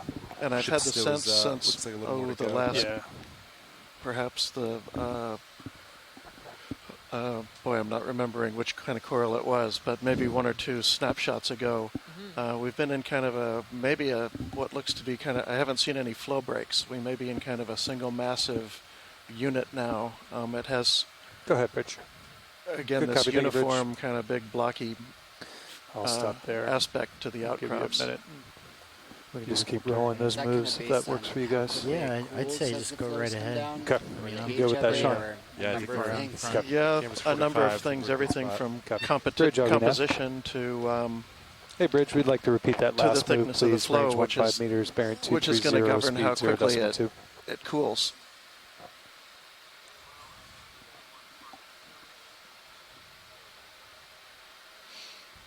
Good copy, all. Thank you, Bridge.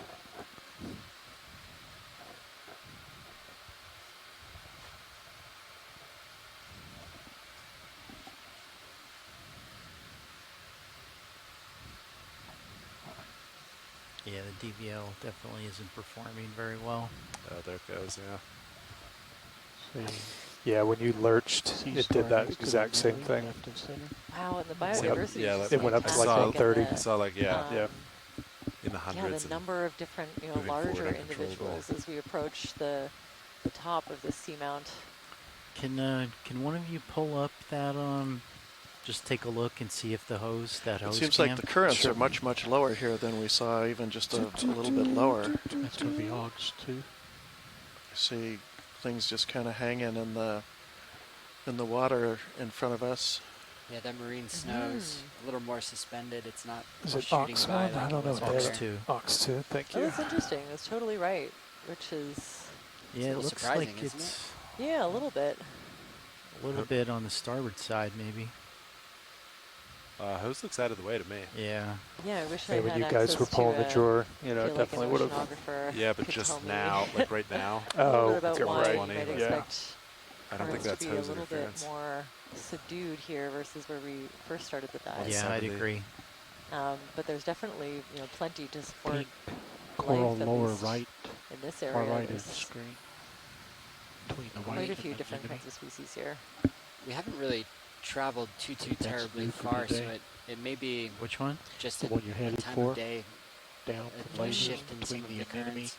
and the white coral below. I'm much more acquainted with surface currents, The but pink one? Yeah. Right. Yep. I don't think that we've gone far enough or changed kind of our positioning within the seamount to see such a drastic change in the Okay, you currents. can go in video. Okay, so we're zooming in. This anemone is just kind of tucked in to protect itself, but we've got a beautiful soft coral right in the center. They call these soft corals. They don't have the kind of hard skeleton that some of the corals that we've seen have. So it's just a few, Camera small 60. Copy. calcareous sclerites that make up any skeletal elements of this coral. I think it's safe to say it's a Drosemia, probably Drosemia working to Julie center it up. Packardae. is the one that we have off of BC, and Let's bring the fog lights up to I'll have about to check 50%. my references to see if its range Copy. often extends this far 5-0. into the Gulf Go ahead, of Bridge. Alaska. Good copy. Thank you, Bridge. Excellent. But All we right, should be ship able to just tell stop, pilots. Thank you. pretty well from Bring this the lights up imagery. to You can almost 85%. see- yeah, you can see all of the individual Lights polyps, 8.5. little lateral appendages Well, coming I'm off at every single 7.5. tentacle. I'll probably This is settle like kind of on top of you. an amazing Okay. view. Okay, video's clear. Lasers on. Lights are coming And on. a couple Lights even of off. the stoloniferous corals, I see like single polyps sort of right beside them. Lasers like They are on. That's a beautiful one. Camera's straight down for And then reference. the Copy. white bushy Alright. coral beside it Full is wide video. likely a peristenella, and then some more of those your full sessile wide. sea cucumbers Thank you. just sort of feeding away. Wow. I'll let you get up a little bit, Andy, before we do another one. Okay. Yeah, things are really picking up here. There's like half a dozen different coral species just in this one frame. And I don't know how many individuals.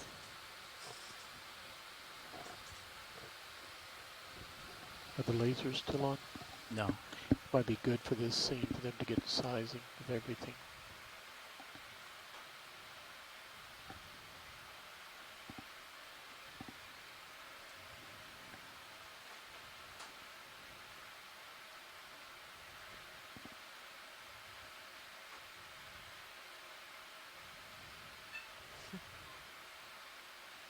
Seeing a different kind Did of it squat just get lobster, more I think, steeper up here? ahead. Yeah, it seems like it. Longer, thinner legs than the ones that we've seen kind of earlier. Yeah, Yeah, you can see it's blue gotten view quite a bit steeper here. isn't seeing out as far as it once was. Thanks for that. Yeah, we're practically looking at almost a wall. All right, tilt the camera up a hair. That's back to 8-0. So instead of making Copy. any forward moves, I'll just we're follow you mostly up as you center. Okay. largely going up. Wow, what a And looking at the beautiful sample. bathymetry that we collected overnight, I think that it should remain fairly steep until we reach towards the summit, at which point, depending on how much time we have left and how distracted we get by all the biodiversity here, we should traverse along and hopefully continue to see a little bit more of the biology in the region, as well as maybe some clues as to the formation and the history of this seamount.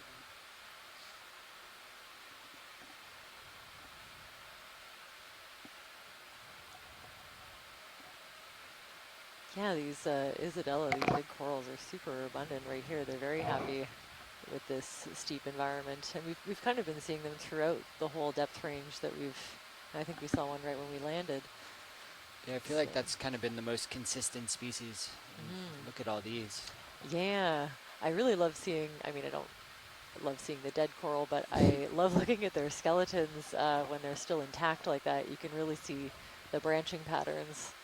And that used to be the way that we would decide which genus and species it is, whether they're branching from those black bands, the Camera's back about nodes, or the 5.5 white part degrees. in between, which are called the internodes. Used to be how you Ready would for get another? into a genus, I but think let me get a tiny based bit on farther out. genetic Okay. information, they it ask turns for out that's something. not Sure. a reliable way to differentiate species. There's a lot of Here, huh? crossover. If only So- taxonomy were so simple. Yeah, so I'm Lots of eagerly bamboo. awaiting Yeah.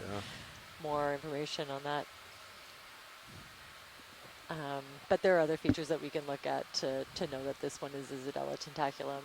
And like I said, the biggest, easiest feature are those long, sweepy Looks like it tentacles at flattens the out bottom. here a little bit. Yeah, you can go ahead and Wow, call I it in. think we're seeing a copy. little more Bridge, are we now? Paragorgia arborea, the bubblegum coral, up to the Hey, right. Bridge, I'd like to repeat that same Okay, last wait, the move, one on the please. right. Range 15 meters, bearing 230 degrees, speed 0.2 knots. Yeah, I'm pretty confident on that. I don't need a zoom. Copy. But yeah, I'd love to kind of just scan around and see more. Just Good copy, meander all. Thank our you, way Bridge. up. Yeah, up to the top of a underwater mountain, no big deal. No big deal. Maybe give us a left to right view, Andy. Just That's what I'm doing. one time to show the whole section. Yeah, so a bunch of these, you know, kind of fiberglass like boot sponges. There's a few different genera in here. There's Rhabdocalyptus that I think some of them might be. There's Acanthascus, Starocalyptus, and a new, potentially undescribed genus based on a sample that we collected in 2018. So there's quite a diversity of those.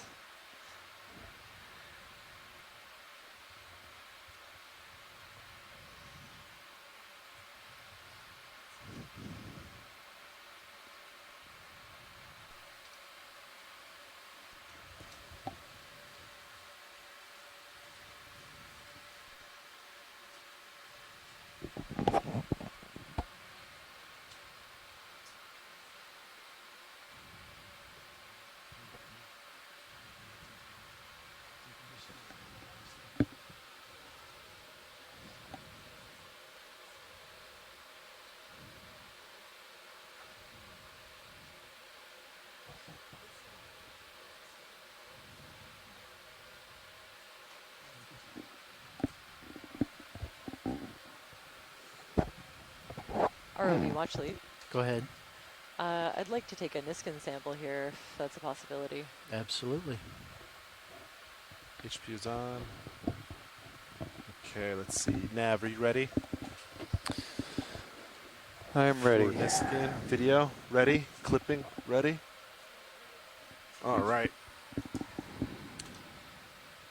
Another tonguefish. Resetting Niskin. I am firing Niskin in 3, 2, 1. Oh, yep. Good fire. Resetting. Valve packs off. Hydraulics off. And can I confirm that's Niskin number 3? Yes, that Thank is you. Niskin number 3. Thanks. Oh, ROV watch lead had a request to look at that sea star that we were just passing on. It's on the lower left of the screen. Lower left? Yeah. Go ahead, Bridge. Just Good copy. view. Take a bridge. There it is. There she blows. Ship's all stop pilots. Copy. Copy that. Camera's at 4.5, looking good. And as a reference, I think the sea star in the upper right may be eating something. Okay. Put a toe down, we can get a close look at this one.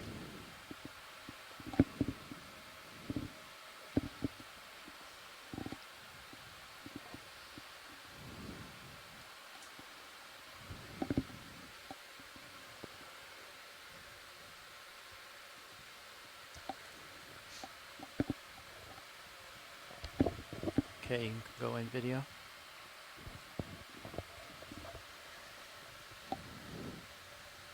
So we're zooming in on this. It's always exciting when Chris Ma is tuning in and he's curious about what something is. That means that it's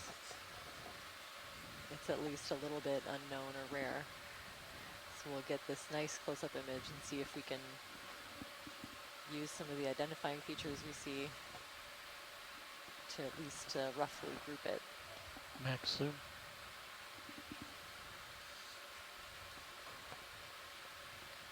That's quite a different morphology than the Ceramaster we were looking at earlier. Full Just screen. another example Yeah. of a similar species looking quite different. Yeah, like very, you know, way longer legs, way more isolated, and the central kind of disc portion looks way smaller. Let's get lasers on it. And of course, you know, that beautiful encrusting Hey stone there, is just to the right this is bit. Chris Oh, Ma. hello. Hi, Chris. Hey there, Merlin.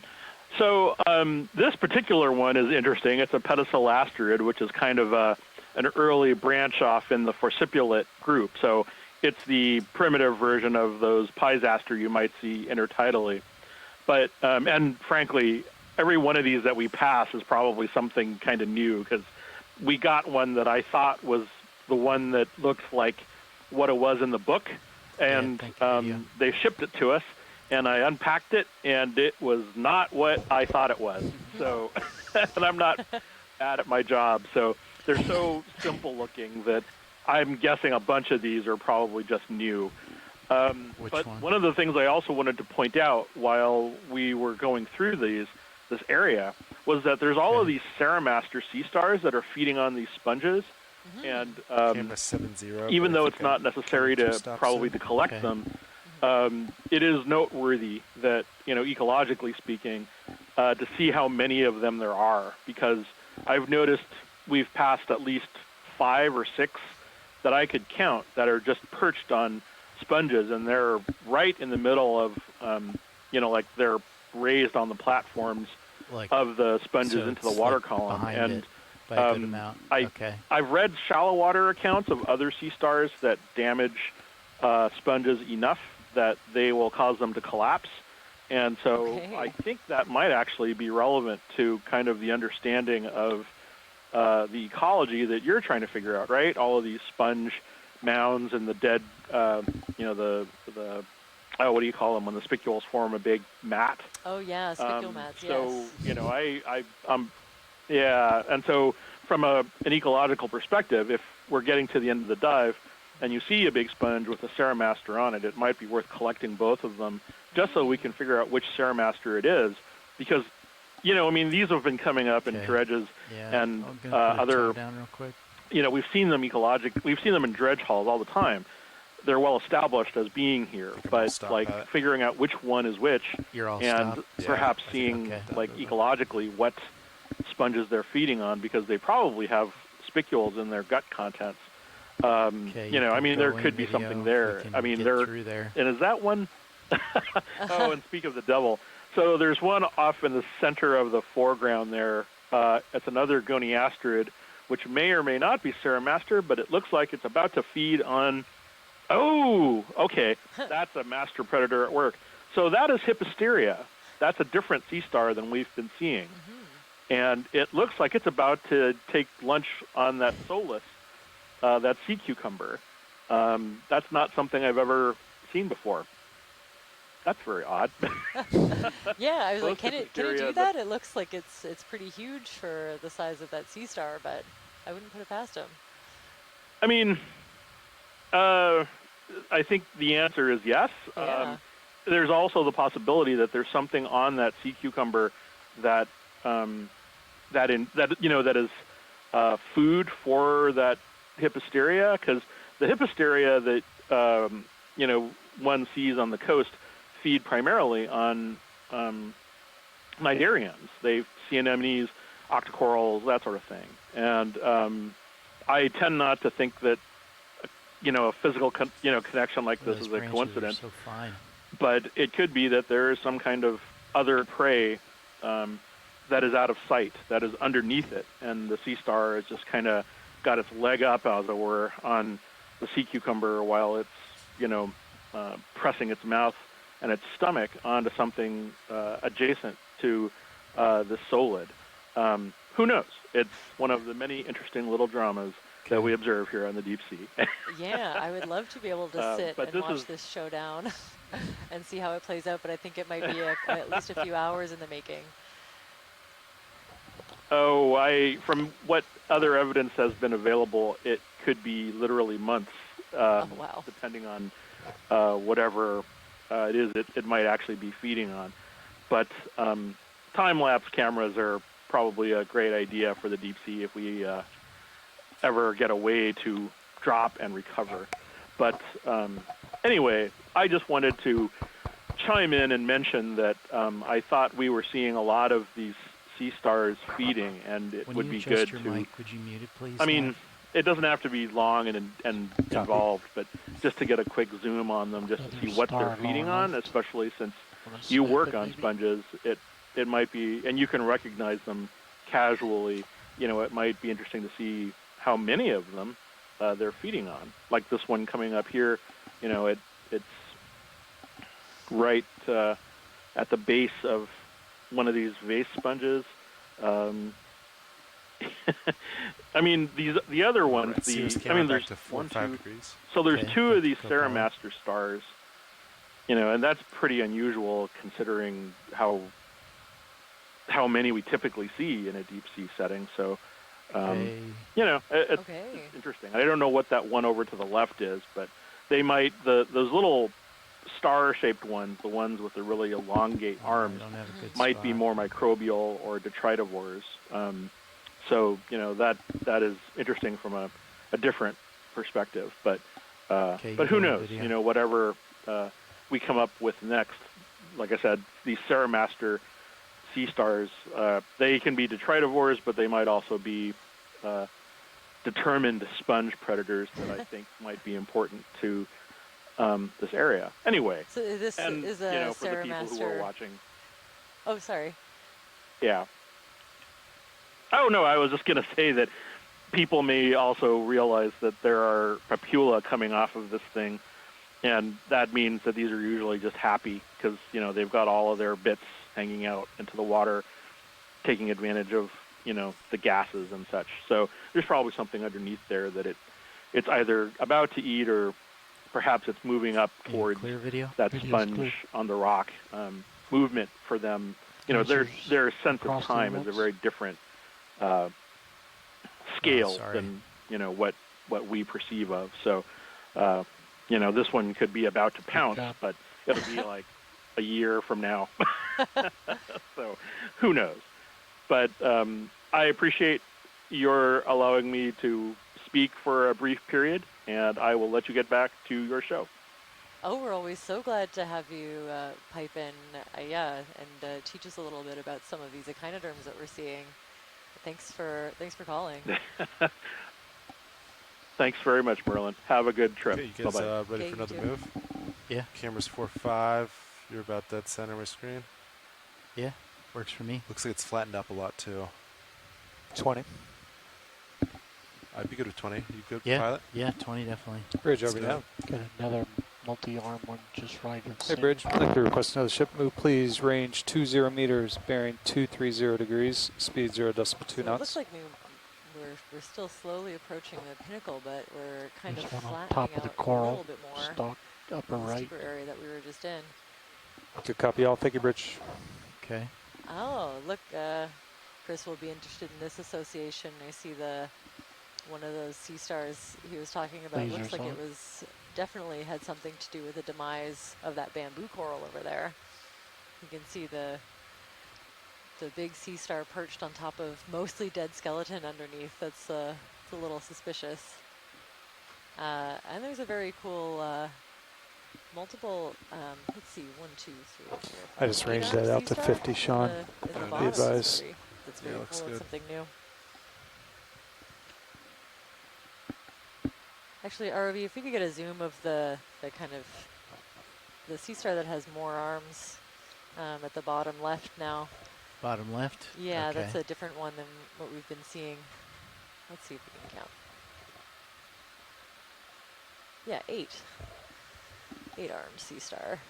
Have to scoot left or right to move the coral. Yeah, I'm going to go right. A little bit obscured. You want by me to this call coral. that easy stop, Andy? He's pretty far out. No, I think we're okay. Okay. Thank you, Nav.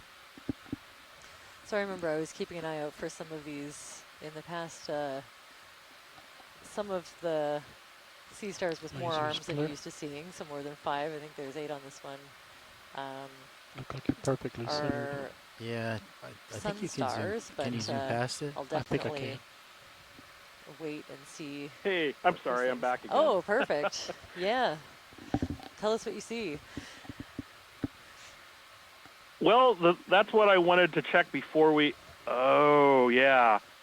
Okay. So this is actually important. So this thing that we're seeing, so I know that the immediate thought is that this might be a solasterate, but in fact, this is actually a much rarer sea star. It used to be thought of as being exceedingly rare. At one time, they were known from only maybe 6 or 7 specimens around the world, and there were 7 species. This is an asthenactid, or a mixasterid, rather. So this one might be Asthenactus. I don't know that there's one recorded from this area. Wow. Are we in any kind of position? I am sorry for this, but No, are we in it's any stunning. kind of position to collect? Are These we are really watching? rare, and Yeah. I've collected these How do you feel before about from collecting Okeanos. this one? Yeah, we can give it a shot. Yeah, okay. Thank you. It sounds like we'll reposition remember how and see big it about is? a collection. Yeah, I because think it's, I don't think it's these, too big. like I said, 13 to 14 I mean, I've been pounds. trying to Too collect big these for for suction, literally so it's decades, Yeah. so that I can write a paper about gonna them, be because tough grabbing there it are without like 2 or 3 Magdalene. different Full wide, species please, in video. the North Pacific, like in the tropical Hawaiian area. I think, Okay. They have if different you'd be arms and slightly comfortable, different Uh-huh. appearance. you do an easy And stop this now, one, think I it'll don't. put me in a I have good to double spot. check, but I'm not sure if there's even Yeah, we're not an moving, are we? unpublished We are record for moving. these Oh, okay. in this area from the Aleutians. Easy I know that stop. they Johnny, occur now. further south in the Hey, Bridge, I'd like in to like come the to an easy Oregon stop if area, you can, but please. this one might be the most northernmost. Good copy. Thank you, Bridge. And then the other thing that was just, We'll set us up to be nicely. honest, the reason I wouldn't have called except that there were 2 things happening at once, and that other thing that whenever we get to actually see that other thing, So but let's see, that looked hydraulics like are another up. sea star feeding Backs on some kind of bamboo So just coral. starboard side And, available. I don't know that there is a lot of Yeah. records of goniastrids feeding on bamboo corals up this north. And I'd have to see which sea star, but done. it Okay. could be, if it was Go ahead, Rich. Ceramaster, that would be very different Good from copy. Thank you, the Bridge. typical Alright, like ships all stop pilots. Sebasterine So sea star predation what that I- we I see think like it when we was, were down last in the cruise. North Pacific. Uh-huh. So Tip your fingers. you know, and whether just try we to are get, like, glancing a leg. aside with the video Uh-huh. camera, Kinda like or we angles take a that one look tip, and then just afterwards, kinda that put it in might the box and be go a like that. worthwhile observation. Okay, because, so just try and grab it. there Just were try and grab it observations with yeah. the of tentacles. That's what I Hippuscuria did, yeah. heathi feeding Okay. on not saying this would be the same, Primnoa but it worked. by Krieger and previous Bruce sea Wing star. several Okay. years ago. But I don't know Did that you they get got a this deep or mini this Zuso? far Yeah. north. So Maybe anyway, H2 there was a double coming down. header, and there was lots of interesting stuff. Yeah, I see up in the right that there's that sea star that's on that bamboo coral. Yeah, we'll definitely take a and moment to I'm not zoom sure on what- it. Hydraulics coming on. Anyway, I'm sorry. It was just like that. There was just so much happening, and I Got was your like, tactical okay, cam this as well, needs Sean, to if be you're interested. like a call in. So No, nice. I'm glad an you exciting day, to be sure. Forces 2. One of You the know, arms we I see always it's I'll going let you to go kind of calls. sticking out. And thanks. Okay, thanks. Yeah, we'll just take over the comms. I a bit don't know to- if that's true, but I appreciate it. Thanks so much, and thanks to the GFOE people. Again, I appreciate everything they do. I'll talk to you guys later. Bye bye. Okay, thanks. And so you want me to try and grab just that one? I think if you just kind of try to get, depending on size, yeah, with the tips of your fingers, try to grab a single leg. So I have a correction to make. I had a minute to fully count these, and I think I see 9 now. If it's the legs 9 big armed enough. sea star. And Now that aside you're next from to it, that, it's a little What if you smaller. got it's his leg in your particularly tie unique gun? for all of the reasons that Chris I Mall think was with the just tie talking gun there with about. the blades, so it'd So snip we're it. targeting this one I for can reflection. try and flip it over. Try that too. Just kind of nooked in there. I'm a little bit too far away. I don't have any more shoulder. So I'll have to do forearm. And Chris is no longer on the line, but I'm assuming he's still listening and watching this collection with bated breath. We also observed the Hipposteria heathi or heathi predating on Paristonella coral. I have a really nice observation up on iNaturalist from 2018 on one of the BC seamounts. So we can add that to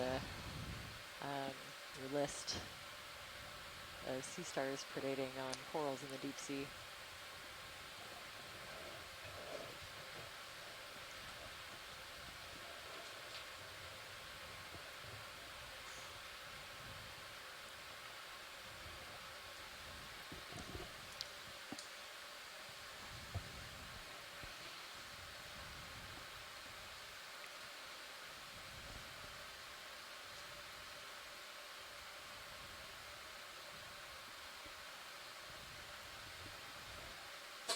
Oh, I wish I had more shoulder.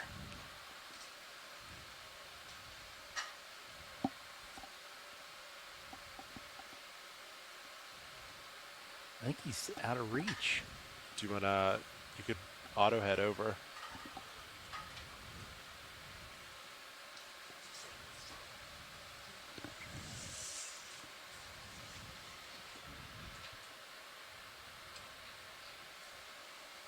Yeah. Thank you, Sean. Yeah, of course.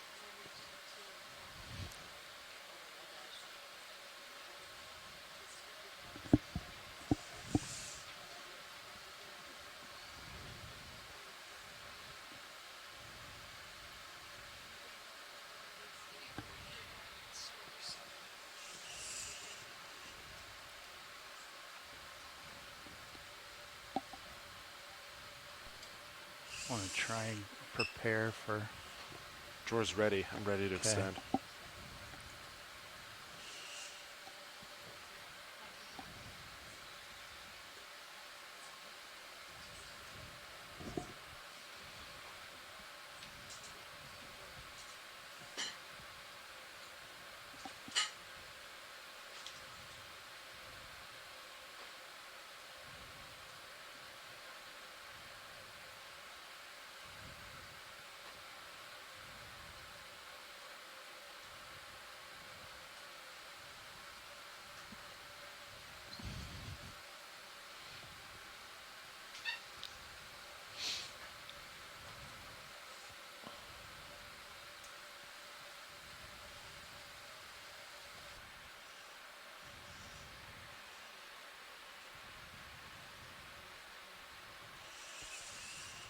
Ooh. The advised drawer pushed you off. Okay. All right. You have a nice grip, though. Yep. All right.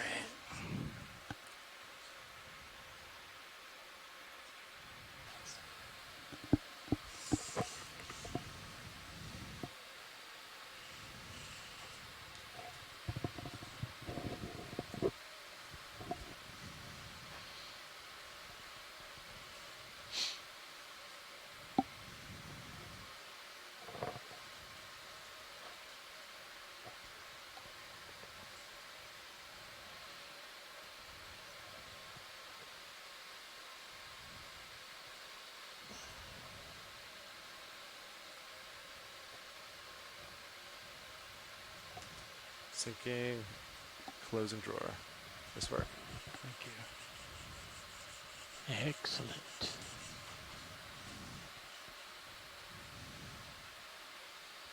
You're up. Blades out. Yeah. All right, thanks. Whew.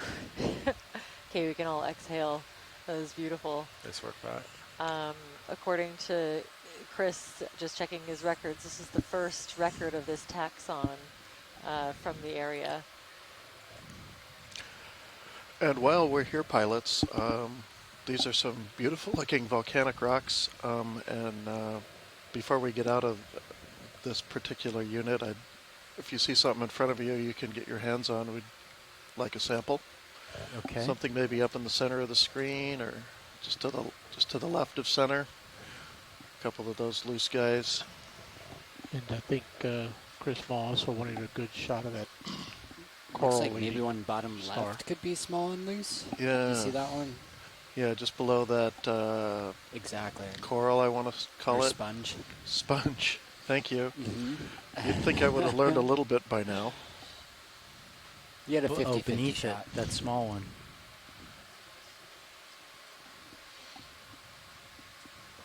Okay.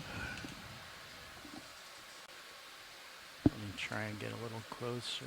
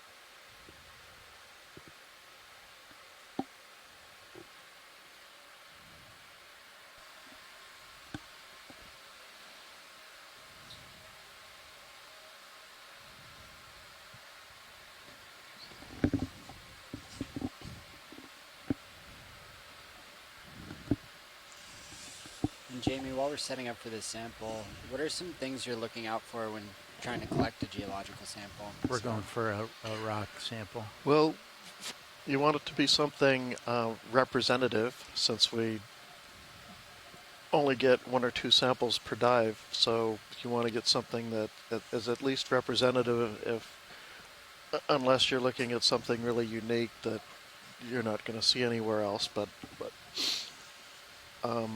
depends on what you're looking for. But around here, I'm mostly interested in getting an idea of just to get familiar with the rocks here and have a couple to look at. Will also give us an idea what kind of, if there's any the one what? manganese crusts in this area, just to eyeball that. Right, that little white coral. You know, we the don't expect small very one? thin crusts around here. No, but up above. That one to your left.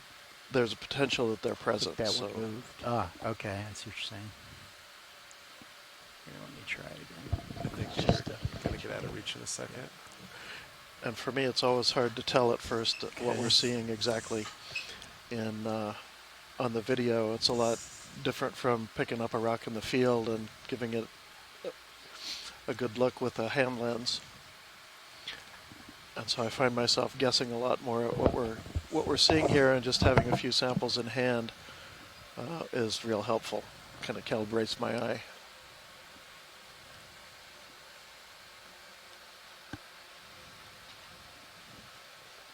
Yep.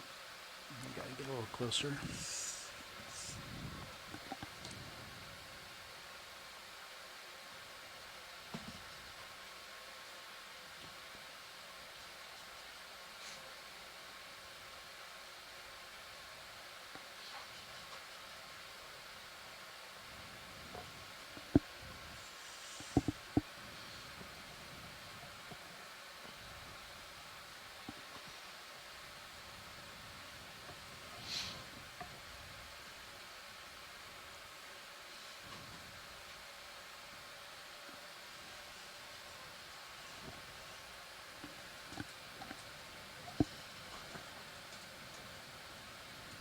Down, sample box, wing inboard. Tilt the camera up, I can zoom in. Can we zoom in a little better? A little more? You can go in video. Ready?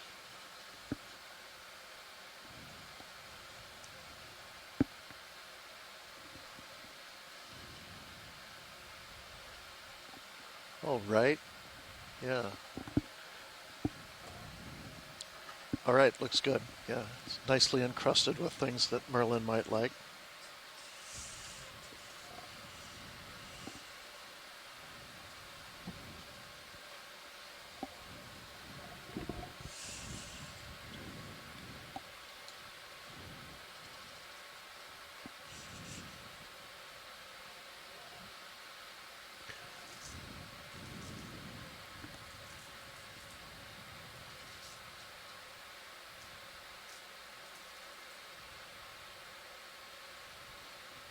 Jaw isn't opening. There we go. That one joint looks real close to the camera.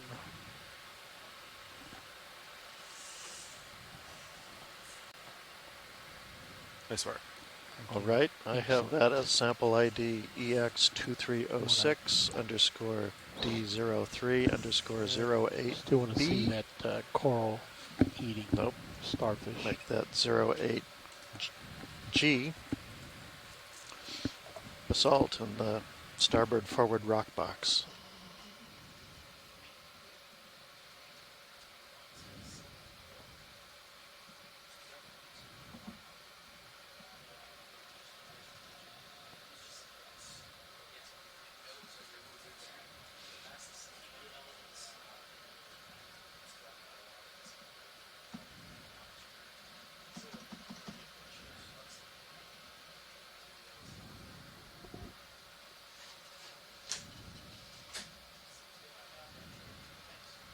And so we're just doing a shift change of the ROV team right now, and then I think the next stop is to watch lead pilot. Check out this sea star. Watch lead, go ahead. We're all stopped. Yes, it was passed off that There's a coral in view you want to look at? Maybe? There's a sea star eating coral. Sea star eating coral. Vice versa. Right. All right, directs me, Roland. Yeah. Directly up. Top left. Let's No, tilt direct up. Okay, I heard. It's that stalk in the center, top left. I got lasers on. We want to look at that star, top left. Got it. Okay. All right. I will do that while my other stations are And if you can get the swapping back in and side out. of it to see the actual stomach, that would be amazing. We'll see what we can do. Or I could challenge you to a pirouette of everything. It's slope with tall corals around, so that's not really going to work. Let's run with lasers on.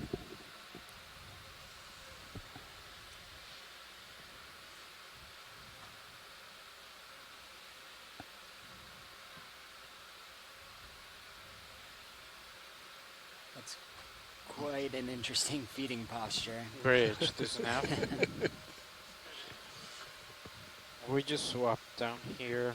I believe we're There was holding a station currently, big correct? one right here. There it is. Okay. Got a fair amount of space.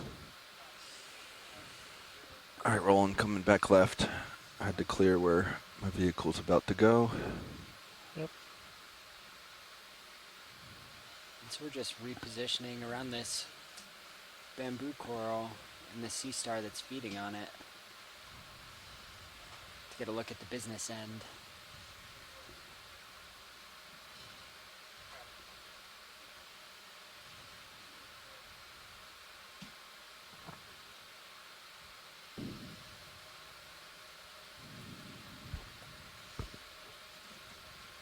It's a real good angle. You like this? Okay. Yep. Let's try to gently set down here then.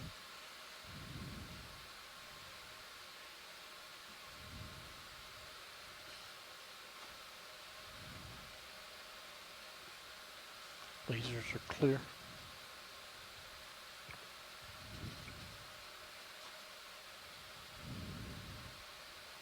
Okay, go ahead, Roland.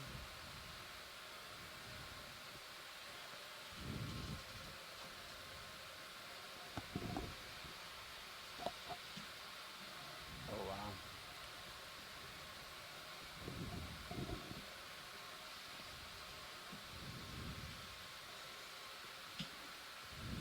And so maybe Chris Ma can help me out here, but I'm curious as to what actually the sea star is eating, whether it be the stalky bit or if it was going after some of the polyps. It looks like this may have been dead for I'm resting on my back toe, so time.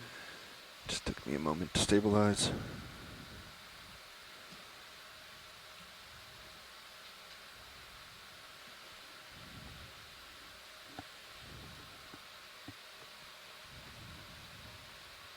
Great, slowly tilt up.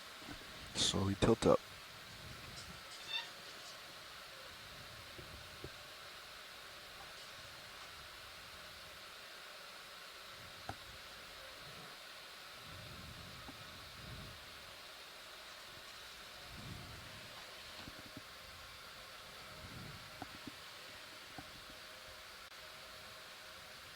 Holding there. Okay. Yeah, you want to change out Titan maybe? Full Yeah. screen.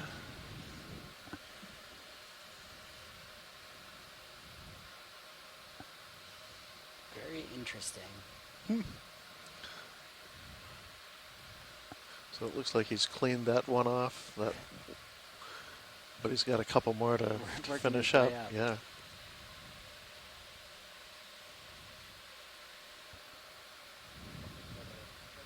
Video's clear. All right, let's come wide. Hello. Did Hey, someone Chris. call my name? Yeah. Send out the sea star signal. Let's turn back how I'm supposed to face. Hi, Sam. So this looks like the aforementioned species when I was talking to Merlin, Hipposteria, I think heathi. All right, now. And so what's what the you're plan? seeing is actually kind of interesting because on the one hand, I'm not entirely sure what it's feeding on because the coral skeleton itself looks like it's fairly clean, devoid of tissue. But the stock is definitely in the ambulacral groove and the tube-foot groove of the animal. So I think it was probably it's probably responsible for all of that dead coral, or it might just be kind of feeding off of the remnant, nutrition, perhaps leftover tissue, or maybe because it didn't look like it was actually feeding on that hydroid or that organic material that was adjacent to it. It looked like the actual stock was placed into the tube-foot groove. So it was probably moving, its mouth and other tube feet, over the surface, kind of like the way when you're, you're done with a popsicle stick and you're licking off the juices on the surface, or you're finishing off a bone. So, and I mean, they digest these things over the course of literally months, weeks to months. So, this is a process that may have lasted. Fly over some of it, I think. I mean, I think the story that I often tell is the one that Scott recorded, that they found not Hysteria, but a related sea star called Circeaster. Heavy after that they last found rock it feeding on bubblegum coral, and look at that. They came back a year later, and the same three if we individuals kind of scan around and look at these conglomerates, be great to get some. So anyway, some more views. Yeah, Chris, that was so kind anyway, of what that's what I think is happening. Yeah, I was wondering because I didn't think there'd be too much nutrition in the dead stock. So I think that analog of there might be. Stick. I mean, there might be. I mean, there could still be, but depending on how freshly dead it is, or there could be, other parts of the surface that retain nutritional value. So it's hard to say. I mean, the interaction between these animals is still pretty poorly understood. I mean, we've now recorded it. I think the in situ video is something that's been making these observations pretty common, but so no one's actually, I mean, I've digested the stomachs, and I know that there are sclerites in the pyloric, or rather the cardiac stomachs of these things. But beyond that, looking at the nutritional value, looking at the duration, looking at what it is they actually, derive from them and why they prefer to eat bamboo corals, that's still largely something that is unknown. Try to keep but it could well be that there are it could just be a flavor thing. I'm not sure we'll I mean, it's left over. It's just getting relictual nutrition. So I don't know. I mean, I speculation, but the fact that it was Hysteria was at least reassuring, because that's at least something that should be doing that, because we've seen all sorts of goniasterid scavenging, when we were in the North Pacific. Dave Wright, hilariously called this one time we saw a Ceramaster on a crinoid stock, the wobbling chicken, or the headless wobbling chicken. And that's because there was this, Ceramaster perched on the edge of on the tip of this.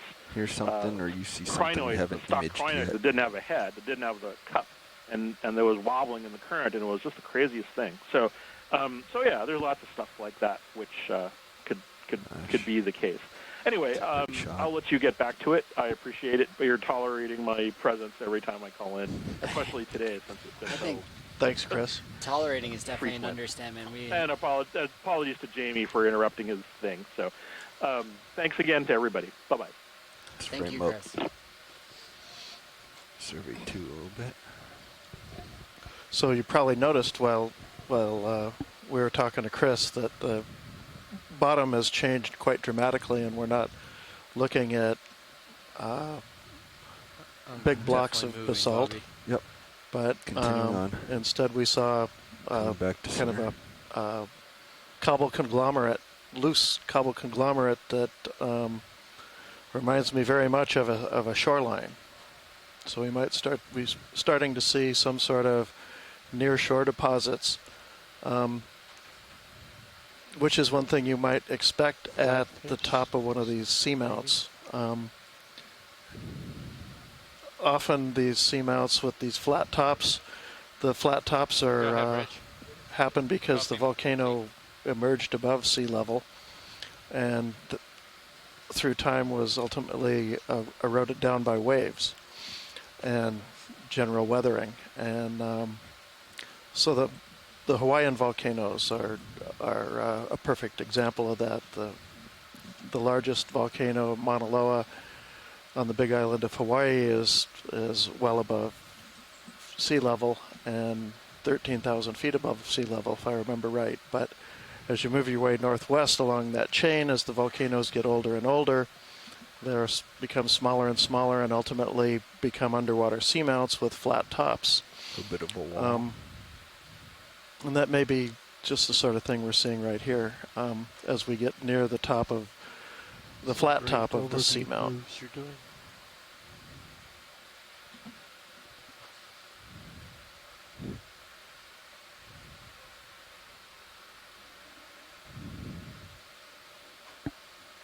And as we're moving upward, it almost seems like these communities are getting more dense. And still seeing a pretty wide diversity.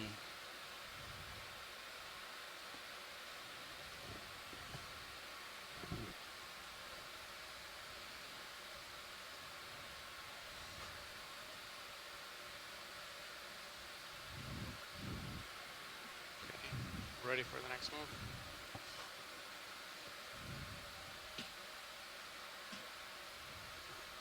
And I think the Hawaiian Islands are a helpful analog. Sometimes I find it hard to conceptualize how this seamount, kind of in the middle of the North Pacific, could have once been shoreline.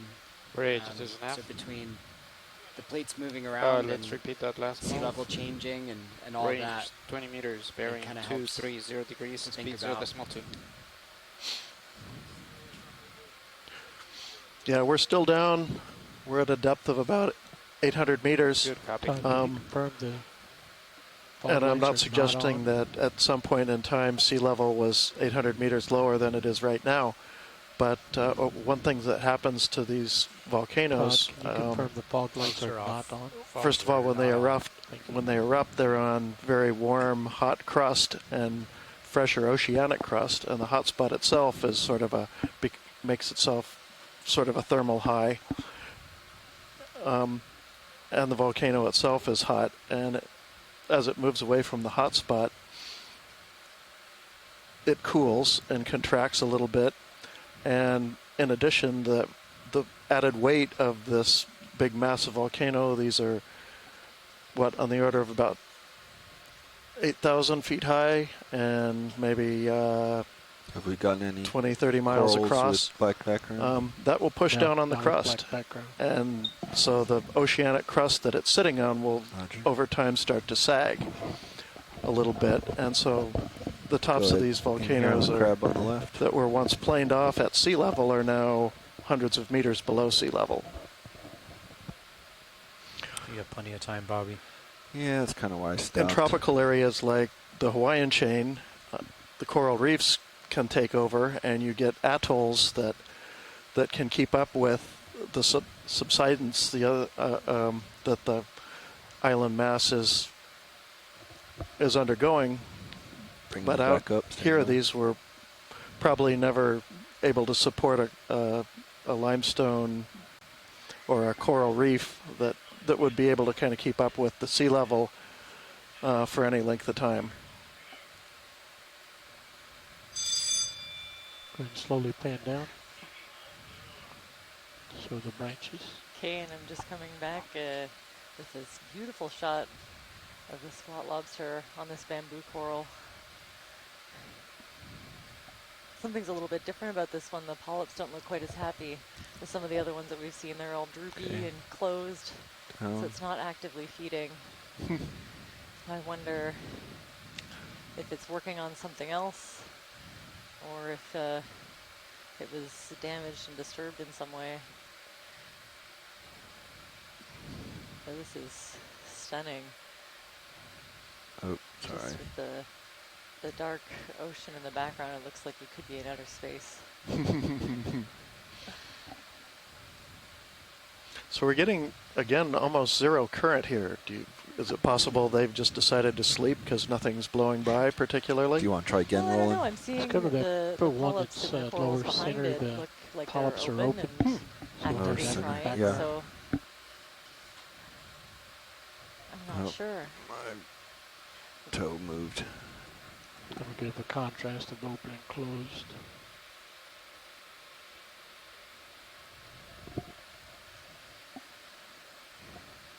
I was watching the feed from the room downstairs as I was eating, and could see that close up of the sea star predating on the coral skeleton, or whatever is left on the coral skeleton. So there's one happy stock right there. Yeah, yeah, I'd say so.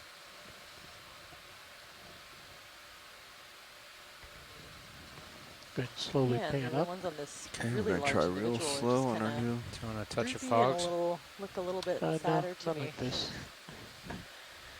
But I wonder, I don't know what these corals do when they're gestating and concentrating on, spawning and all of that kind of stuff.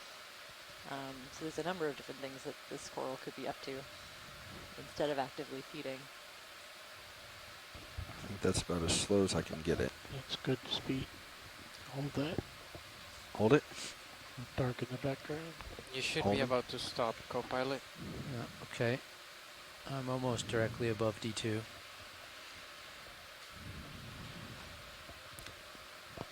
How much more do you need, Roland? Video's clear. All right, let's get that move on, and I'll push out.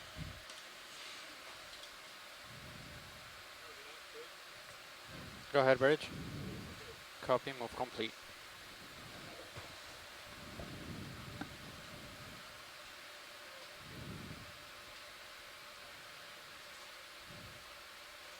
Wow, that was a fantastic shot. Love that. And up and over. Nice work, Roland. Get past it and come back down. Okay, so I'm glad I didn't quite miss the pinnacle. I rushed to get back. Oh, we have a ways to go. Okay, good.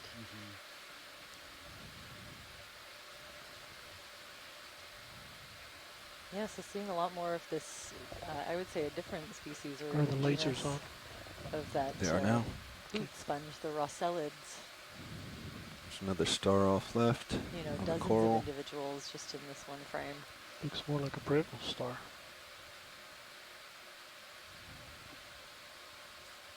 And the Pacific grenadier kind of floating in the background.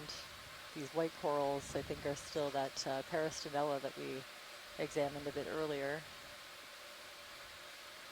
I think I saw us imaging the black coral. Ooh. Yeah, black coral down at the bottom, covered in those squat lobsters with the really long arms. Different to the species that we're kind of seeing scuttling in and out of the rocks. Okay, I'm gonna call the And a next beautiful bubblegum coral. Again, you can see how it gets its name especially when the polyps are retracted, they look like kind of wads of chewed up Bridge, pink bubblegum. deserving Let's do the same move, range 20 meters. This, I think, is one of the 230 older, degrees, speed 0.2 knots. corals. I think, the original description goes way, way back. So I think it's the first species to be identified from that genus. Good copy. It's found all over the world in deep waters, and has they call it a bipolar distribution. So you get a band in the northern waters. Dark, Roland. Around, slowly bring it up. north Roger. of the planet, Just and then focus at the same no time. records from kind of the middle near the equator, and then you see them again in the deep water in the southern hemisphere, getting closer to the pole in the south.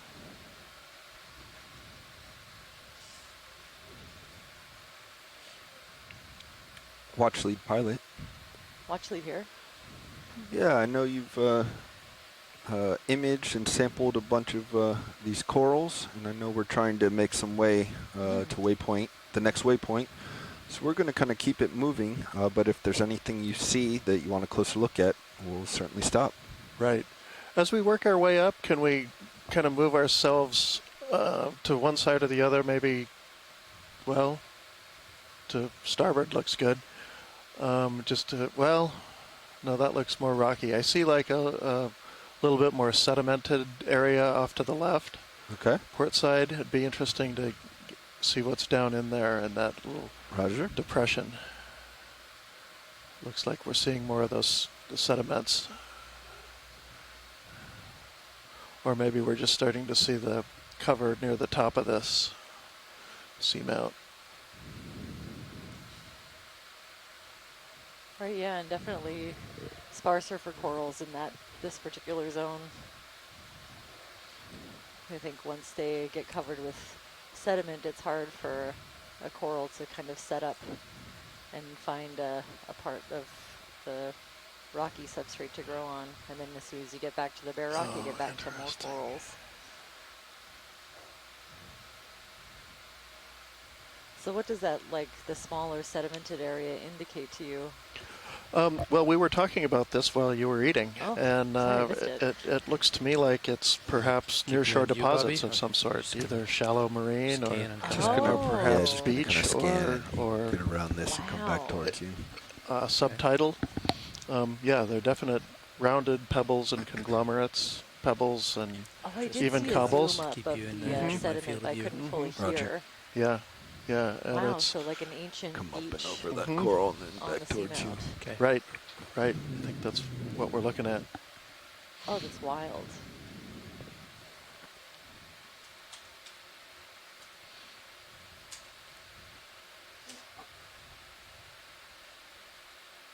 I like imagining, these giant geological structures that I always see as very stationary and permanent, kind of having a more dynamic life when I talk to a geologist.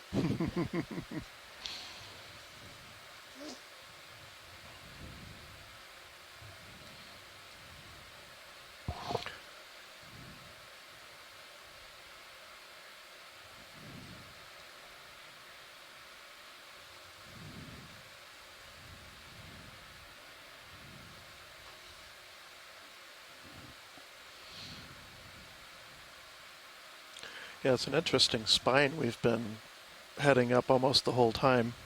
That if I hadn't go ahead, Rich, been watching it on the way up, I would have thought maybe it was a dike, a vertical dike that had intruded. But it definitely seemed to have some layering, either flat or maybe dipping slightly downslope. That makes me think it was more flows. So we're still having these little interfluvial areas or inter-ridge areas that are sedimented now like this as we get up higher. I don't think they were that way down low. Ledge, the whitish stuff? No, I don't remember an area quite like this. Let's see what that little pavement is. Yeah, you're zooming in on. Oh. Partial. Yeah, I'm not sure what to make of that. Yeah, that almost reminds me of kind of carbonate come structures. down a little Roland. It does. It almost, it actually looks kind of like the carbonate crusts, the orthogenic carbonates that form I'll try to get it as you go by, so it wouldn't around slow down seeps. much. Can just rock right and show the contrast. Can we zoom in a little more on that? Yeah, those right in that area and to the left. Try to get an idea of the grain size. Yeah, it looks like it's maybe sandy, pebbly, sandy deposits. Pretty far off, Roland. I can get us closer if we'd like. No, that's kind of a good distance. And it looks like it has pebbles incorporated in it. Something maybe kind of a deltaic type deposit, or forceps off a beach, or off an edge of a shelf, something like that. Yeah, it looks like concrete with all of those Just little rotate right and get the contrast between this and that some dark. biologic structures. Yeah, it sounded like you wanted this area. Yeah. come a little bit wider as I creep in.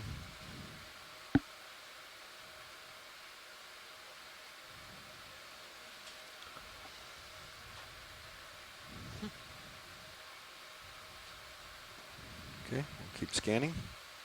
Come to the right. Watch out for the coral on my toe. Just keep coming right. I'm slowly pulling out. Yep, looks great.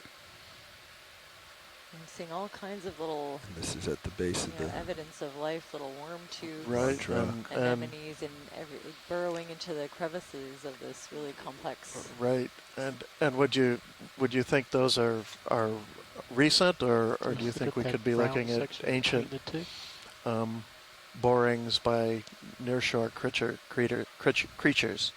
Oh, that's a good question. I mean, I wouldn't be able to guess how old some of some of the tubes where I can't see anything in them could be older dead ones, and how long they survive afterwards before they kind of degrade. I would just be guessing. Next move, please. Range 20 meters, bearing 230 degrees, speed 0.2. Somebody's could we get a zoom on that white sponge to the left there? Yes, we can. Thank you. Good copy, thank you. That's an urn sponge, is it not? Urn sponge, officially, as of today, yes. Thought it was vase sponge. A vase or a vase? That's why I went with urn. Oh, okay. I have a moment Yeah, here this anyway, one, so I'm yeah, it's a different one. I think we've seen it a couple of times, not super abundant as much as some of the other species, but I would imagine another, well, I would have thought another Rossellid sponge, and now that I'm up close, I'm less confident. Turning. Certainly that little shrimp seems to like it. Oh, this is amazing. This might actually help, you can see individual spicules. Those little strands are those silica spicules. Sometimes they're big enough to be seen by the human eye. And you can see an intricate network of them. And with this particular group, the class Hexactinellida, the glass sponges, they have a 6-rayed geometry. So if you get all of these 6-rayed interlocking pieces, you can get some very cool geometry. Slow. And patterns. That's the lip. Gonna be hard to see. Should be clearing up.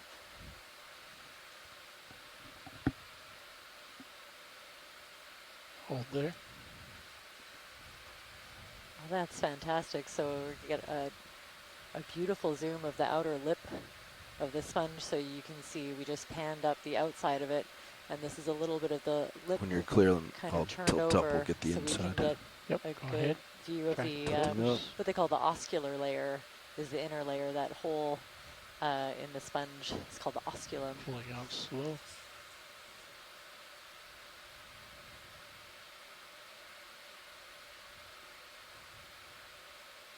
So sometimes in the keys to help to identify these, you look at the pattern and the overarching kinds of spicules that you find on the different layers.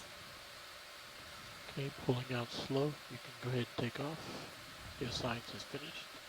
Yeah. That's just beautiful. We'll I see. just Hopefully I don't take the too much geometry bounce. And the patterns in these things are When I come out of joy. fantastic. I could look at them all day.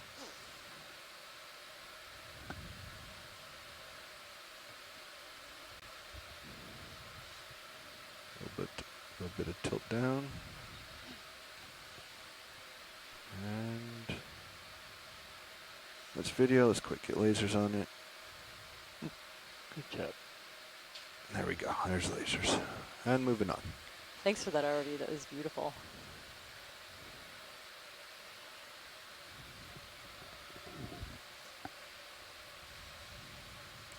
Come up and over, then head left.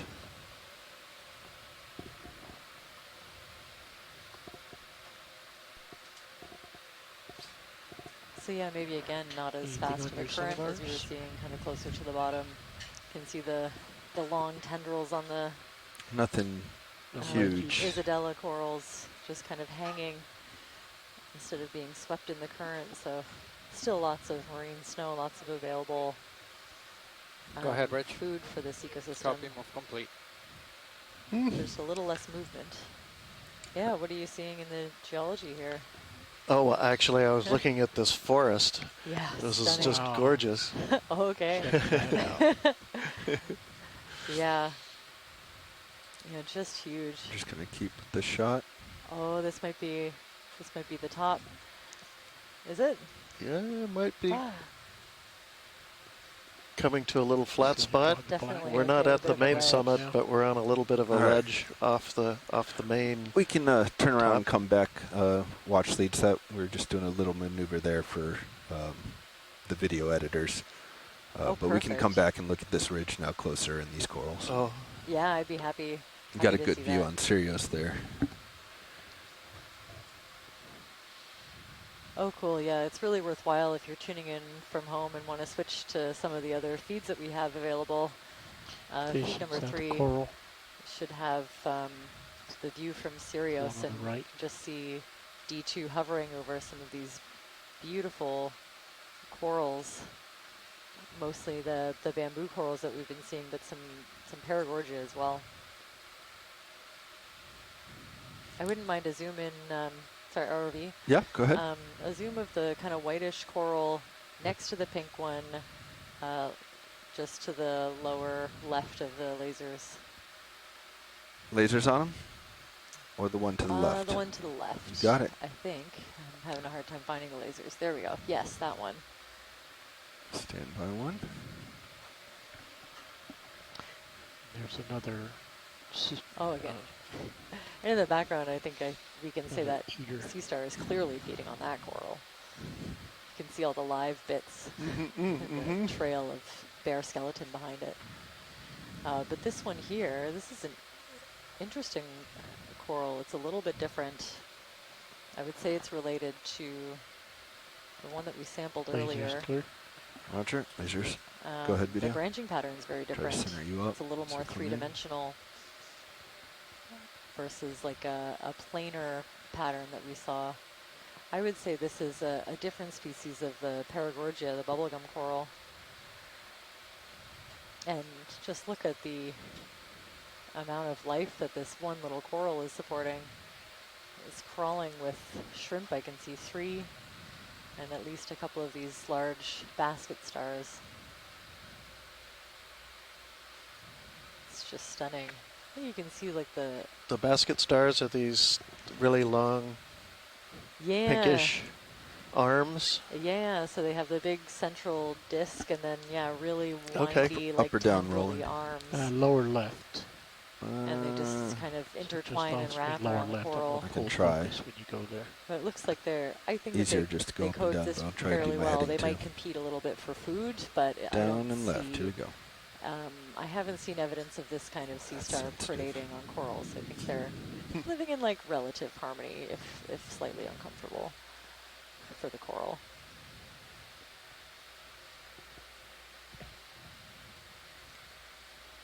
So we think Astrochelys levi, same family as Gorgonocephalus, but Say again? unbranched arms. Continue down. Down.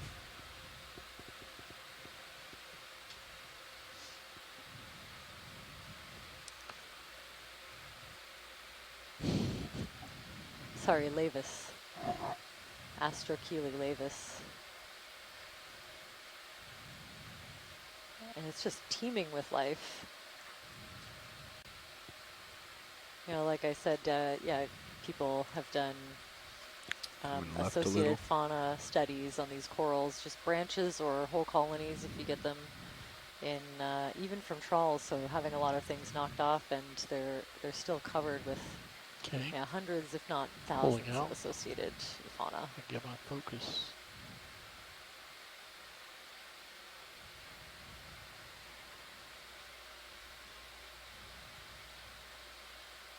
That's just beautiful. Marshall. Coming back right to frame up towards the coral top. behind it also, another kind of corallid.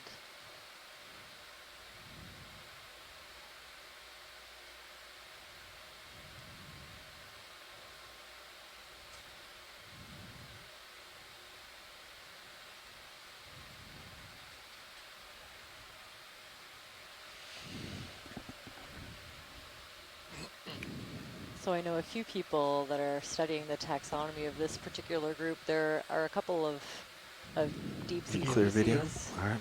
that it could be. So I won't venture a guess.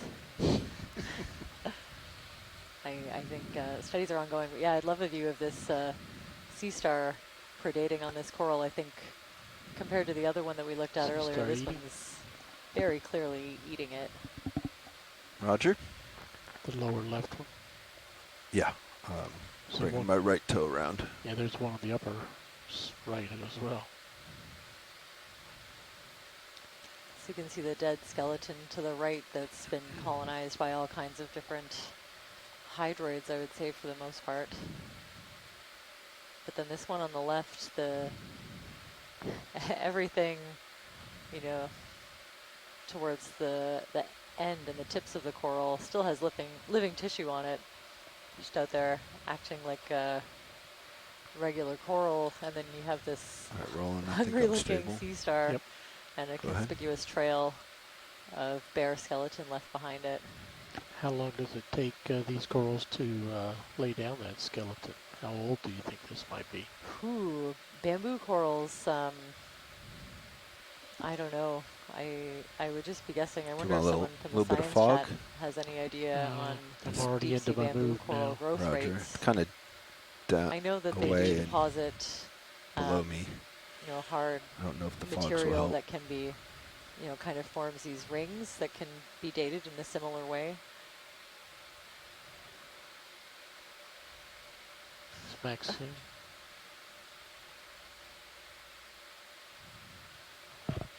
Wow. So I'd say this sea star has kind of eaten its way up to the tips of the branches and is bring up the fog maybe lights slowly at about 50%. making its way back and then grabbing on to the next one. So we're just like mid-move here. You can even see the little tube feet sort of reaching out towards the next branch over. I think any day now or any year now, top side is too hot. It'll get another foot on there and kind of swing on over to the next batch of branches.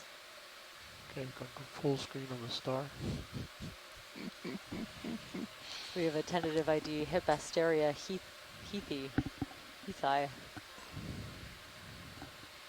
And yet you can see the polyps at the tips of that skeleton are looking pretty sad.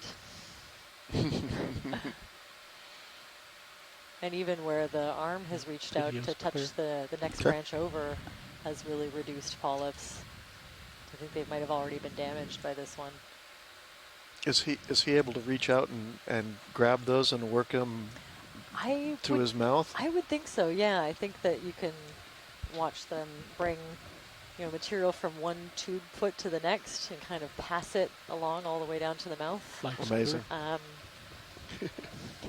That's my impression anyway after watching these for a long time. But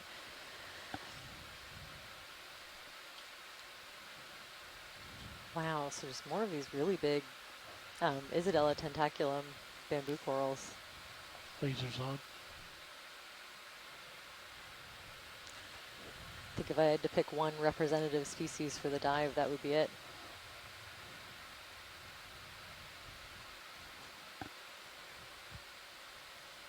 Okay, gonna call the next move.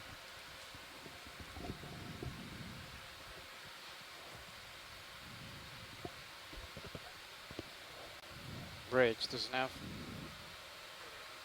Same move, please. Range 20 meters, bearing 230 degrees, speed 0.2 knots.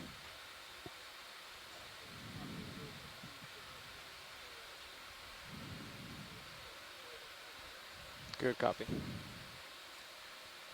So I'd say some of those sparsely branched pinkish red corals are probably that Swiftia simplex we've been seeing throughout the dive. Luckily that one's not on my list. Let's go see what's happening over here. I'm gonna venture off a little bit, Todd. Okay. Another star eating upper right.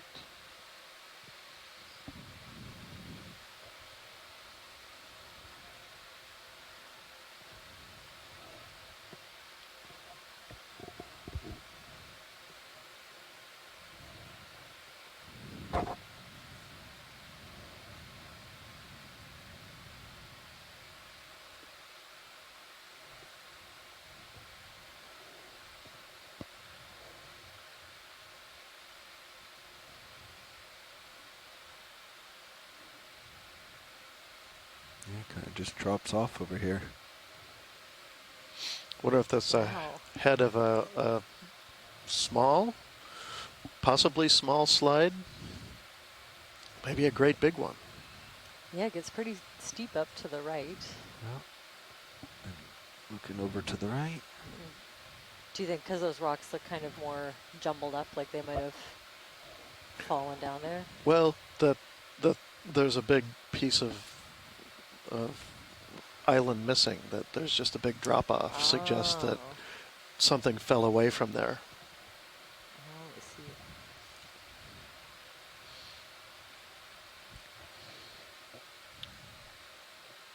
see. And it kind of has the steepness and kind of a shape that looks like a head wall, a slide head wall. Drag it out over this just real quick, Maybe Todd. what that is.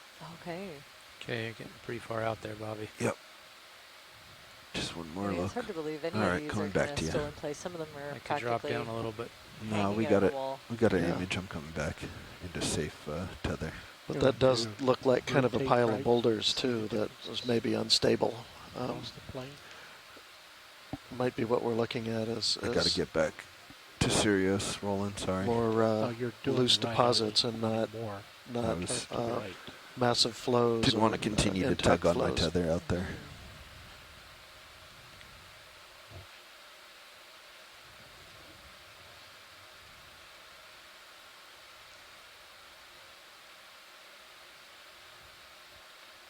Thanks for the extra leash there, Todd. You got it. Crab. What is that black thing next to the crab? Black thing. The rock? The face here? Oh, it's the underside of the rock. Is that it? Yeah, we can go in. Snap here. Oh, yeah, it's really dark. Oh, cool. There's some teeny tiny, I think maybe bryozoans. These little branched, white branched structures. And of course, lots of those little encrusting sponges. Let's see, these rounded pebbles really strike me as they must be water worked. Possibly along a shoreline. That is so cool. That is great. Yeah. Also, this crab. Video's following your move. The armament, the spikes on the shell. Sort of a bonus.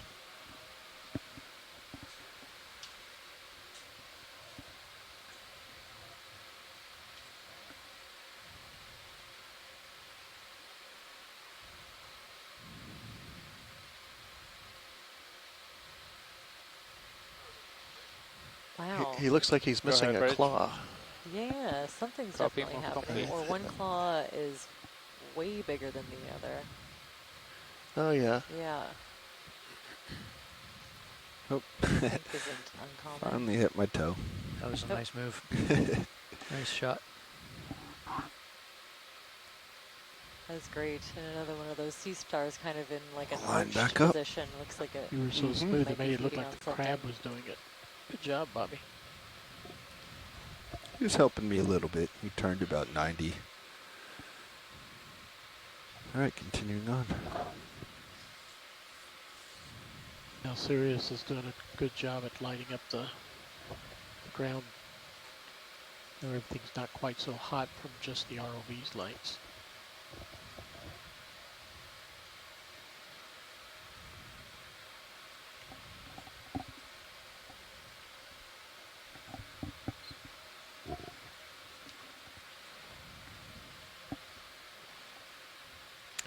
Pilot watch lead. Go ahead. Yeah, I was wondering, would it be possible to slurp up some of this pebbly sediment? Is that something you think the thing would pick up? Yeah, I think we can try doing that for you. I All think the jars that'd be kind of fun to do while we're here. What was that, Fernando? All the jars are open. Open, so we okay. don't have any samples in the rosette. Looks like the ship is just settling in. Yep. This area look good for you, watch lead? Yeah, this is great. Okay. Take a good zoom of it first as you're. Yeah, we'll just kind of set down here. This looks like a good gathering of small pebbles.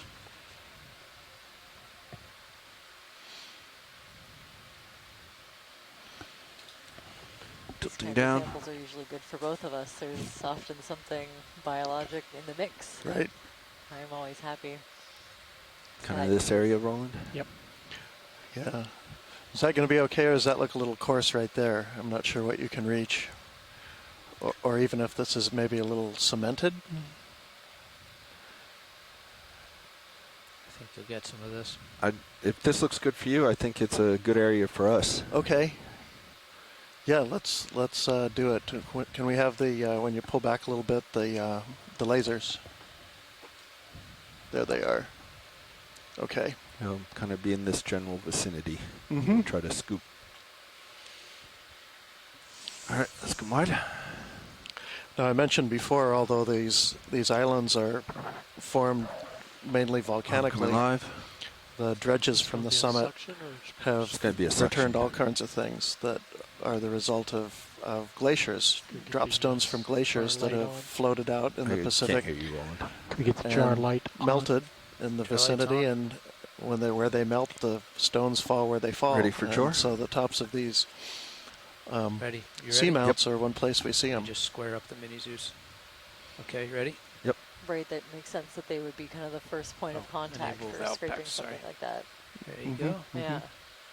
So which do you think some of these, the bigger rocks that we're seeing in the background might be those drop stones? I didn't see anything unusual there, but that's one reason I'd like to get a sample of this, is to see if this is all fairly locally derived, or if there are things that look like they're from somewhere else.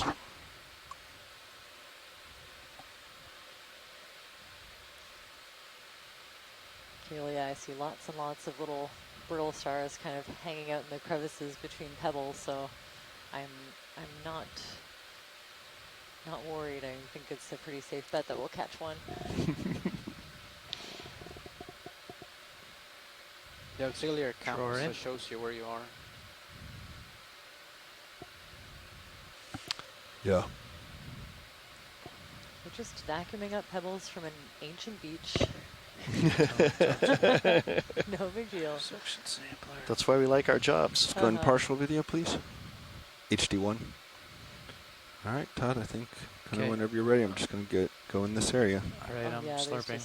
I'm going to give you a little more juice than the normal biological sample. Stars. Oh, yeah. Just let one go in.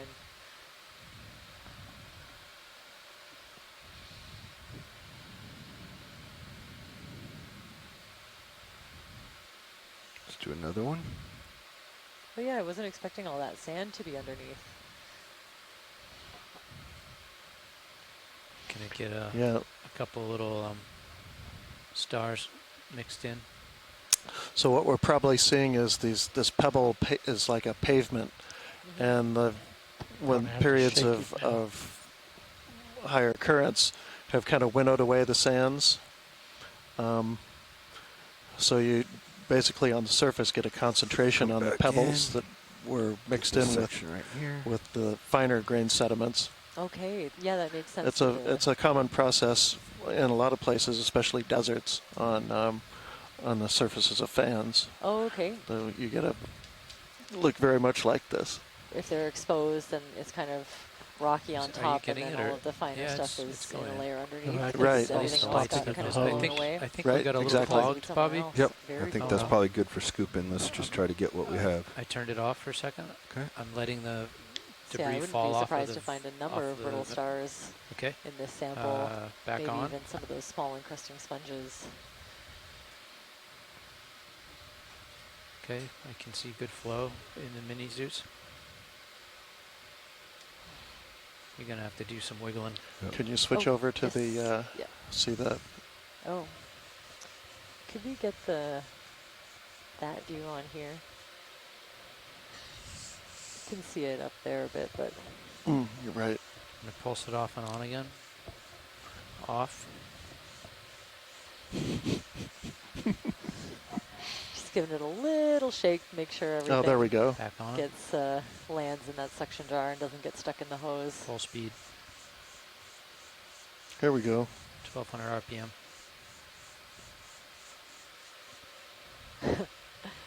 Like, can I hear it from up here?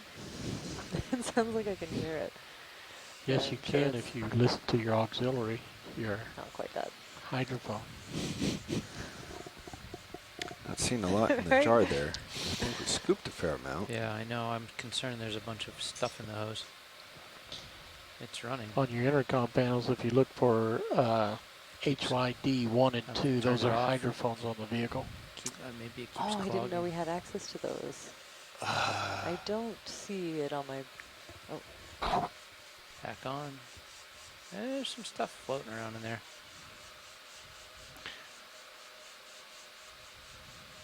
And you got a handful of pebbles. What do you think, Bobby?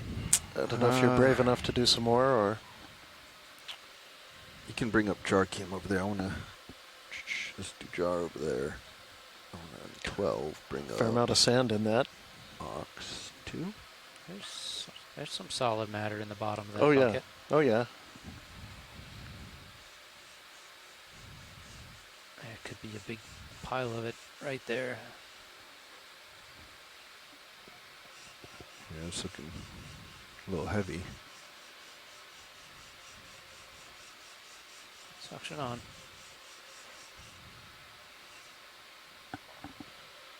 What if you go all the way in, all the way out, like a big... Oh, There's the yellow. There's in.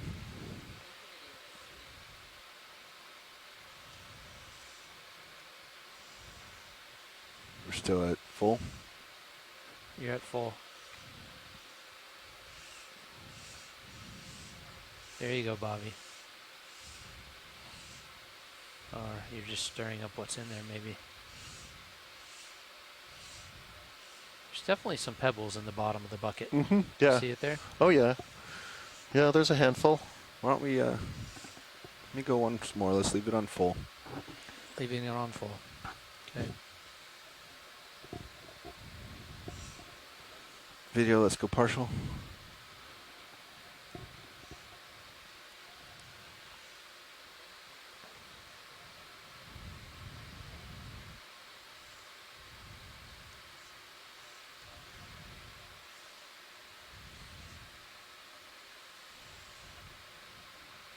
So that should go right in. We're Yep. getting, That should tell us if we're clogged or not. yeah.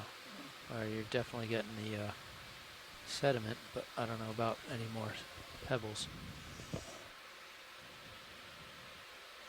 Let's come wide HD1, please.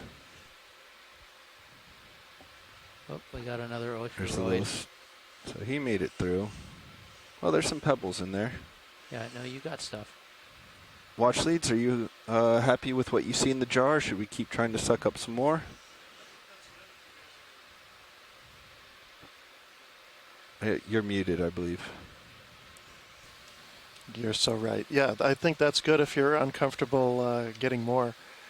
We can try to scoop some more if you would like. Well, that's looking pretty good. I just saw we got another big jolt. It's so just a matter of that's the pump. Scooping. Yeah. No, I think that'll be sufficient. Let's go with that. Let's come back to HD2 then, and we'll stow. Let's go to... Oh, you got to blow it out, Yeah, that's... don't yeah. you? Yeah, but I don't need a jar cam for that.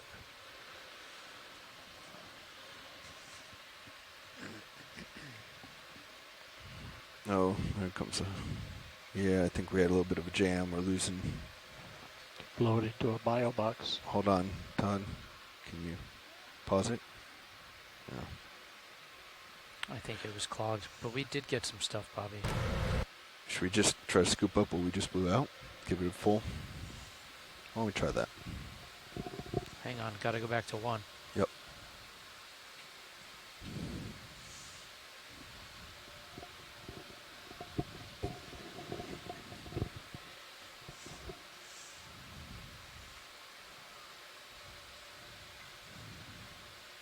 Thank you, workshop. Let's go partial video. You ready, Todd? Yep, ready. Oh, there's an urchin. Okay. There you go.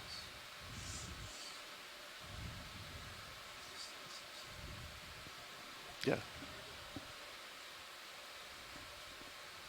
Okay.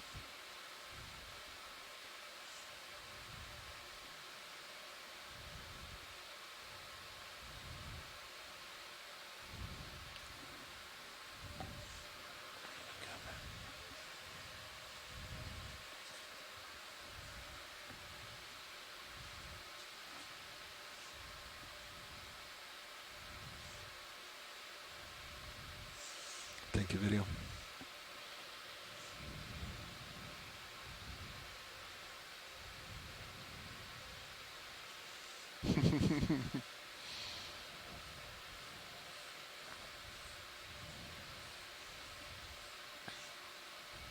Wow.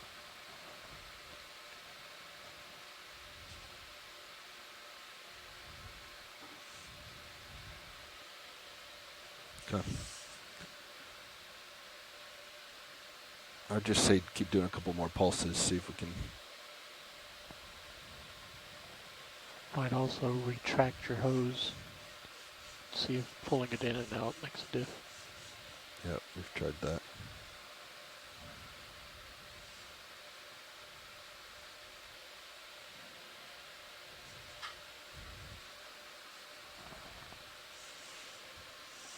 If you look at multi-viewer, you've got the auxiliary cameras and this jar.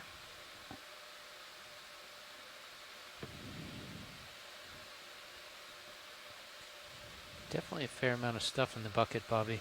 Yeah. Yeah, no, I think this is great, you guys. Anything else is coming out? Going to 6.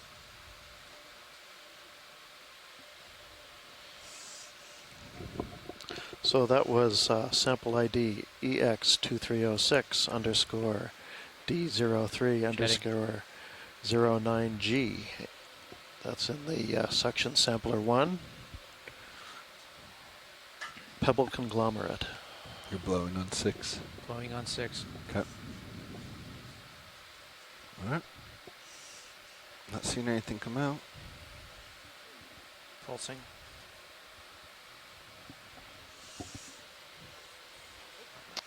Yeah, the string is showing. There we are. Just heard from Chris Long. He thinks it's safe to say there's probably 1 or 2 new species of brittle star in there. Think you got her clean, Bobby. Todd. Okay. Good teamwork. He's had a rough ride through the suction tube and rattling around with a bunch of pebbles, though. Yeah. Yeah. This Better than a trawl. You know, aside from gently scooping them out, I think this is probably the gentlest way. They should be in pretty good shape. Ready for drawer? Yeah. Drawer out.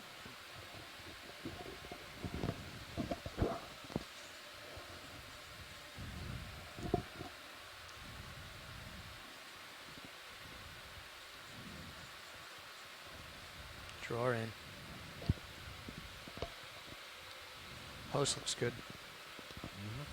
Dexterity that you guys have with those arms and tools, that, you know, as far away as that vehicle is from the ship, and the umbilical and everything is amazing. Secure.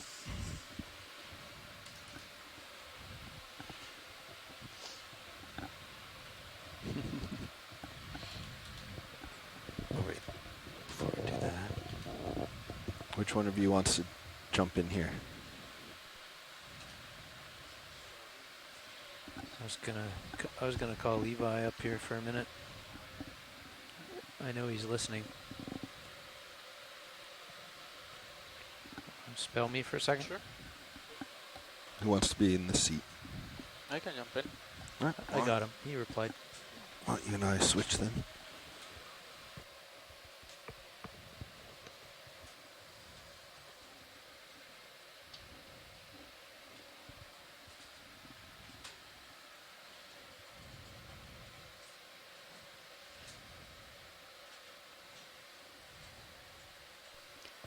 So this is a first for me. I've just been given access through the feed to the hydrophones that are attached to D2. So I have ears underwater. That's wonderful. This is the first time I've ever had that. capability. This is very cool.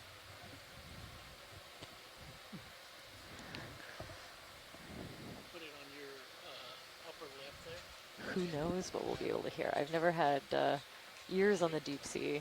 This is fantastic right now. I just hear a little bit of whirring and clicking. I assume are some of the thrusters or instruments on watch the lead nav. Watch lead, yeah. Yeah, the snapping that you're hearing, that's our USBL. That's our locator device that gives us our HIPAC screen and our position on the bottom. And then you can kind of hear that whirring sound, which will kind of increase its volume and pitch. There you go. Vroom, vroom. That is the thrusters that you're listening to.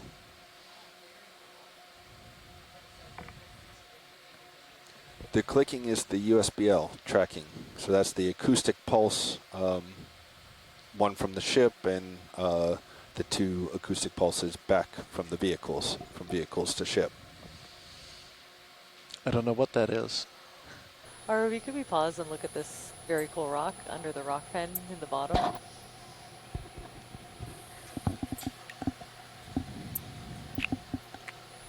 This one right here, the yellow one? The kind of sharp, lighter colored one. Yep, that one. Copy. Partial in video. Just when I hear a geologist say, I don't know what that is, you gotta stop and look. No, it's a broken face. Oh, it's interesting. It's a very different color. I was gonna say, yeah. Probably some sort of vein filling. And obviously that happened before the thing split. Are we moving or are we stationary? We're holding station. Copy. How are we doing now? Oh, sorry, video. Hello. Let's come out partial. Okay. Let me settle right there. Okay. And then, of course, a Let's beautiful come in rock partial. pen. For folks that haven't been watching since the very beginning, we sampled one of these earlier in the dive.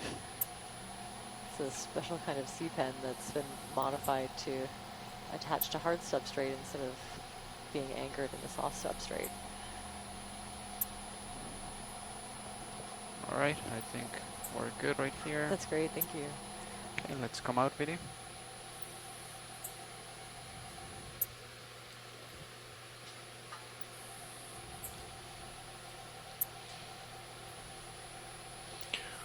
Well, this is great to see all these rounded, pebbly sandstones that we're looking at. Sands, not stones, but loose sands. For the last couple days, people have been asking me, why are the tops of some of these seamounts flat?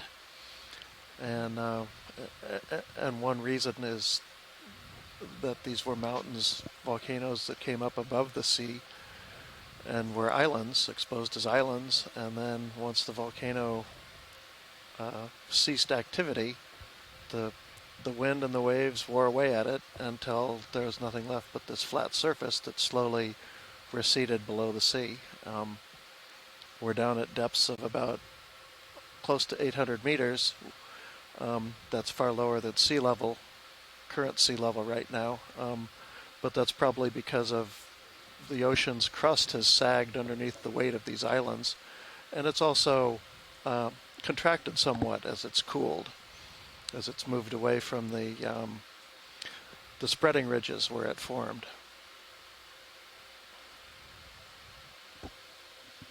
But so this is really, really neat to see that we can find evidence of these old shorelines on the sides of these, and keep in mind these must be millions of years old. This volcano formed probably 21 million years ago. Ready for a move? Same as the last? Sure. Millions, on the order of just a few millions of years after that. Yeah, 230.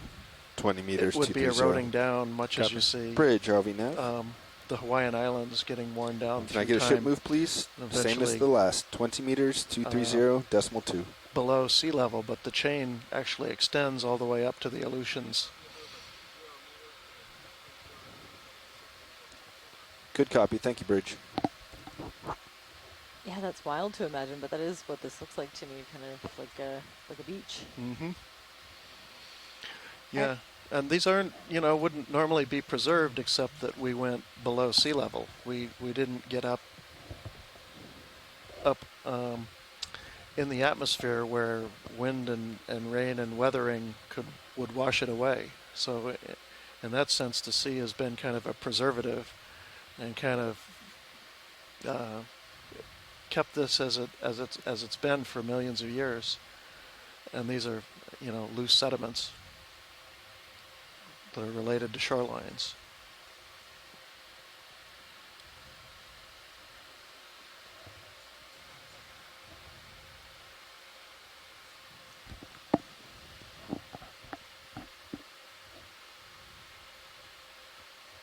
I don't have hydrophone 2. What's hydrophone 2? Right, left, and right channel? Okay. I read out of inputs. I think they sound the same, right?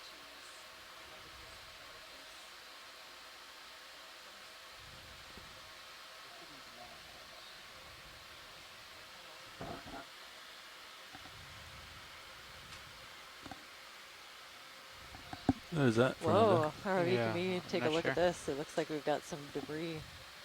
It's like a pole with something on it. Yep. Do you see straight ahead? And a bucket. We're not interested in the fish, right? Yeah. I'd say something anthropogenic. Before you get any closer to it, stop there so we can see inside the lower section. We can see what? So we can see inside of the lower piece of the pipe. Yeah, you can. This is always a fun game, trying to guess the object. This is actually, I think, the first piece of you can see anything, but go ahead. Debris that we've seen, anthropogenic debris. Mm-hmm. Okay, go in. This is some kind of a metal pipe at the end. I think metal. Well, yeah. I see that's some wood, looks like. Maybe that's why it broke off. Oh, tilting up, sorry.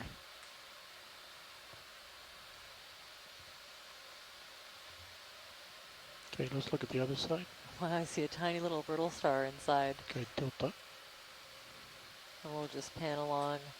Is that? See if we can. Continue up.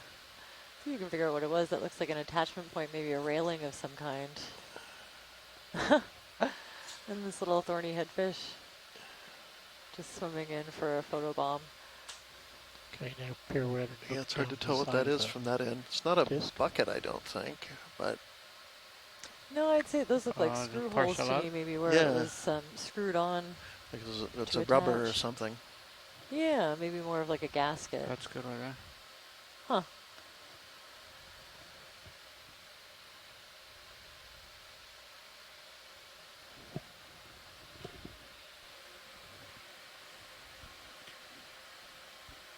I'd really like to know if that's galvanized steel or some other metal. Well, I'm sure we'll have time to pour over this video, but I'd love to hear everyone's guesses. Don't know. Don't think we have the capacity to do a poll of any kind, but... It has a little patina of rust to it. I don't think it's a copper alloy. I always love to hear what we think. Yeah, there's definitely Go ahead, Bridge. that base has a layer that's kind of peeling off. Mm-hmm. All right. Move complete. That's it. Video. Let's start turning. Okay, well, we've got lots of great imagery of it. We should be able to look at it and see if we can compare. It's Can I always go back interesting. center, Todd? Okay. Coming up a little bit. Actually, one time I found a... Could we look at that big black rock that's just left of center right now that's got the critters on it? Just kind of zoom in quick. Snap zoom. Let's go. Video. We've got a few Hold right minutes. there. I'll bark at you if we start driving past you, okay? Copy. Yeah. Yeah. Do you want tighter zoom? Watch lead? Just a little bit, yeah. Go ahead, pull it video. in real tight. See how. All right. Oh, sorry. Let's come out. Yeah, that little scale worm kind of swimming by. Yeah. Okay, that's good. Thanks. Okay. Yeah, they can be pretty fast swimmers when they want to be. Okay, my head's pretty 30 degrees right of track. Copy.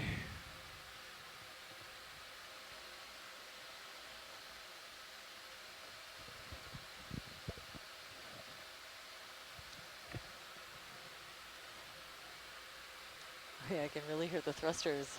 This is amazing.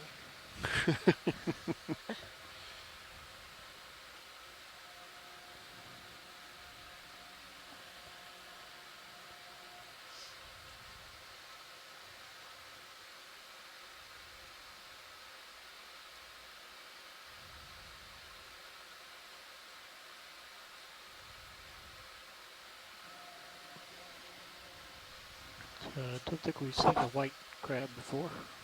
Yeah, kind of a ghostly whitish crab in the background. Maybe that's the opposite sex of the one we saw earlier today. Yeah, it does. We did see a red and a white, actually. Yeah, that's right. Earlier in the dive, we saw a red and a white. One of these crabs kind of interlocked, and the theory was that they were getting ready to mate, and maybe the lighter, smaller one is the female.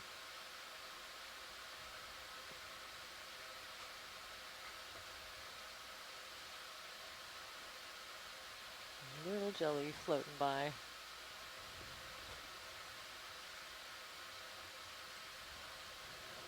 Lasers on.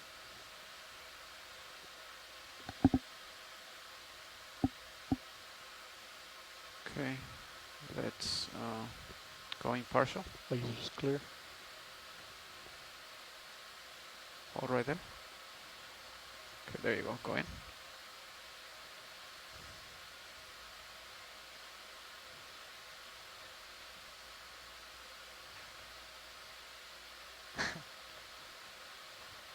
There's a song about walking like a crab that my kid is really into right now. That's all I can think about when I see this crab walking away.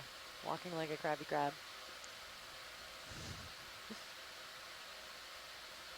Okay, video's clear. Copy. Come out whenever you're ready.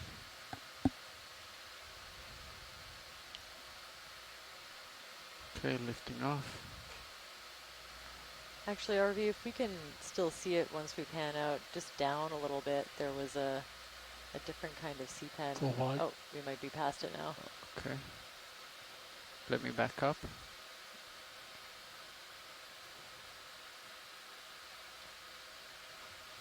That's all the way tilting down. Is it the red one right here? No, it's a little bit farther back maybe, and to the right a bit. We might have missed it. That's okay. I'm sure we'll see another one. What color was it? Kind of like cream colored with a little bit of pink. I don't know if I saw That's okay. it. I think we would have seen it by now. Thanks for looking. Do we want to put another move in? Yeah, let's do it. Okay. Yes. Tilting up. Yeah, we're ready. Bridge, RV nav.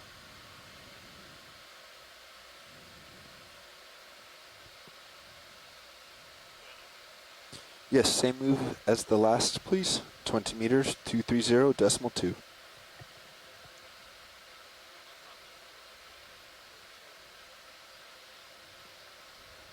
Thank you, Bridge.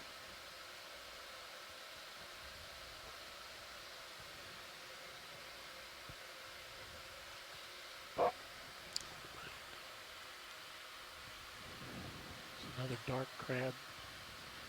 Right of it. Coral. Repeat that? Never mind, it's something flowing to the right. Just went off screen. It's just I think I'm seeing coral. Yeah, another one of these big Isidella tentaculum. I think I see another deep sea sole up ahead, some very cool sea stars.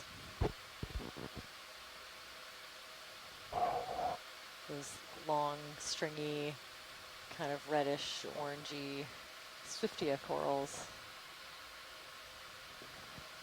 But a little more sparse than what we were seeing earlier. Oh, this is one of the flatfish, right? Yeah, you want to get it? Sure, a quick is there zoom of the sole would be sure. great. Okay, let's hold Yeah, on a I second. think by the judging We by the haven't pattern, seen I it would from call this it a angle deep sea before sole. today. All right, partial in.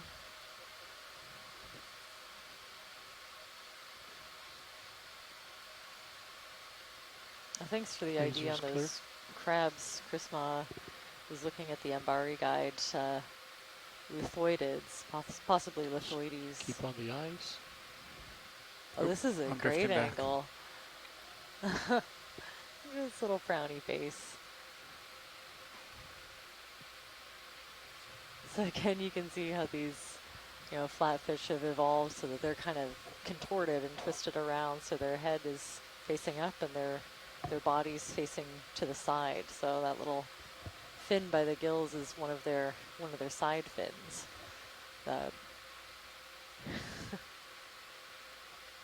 This is just beautiful imagery.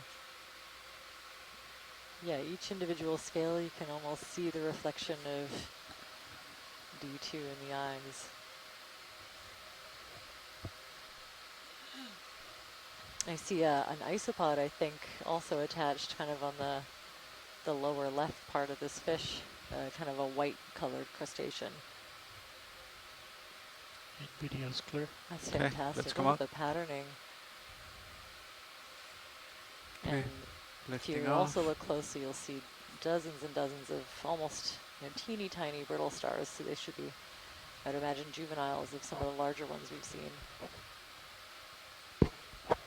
Onwards and upwards.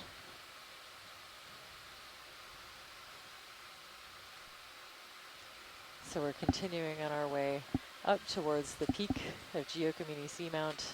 Pushing out. And right now it looks like we're traveling over an ancient beach with all these smaller rocks and pebbles. And then when you get to some of the bigger rocks, maybe the older parts, we see some of the larger corals that we've been seeing farther down.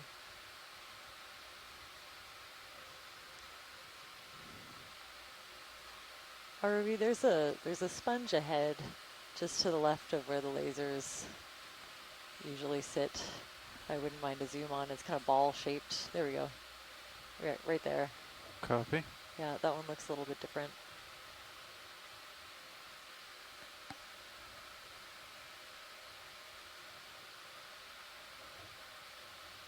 Go ahead, Bridge. Thank you.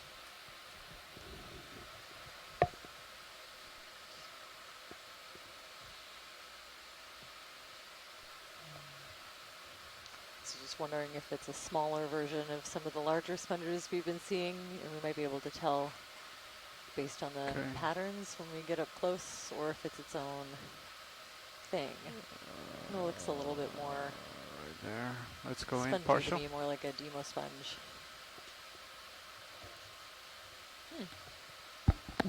Ooh, cool.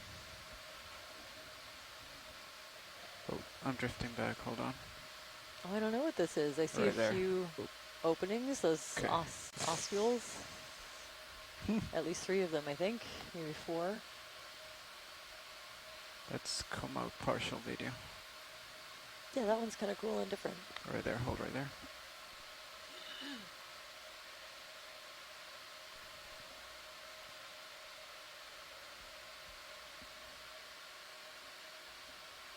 Okay, you can come in now.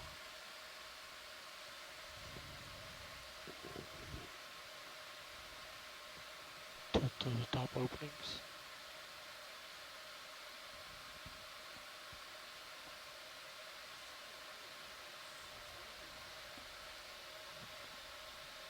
Okay, video's clear. Okay. You're not on. There you go. That was beautiful, thanks. Yeah, I'm really stumped. It's really hard to tell, I guess. Right. Taking off. Without having it in the lab. Bridge, ROV nav. Yes, Could can we be, please yeah, repeat still the could be move? a juvenile of some of those larger glass sponges we've been seeing. And another nice a stalked mushroom coral. That's right. Thank you, Bridge. Center. We've seen a few of these. And having a view of the stalk kind of gives you more of an idea of the mushroomy shape. a couple more bigger boulders here. Mm-hmm. Yeah, we're still below the main summit. It's still a few, I don't know, 10 meters or so above us, and there's another little escarpment that we're coming up to. We're on kind of a little shoulder with a flat spot right I here. see it, yeah. So there's still things, big things from the bedrock that can be tumbling down the hill at us. It's a nice view. Or perhaps stranded things on this kind of ridge we've been coming up. Yeah, it looks like the current's picked up a little bit more. You know, that grenadier is swimming just to stay in place. All right. Yeah, this one looks a bit more like the Pacific grenadier to me. Go partial. Which is Cory phenoides. Could be Archolepis or Pectoralis are the two species that I have for this area, although I'm sure there are more. Okay, I might not. Oh, okay, yeah, you still have time. So yeah, it's quite a bit of current. You can see this fish is going through quite a bit of effort just to hover. And a fantastic specimen of the tentacle bamboo coral. A lot less planar. This one has more of a three-dimensional shape than some of the other ones. Could be an indicator of a little bit of movement on the part of the sponge, or possibly that it's growing in a few different planes. If the direction that the current approaches can change, then it could take advantage of there's no feedback the right current here, from right? a few different This directions. is the ones that's supposed to tell me my tilt. It is. Yeah, it looks like it's not responding. Okay. Oh no, sorry, rotator. You're looking for rotator. Tilt is your pan tilt. Oh, all right, makes sense. Thank you. Okay, so -21. Okay, I'm pushing out, Todd. Yep.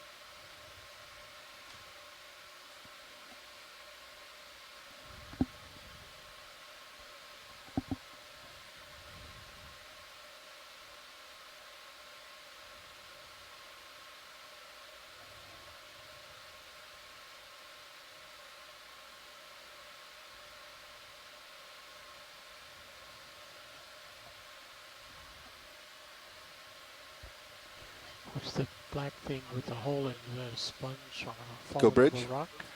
Thank you. Oh yeah, so it looks like I'm seeing I would say a dead sponge skeleton.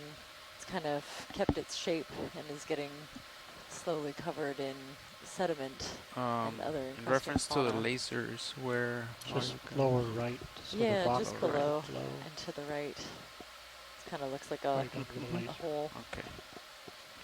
Look at it from here. All right, let's And also partial in. just to the left of it, there's a little juvenile bubblegum coral, little stick. Yeah, so this is, I mean, it'd be impossible to tell the species now, but it looks like the base of one of those urn or vase-shaped sponges. Clear. That's getting encrusted with other living things.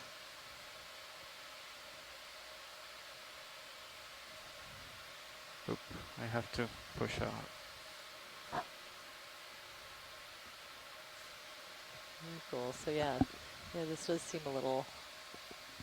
We're still in that kind of that flatter part a little bit. Mm-hmm. Copy. And then it looks like the steepness picks up again in a little bit. Looking down at 73. Okay, pushing out. Yeah, we should be getting close to a little bit of a break and slope and start to head up a little bit. we might not be able to see it.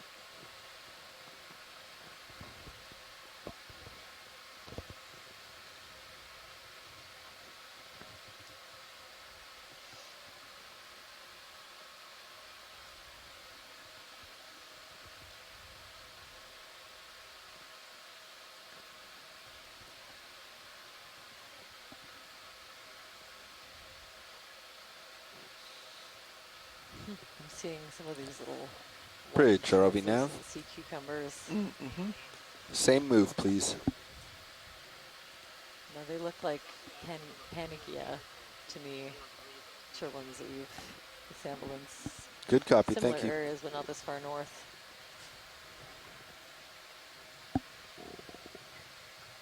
And another one of those bubblegum corals. Different species than the big kind of reddish paragorgia that we saw earlier. This one usually, seems to have a longer sort of stalk. Don't get quite as big, and they're generally a little bit lighter in color.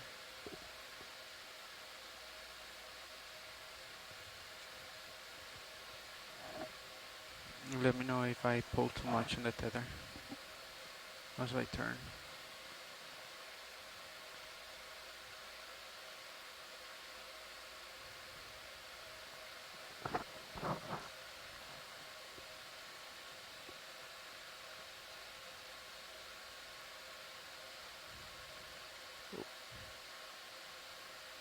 Oh, this is tough.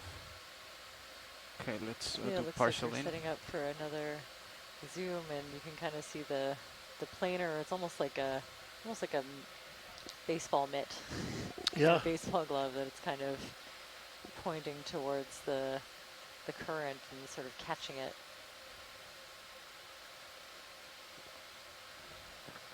Can we bring up the fog lights? You can see there's a pretty big anemone attached to it at the bottom there as well.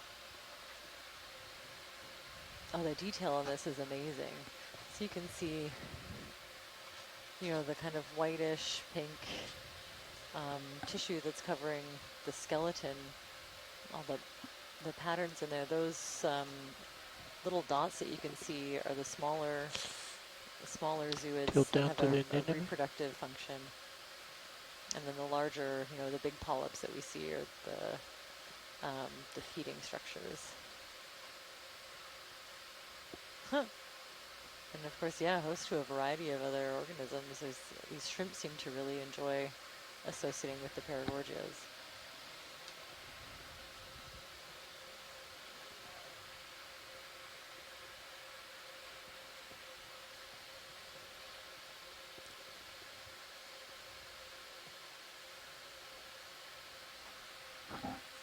Video's clear.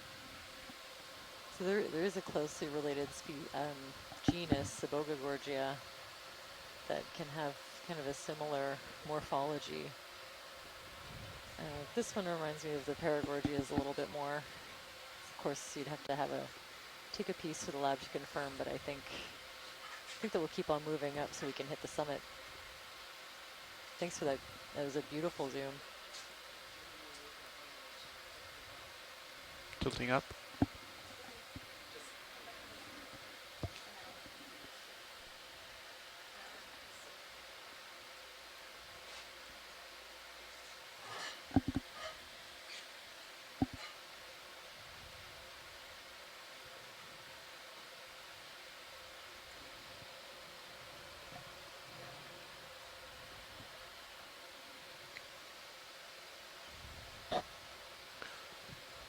so we're just starting a little bit of an incline heading up to at least here at this part of the seamount, the summit, which is Go about, ahead, Bridge. at this point, I think 25 meters Thank above you. us.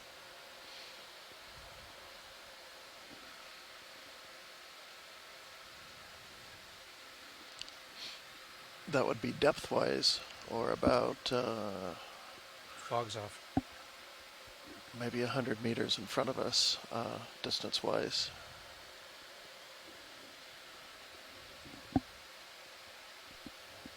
Actually, ROV, could we get a zoom on this sponge?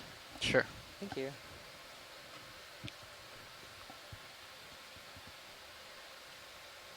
trying to keep an eye out for things that look a little bit different from what we've been seeing, so we can try to capture, you know, the range of species. I also see something I didn't notice before. Coming in partial. This is perfect. Gonna hold here. Yeah, you can keep going. Okay. So this one kind of far, so looks a little bit more getting closer. like a demo sponge to me. Tilting you know, down kind slightly. of the spongier, squishier class of sponges. Holding right there. Alrighty. You can come in And if you it want. still has Sounds silica good. Get 'em where to zoom. spicules usually, There's not a little always, shrimp kind of towards the top but they too. don't have quite the same. do They you don't want me have to that tilt up? 6-grade geometry. So it's. Sure. I think it's Okay. kind of impossible to tell for sure without a Hold piece right unless there. we're very familiar with it. Oh no. Oh, look, that's you a can scale see worm. little scale worms embedded in the tissue. They're just kind of on the outside, and lots of other things growing on top. Some kind of polyp, and hydroids is my guess. These little furry things. It's like a whole ecosystem on this thing. Some kind of Sure. mucousy membrane in behind. Little crustaceans. Just a whole different, you know, microcosm on these sponges. Yeah, once you start looking for them, I can see 3 or 4 of those little tiny crustaceans just in this one shot.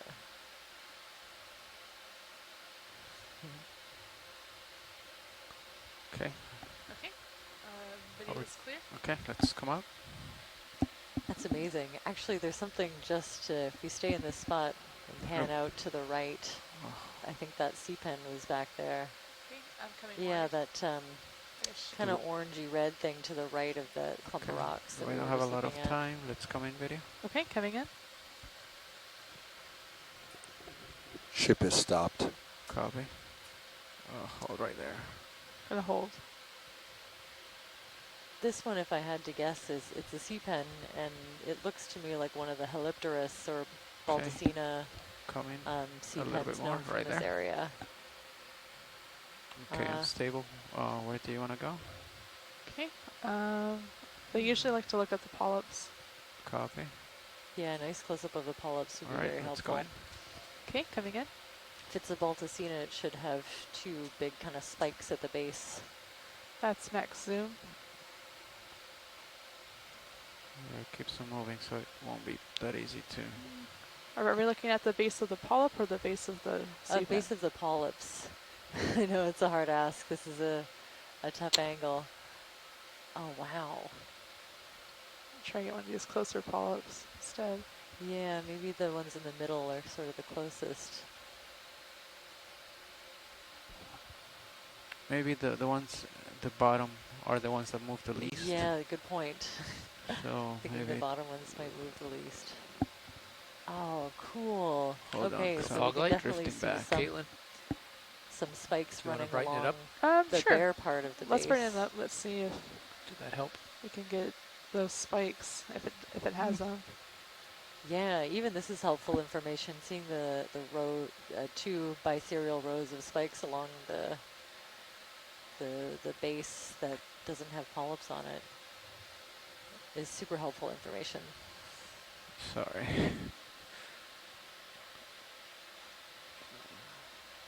You can see it's almost lighting up. There are really, you know, bright flecks of something in the tissue at the base of each of these.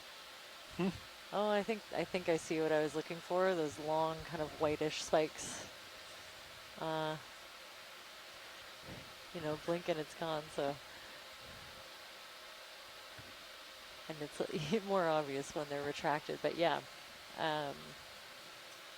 pretty sure I can go back and check in my review. But this looks like what I used to call Helipterus, and I think they're pretty sure they're Baldacina now. Oh, and another scale worm associate. Oh, that's so cool. Again, looks like it's got a little bit of damage toward the tip of this one. That's very interesting. Wow. Okay. Okay. I think Hey, video is clear. Come on. That's beautiful. Thanks for that. All right, lifting off. That's full wide. Copy. Tilting up.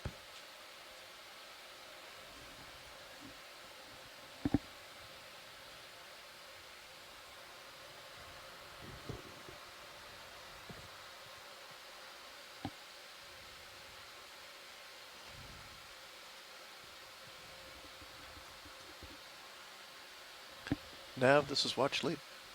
Fog's clear. Go ahead, watch lead. Yeah, how are we doing time-wise on this dive?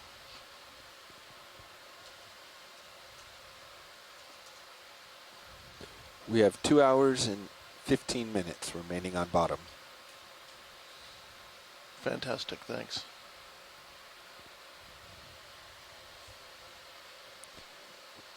Bridge, ROV nav. Yes, can I please get another 20-meter move at 230?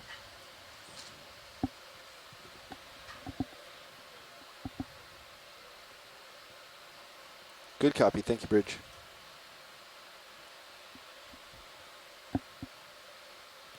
Okay.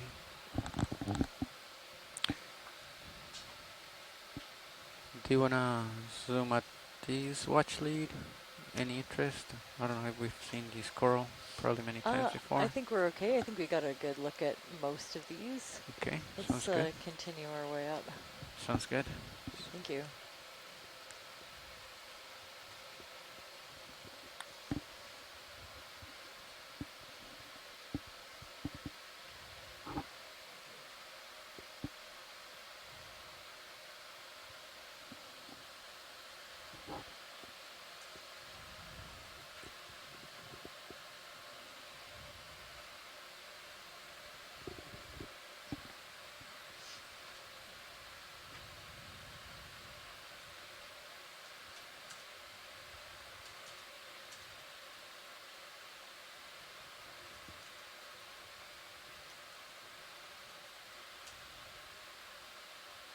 So as we kind of climb up to reach the summit of the seamount, you know, this area is a little more sparse for corals. I think the echinoderms are in control here. Lots of teeny tiny brittle stars. I'm seeing those sessile sea cucumbers again. And of course, lots and lots of gently falling marine snow. All of the flakes of dead organic matter from higher up in the water column that reach the seafloor and support the ecosystems that exist down here.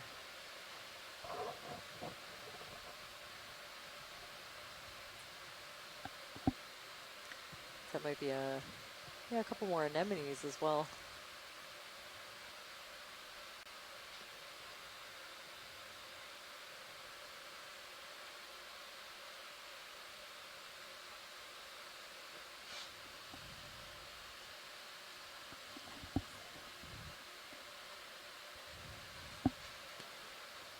Bridge, ROV nav. Yes, can we please really add noticeable 20 shift meters in to the end of that lack last of move? those glass sponges for a while. Those vase-shaped ones Thank were you. everywhere. And like a pretty high abundance. Ooh, I might be getting too far. Getting a little bit out there. Yep. Gonna turn right here.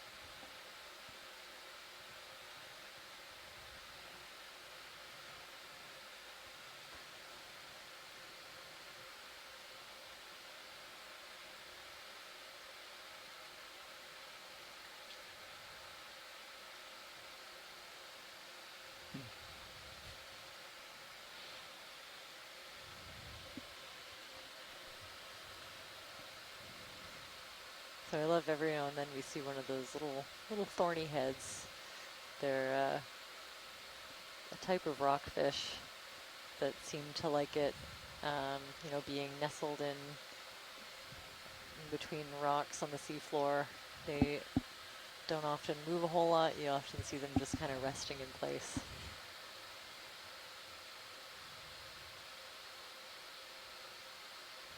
Kind of in the back, I see something that looks kind of like a lollipop almost on a stick, and I think that's a juvenile bubblegum coral. They're always cool to see. I've seen a few scattered around.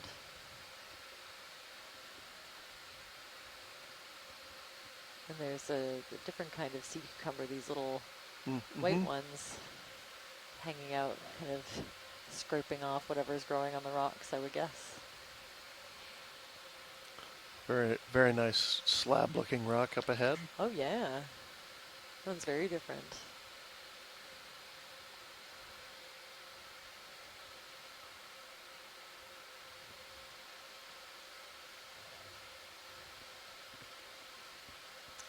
Just kind of peppered with those teeny tiny little ball-shaped sponges too.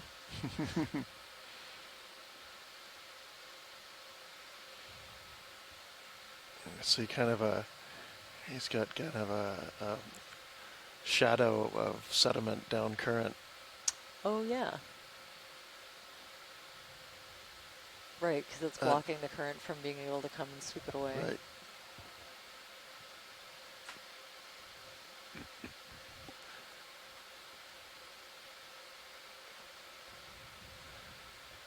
Kind of seeing that around all the major rocks here. Either that or there's critters living underneath the rocks that are periodically coming out and sweeping out the big ones? The pebbles in some way, or I don't know.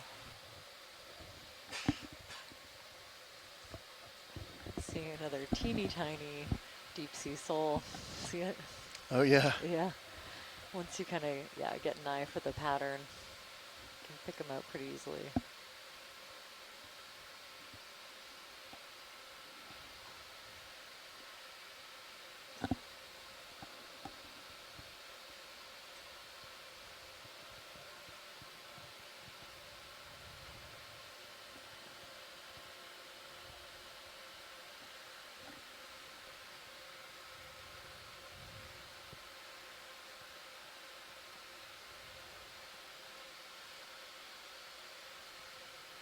We're seeing the back view of one of those grenadiers. Oh, just got a scare. Got a little too close. These ones seem to be a little less friendly than the one that we saw yesterday. That came right up to the camera. We got some fantastic footage. This one seems a bit more Go ahead, Bridge. shy. Thank you. Yeah, I'd say these are likely one of the species of, wow, it's got a really big dorsal fin. Interesting. I wonder if that's a different species. I think some of the clumps of stuff that we're seeing on this rock are bits of dead sponge skeleton. Oh yeah. Yeah, that make like the perfect habitat for all kinds of smaller things, and also for any, you know, wispy. It looks like it has some mucus on it, and I would guess that would just get snagged up on something like a glass sponge. This looks a bit Got different quite too. the large rock to your upper left there. Oh yeah, look up in the back. Yeah, what's going on? Is that a little canyon or take a look. yeah? Ooh. Oh wow. Looks like a big boulder with a big pile of sediment that's stacked up behind it. Wow, I thought that might be solid rock. Kind of a little cliff face. Yeah, there's some bigger rocks, huh? Wow.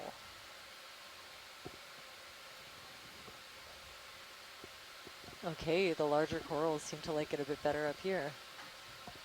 Yeah, so we've gotten some bedrock. Anything in particular you'd like to take a look at, watch lead? A good scan of this would be nice, just a general. Okay. Not requesting any zooms unless you want to see Ship is stopped. Copy. the rock. Alright, so I'm gonna start right here on the left and then come back to the right. Yeah, I'd just like to get a broad idea of what's here. Yeah, lots of these large bamboo corals and that whitish Paragorgia. Copy, I'm just gonna go to the edge of here and then gonna come back. Dropping Couple to of give you little more rock tether. pens. I feel like I've Let me only know seen if I get too a far. handful of them Probably in my like whole, this is as far as I'm gonna in come. all of the video that I've looked at. They're You've got the everywhere in tether, this you're one. okay. Okay. Alright, so starting right here, watch lead. That's kind of That's the end of it. beautiful. Look, this is like a little, not quite a forest, but like a thicket of these Isabella tentacled bamboo coral. Gonna call in another 20. Bridge, RV Nav. Okay. Can I get 20 more meters, please?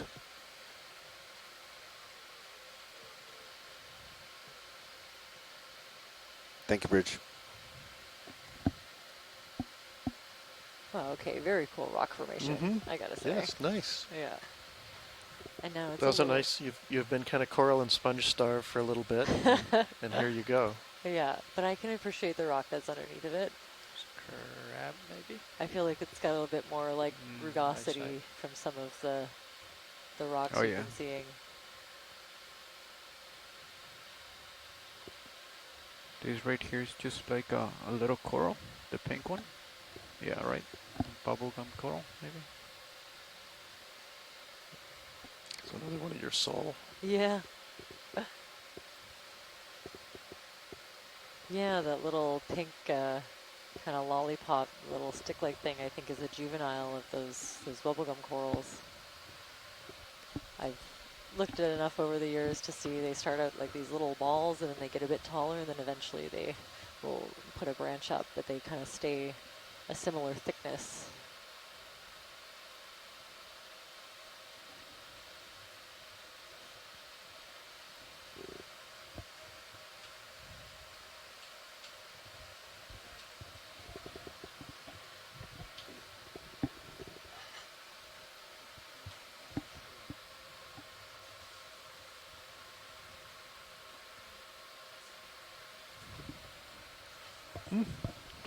It's a nice big block in the background.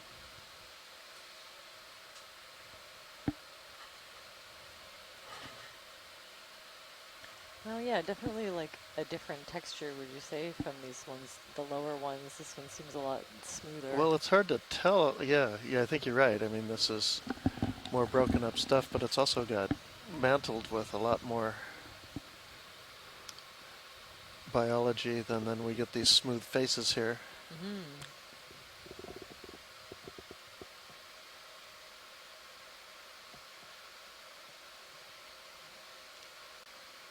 Just some biology obscuring obscuring the geology. It's a good problem to have for me.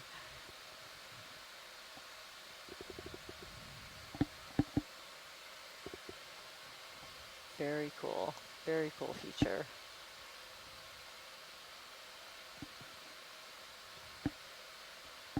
Okay, yeah, things look like they're getting steeper in general. Okay, coming back to 230.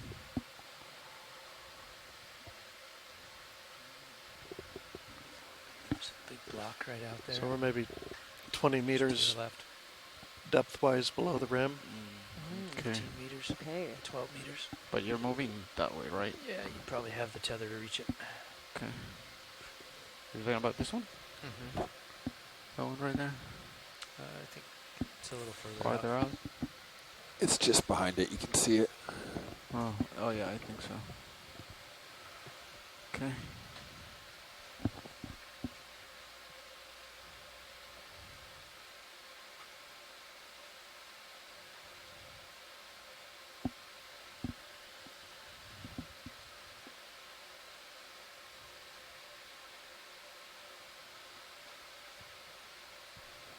We run with lasers on.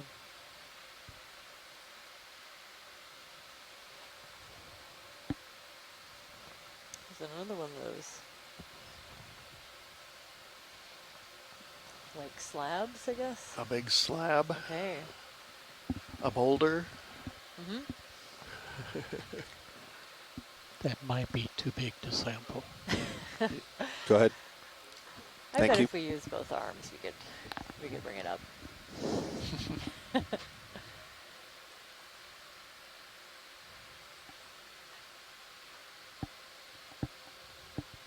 It's a star over on the overhanging corner Very of the cool block. sea star on the underside of that little overhang. Yeah, I think it's pretty low to get a good view.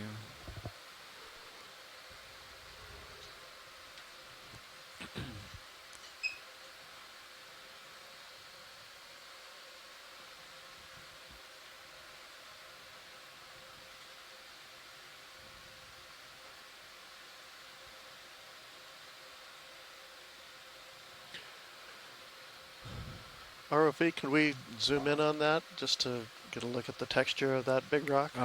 Anywhere? Up close? Anywhere. Yeah, this big face Sure. in front of us. Let's go in video. And lasers on, please. Would help. That's it. Terrific.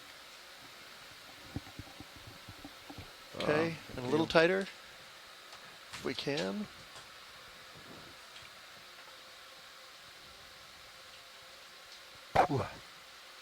Okay. I think that might be max zoom watch lead.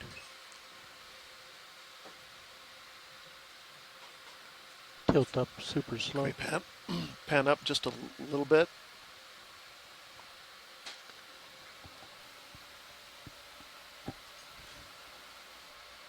All right.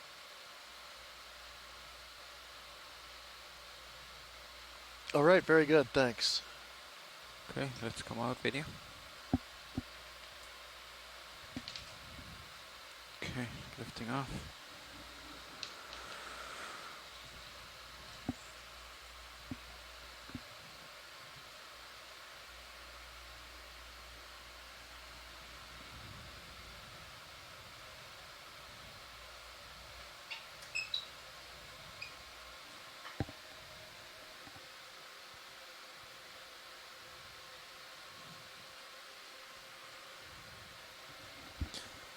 Bridge, ROV nav. Another 20 meters, bearing 230, please.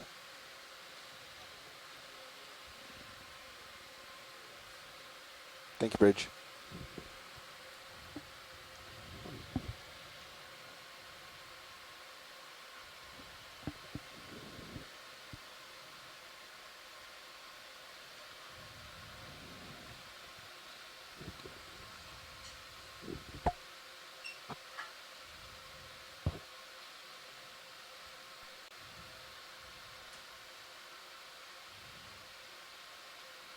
More crabs. That's a nice crab. Pretty orange. I think you're muted. Yeah, watch yeah. lead. Thanks. This one's a bit different maybe from the crabs we were seeing earlier. I'd love a zoom.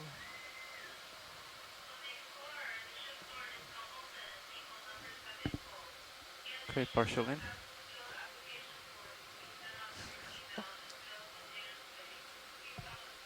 Go ahead.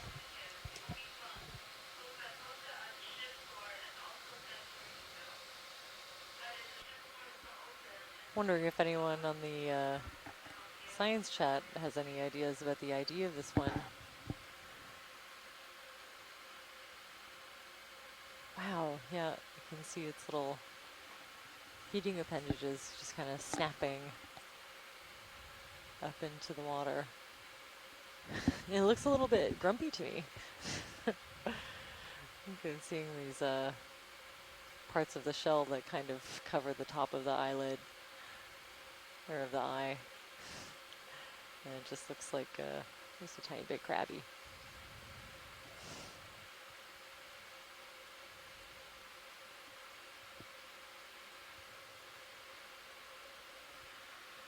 Okay.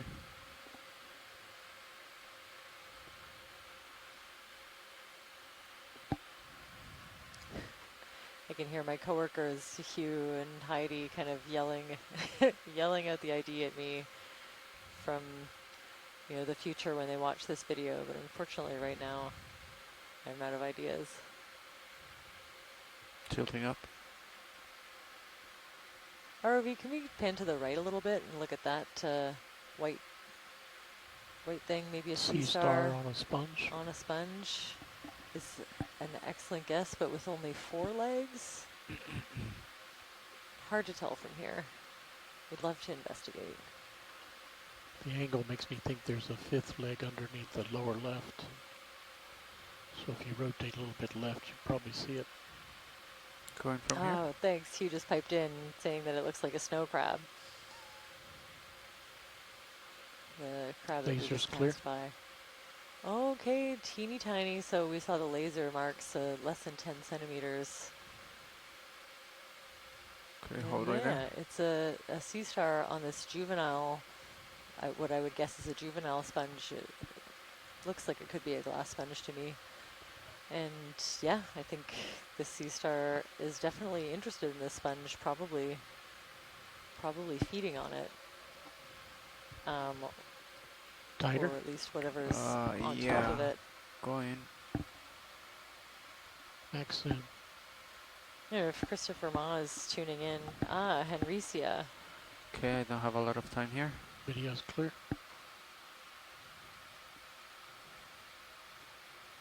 Okay, it sounds like we need to Go ahead. Thank you. continue on our ascent.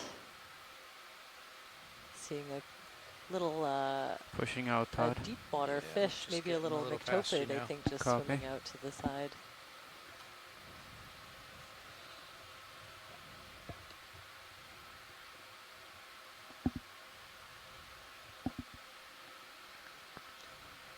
Lasers on.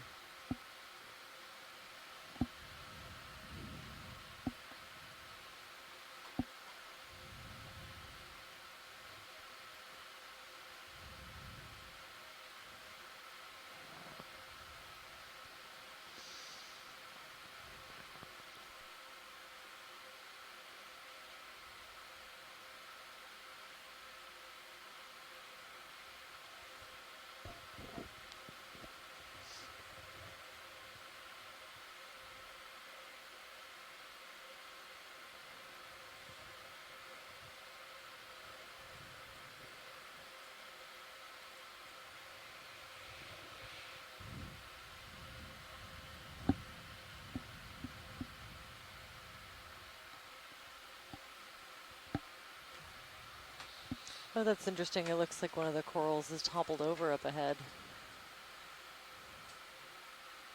Wouldn't mind investigating that if we have time. Yep. Okay, thanks. Sometimes, you know, I don't think the corals necessarily have a choice of attachment point. Sometimes they end up on a rock that's a bit too small, and once they reach a certain size, the rock just falls over from the weight of the coral and the pull of the current. But I'm not sure if that's what's happened here, or if it maybe got knocked off of a bigger rock. Looks fairly recent. Yeah, it looked like there's some sea stars charging for it. Yeah, it does look like there are 2 hungry-looking sea stars fast approaching in a sea star time scale. Okay, let's go in partial leading. Yeah, I'm seeing a few broken bits. Hold right there. And definitely some parts of the skeleton that look like they've been stripped of tissue. It's interesting. Yeah, I don't see. It looks like it's been broken off. If you zoom in near the base, you can kind of see the porous material that makes up the main right there. Hold on. skeleton of these corals, and then it has a cortex, kind of a skin of. So I don't have a pretty good footing. A thin layer I think of back, the so softer tissue. Go ahead. It gives it its Go color, but usually it's got a kind of a white porous skeleton underneath. Max zoom. Okay. I'm gonna try to hold it here. Take from this and just rotate to the right. Copy. See the living polyps. Yeah, I see the polyps are still relatively active. So this must be fairly recent. Yeah, it looks like it's, you know, broken off on some ends. But yeah, the polyps are still open and feeding, so it can't be that far gone. See some evidence at the very tips of some of these branches of it maybe having been predated on by something, but I don't see anything that would have snapped it at the base. It's very interesting.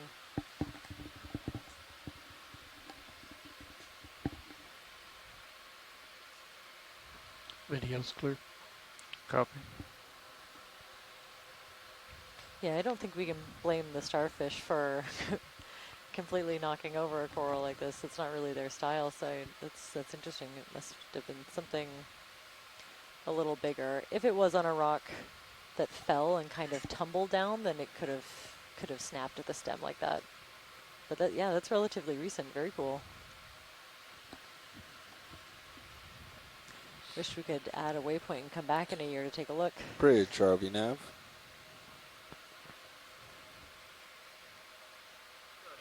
Yes, can I get 20 more meters, please? One of the great things about all of the data we collect, everything is time-stamped, so you can actually see exactly what day, Look what at that. location we are. That's right. I think I see the base. Oh my, there you go. Well, there's no reason we can't come back here in a year. No reason at all. Well, maybe someone can come back here. Yes. We're explorers. Yeah. But yeah, that timestamp can be linked to that positional data. Can come back to, someone could come back to this exact place. That's right.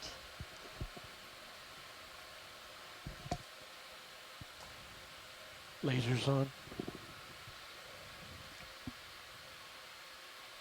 Yeah, that's interesting. So it doesn't look to me like the rock has moved at all.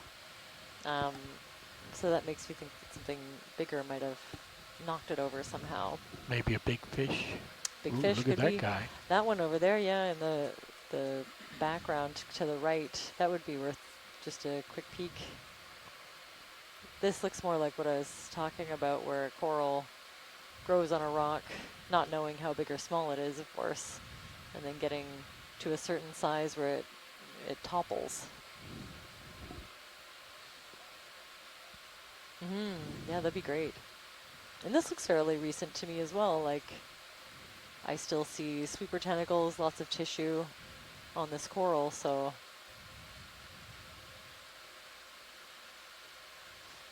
Is he fallen over? Is he on a rock that just tipped over? That's exactly what happened. I've seen it quite a bit. Sometimes other coral species, primnoas, I've seen this happen. Sort of pirouette around the left and look at the bottom of the rock. I'm not seeing as many hungry sea stars fast approaching as with the bubblegum coral. Maybe that one's a little tastier. That's an interesting piece of rock too. It's like almost like slate. Mm-hmm. Yeah, porcelain. A platy basalt. Let's have a look.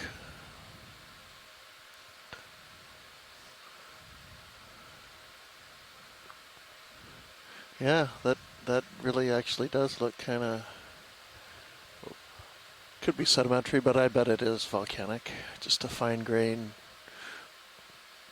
part of a platy flow. Ooh, look at that. Yeah, a little bit of flow banding in there. Just going to slowly tilt up. Oh, sorry. That's kind of a nice rock. How nice. Laser still I think on. we could, I don't know, that coral is he would hard. break The right off, skeleton wouldn't is he? hard as rock, but it could, might be able to snap it. Okay. You wouldn't be able, you'd have a hard time cutting through it, but you might be able to snap it since it's already on its way out. Could. Where did that rock come from? Any ideas? No real reason to take that one. Okay, yeah. I mean, it's a nice rock. We had a good look at it. Oh, I think it's from off the side of this volcano. Oh, ROV, can you stop and look at that pink thing just about to go out of view in the foreground? I think it's a nudibranch. Okay. Yep. Just to to the the left. Go ahead. lower left. Okay. Yeah, Roger. you got it. Partial in video. Ship is So stopped. this I've seen before, a Tritonia Partial. of some kind, a nudibranch. And these I've also seen feeding on corals. They're so cute. So I got some of the Hold right there. the hold right morphology mixed up a little bit the other day. I've never really studied these things except their association with corals. Okay. So yeah, you'll often see them, I think I've seen them chowing down on Primnoa pacifica. Okay. Is that my type zoom? of coral we haven't No. seen today. That's Okay, you can a go beautiful zoom. Go Thank on. you. Oh, wow. Yes, now it is. Very Copy. cool. Can we bring the lights up to about 30%?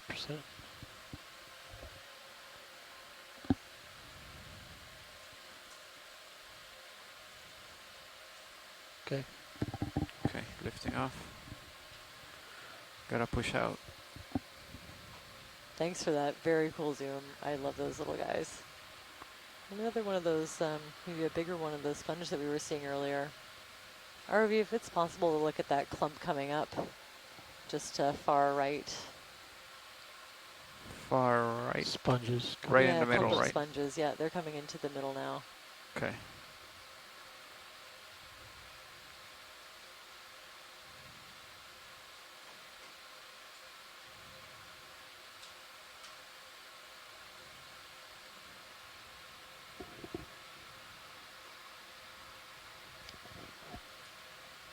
Partial in video.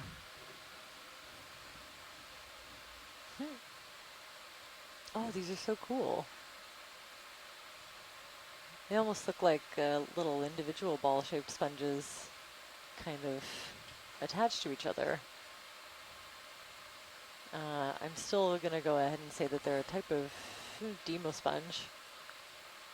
But beyond class, I couldn't even guess. And I think I'm seeing some little associates, could be sea spiders, but it's hard to tell from back here. That's great, thanks. And a little chitin on that rock in the background. Bonus points if you caught that one.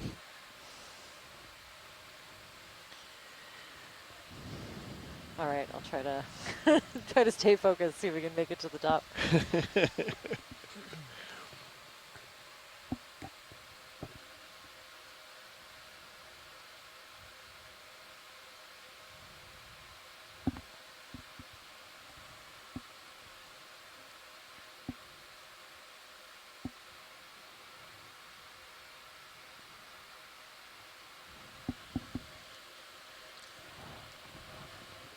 Have we seen this type of coral? Yeah, I think we've got a zoom on one of those black corals from earlier. Thank you.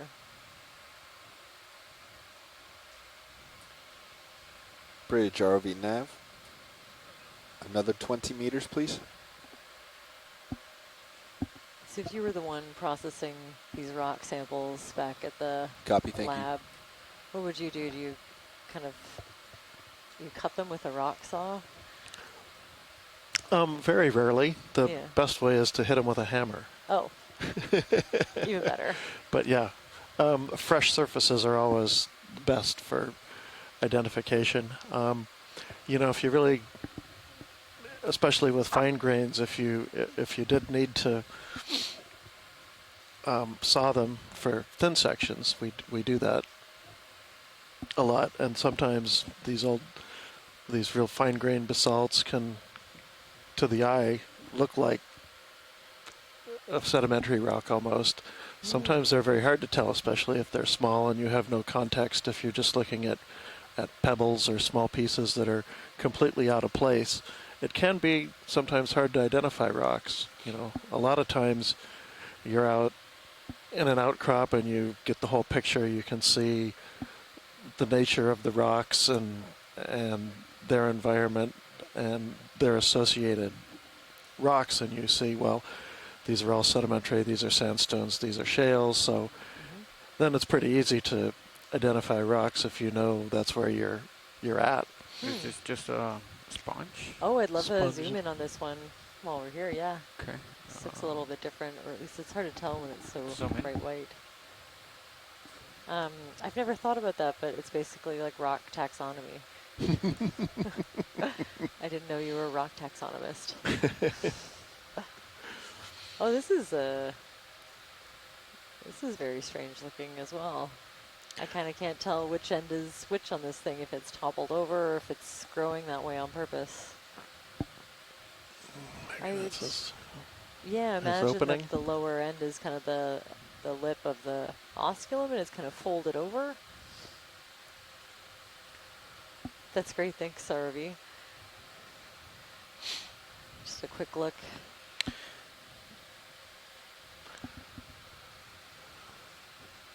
But I've really been doing this is pretty much waypoint 2, right? Mostly marine geology for the last 20 or 30 years, so my rock skills are a little bit faded. Oh, okay. Use it or you lose it.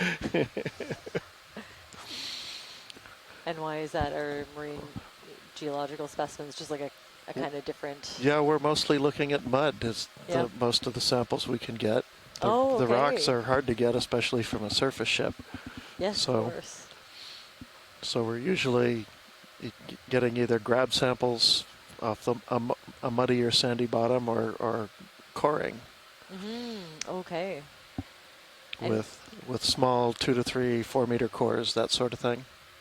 Okay, yeah. That penetrate easily into the mud. Yeah, right. Gravity cores or piston cores or. I got asked to look at a core once because it had a thick layer of sponge spicules in it. Can we add 20 meters to that way move? Down in the core. Like I think they had split it a couple of times, and I was looking at something, thousands of years old at least. And yeah, the band of spicules about 1 centimeter wide.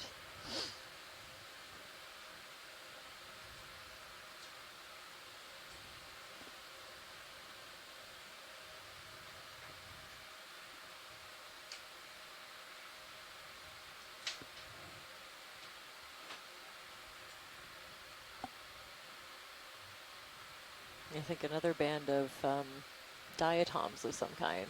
I'm less capable of identifying, but I can at least kind of tell what it is. And so there was, these different kind of big mass mortality events from, collected in the in the core.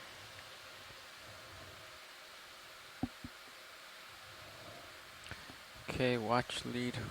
I think we have reached waypoint 2. We'll keep going up, but we're at around 745 meters depth, and I think that's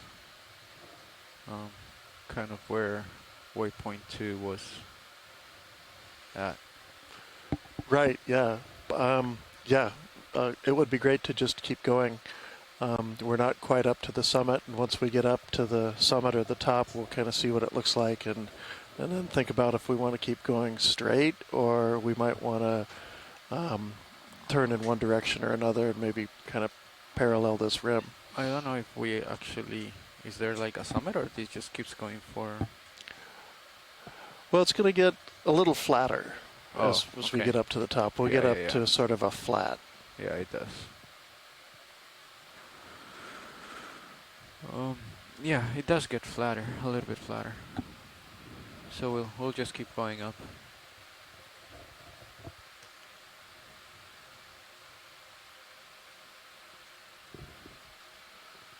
Oh, I'm seeing a big sea star up ahead. Yep. Crab right here. Something else, an anemone. We could take a minute to zoom on that big sea star to the left. I think there's interest.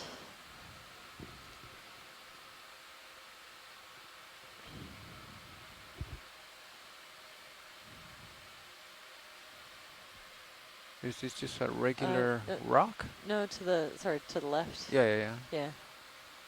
It's a rock with something white on the bottom. Oh, sorry. Yeah, I think there's an encrusting sponge on the bottom. Okay.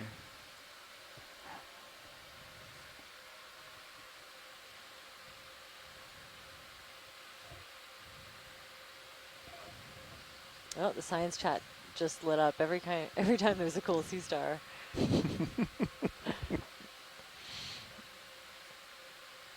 I really appreciate all of the shore-based scientists tuning in on a Saturday. We really value having the extra expertise and comments and extra set of eyes on everything.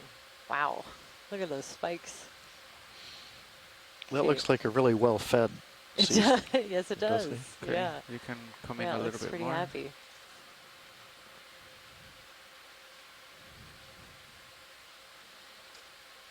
Yeah, look at the spikes and those papillae, I think. You know, like Chris was talking about earlier, it kind of seems, yeah, like it's pretty happy. Hippasteria californica, he thinks, actually swollen with water.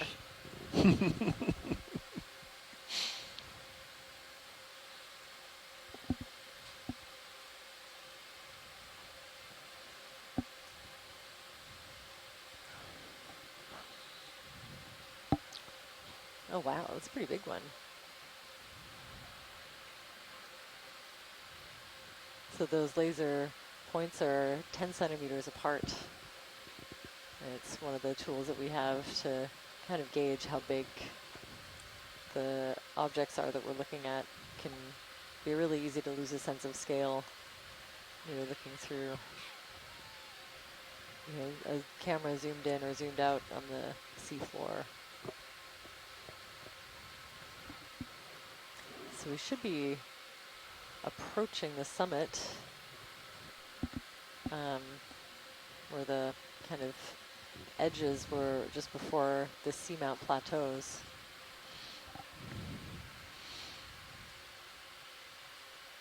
Or this could be kind of the beginnings of it here.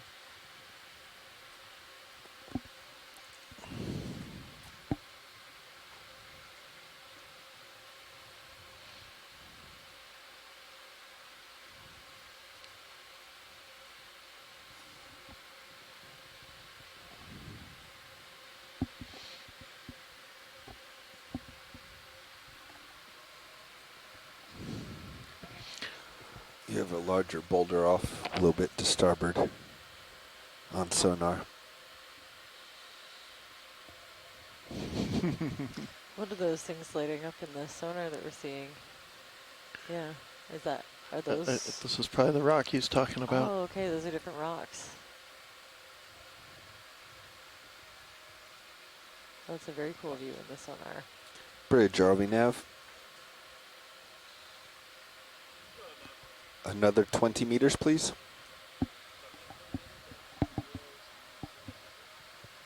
Roger, thank you.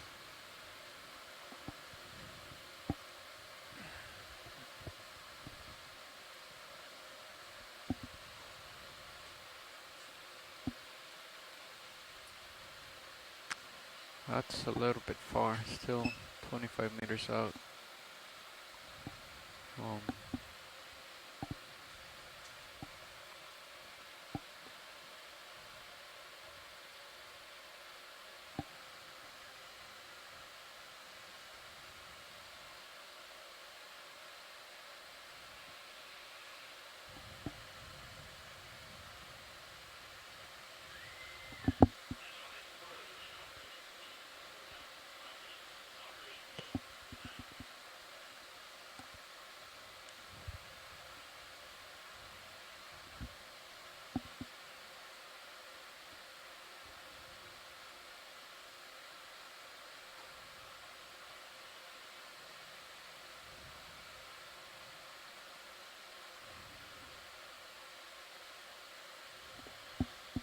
How would you compare what we're seeing now with what we Roger. saw this morning? Hey, workshop.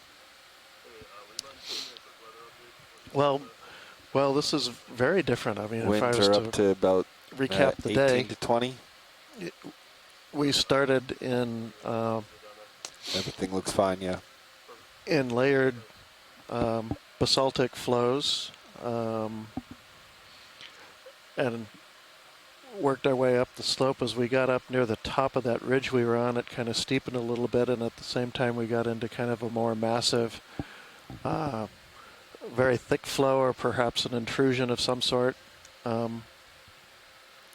of some sort of volcanic or subvolcanic rock, as we would refer to a volcanic rock that intrudes very near the surface. And then once we got up on top of that ridge, we started to see a lot more of these pebbles. We're interspersed with a lot of basalt, and in places we still found little ridges and piles of in-place basalt. But what really kind of takes over as we got up to the top of that first ridge and onto that bench we were on for a while. And since then has been these sediments, the sedimentary cover that's pebbly to cobbly incised with loose volcanic rocks interspersed. Interpretation-wise, I would say this is something that looks like it's been water-worked subaerially or in the shallow marine environment. Not, oh, that was funny. I saw a little creature come underneath Sirius orange thing, lower and then center. Disappear. Partial in. Got distracted by the biology. What do you think it was? I don't know. It looked like a jelly, I guess. Oh, that's probably what it was. And he popped up and then disappeared. Nav guesses a plate jelly. Huh? A plate jelly. Oh, sorry, I missed it. Step over 2 seconds and... Okay, there's not a lot of interest. Let's come up. I think that's another one of those sea pens we saw earlier.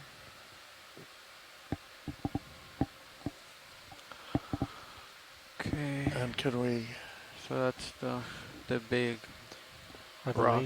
I see the big boulder. He's still about 14 meters off. Yeah, I think that's not it in the distance, is it? Yeah, that's it's not the one with the coral. Or is it it's even past farther? that. Yeah, Oh, past. I think I can Oh, there he You is. can see I it just at the top. yeah. Yeah. The silhouette. I don't know if I can get all the way over there though. He's already turned. Go ahead, Bridge. Roger, thank you.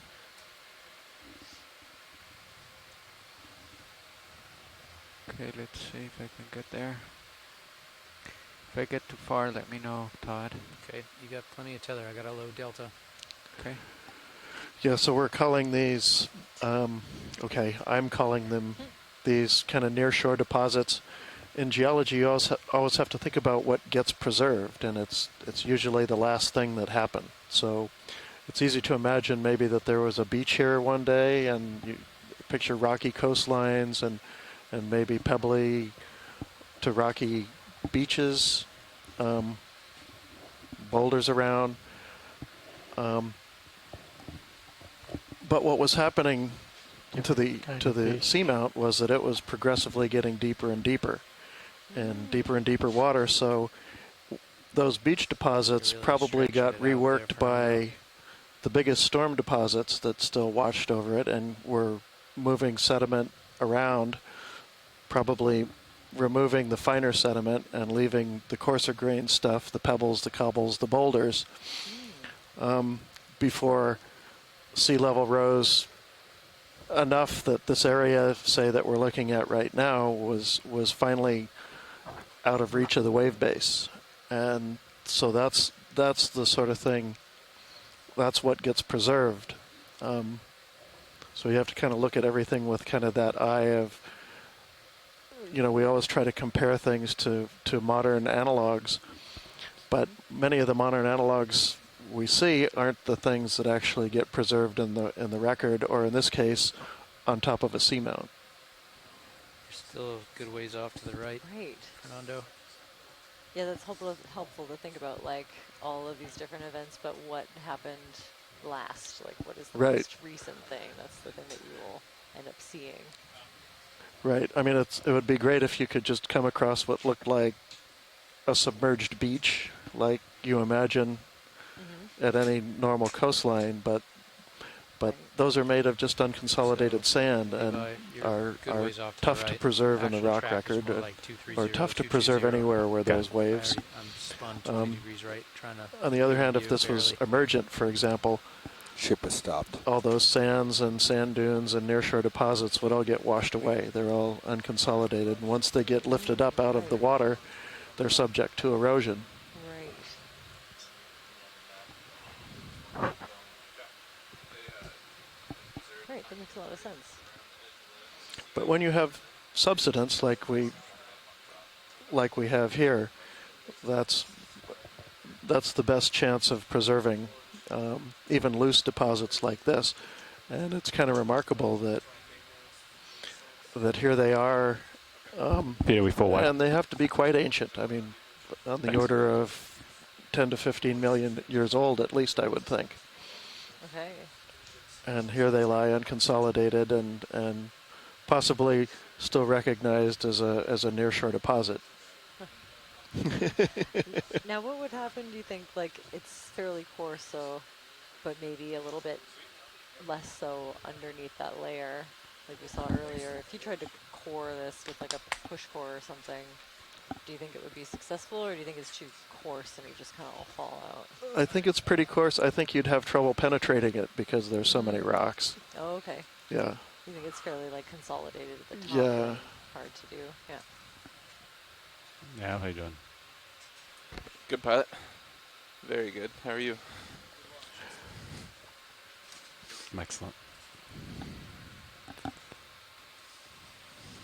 I get a move So underway. this coral that we see straight ahead has to be the, Give me 20 the meters. poster child 20 of this meters. dive. Last move was 230. You want the same? Yeah. Good copy. The tentacled bamboo Bridge, coral, Ravina. Isidella tentaculum. It's got those long, wispy sweeper tentacles at the bottom. Yes, we'd like to request move same as the fabulously last. glowing in Range the 20 meters, current. bearing 230 at decimal 2 And we've knots. seen them pretty consistently from the very beginnings of this dive. So I got you at 4-5. Roger. Good copy, thank you. And we're going to move onward and upward. Video, go for jelly. Take it. ooh, oh look at this cute little jelly. Wow. Bridge, I think your mic is open. Oh, that's nice. Oh wow.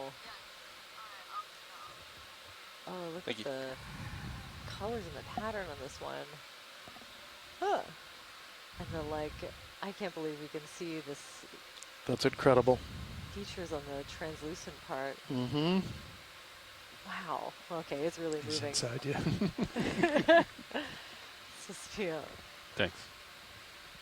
wild ride for that little jelly. Slurp. Yeah, it's covered for the nozzle and effector. Oh, very cool. Thanks for that zoom. That was amazing. Jellyfish are my favorite. Pilings are mine. Roger. It's good focus work. It was pushing the limits. Maximum Yes. focus. You were pretty quick on the keeping the camera stable while backing up super fast. Yeah, we were backing up with the current. Platitudes all around.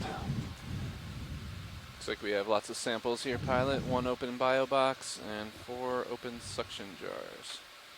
Which bio box is vacant? And you know which one. Starboard outer. Your favorite. Yeah. Chicken wing. Copy. Chicken egg. Outer. What's bottom time left now? It was about an hour and a half at last calc. Let me update it for you. Copy.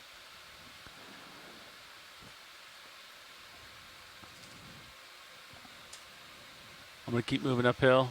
Just holler if you see something you want me to zoom in on. Hour 26. Sounds good. Co-pilot. Understood. Thanks, Nav.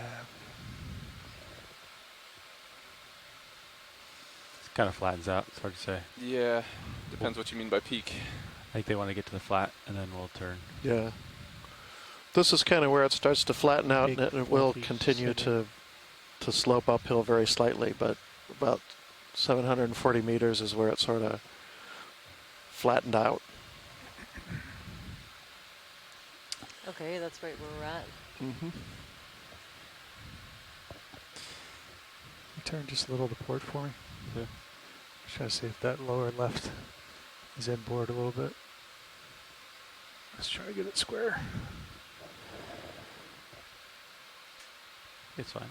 Yeah. I'm going to go for this guy.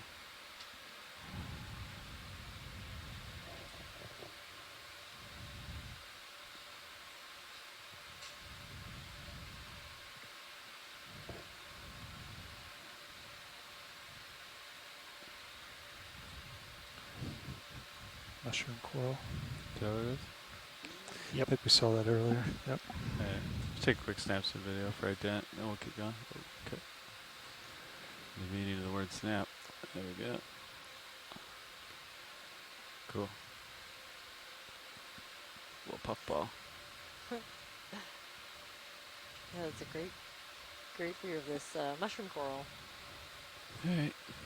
We'll keep going.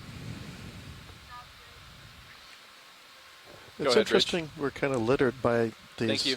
There's kind of a uniform size of these cobbles that are just kind of littered on and almost spaced perfectly all around. It's a strange-looking pavement. It's actually sitting on a pavement, and then it's sort of decorated with the slightly larger cobbles that sit on top of it. So like stuff like these ones? Yeah, all those little guys that are, I don't know, 3-4 centimeters across. Mm-hmm.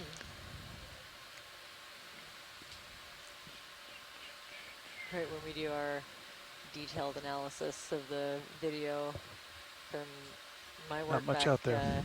in Okay. BC, we categorize those different, size classes. I'm glad to know that cobble is like roughly what I've been calling it. We have, pebble, cobble, boulder. Boulder, that's it. Yeah. Pretty much. Sand, mud. Difference between mud and sand. I'm still not sure if I completely have it right.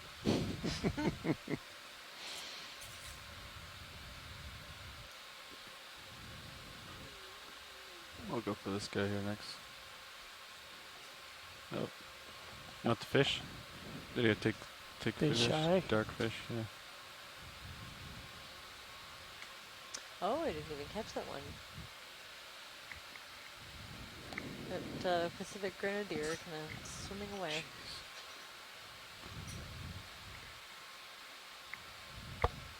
Yeah.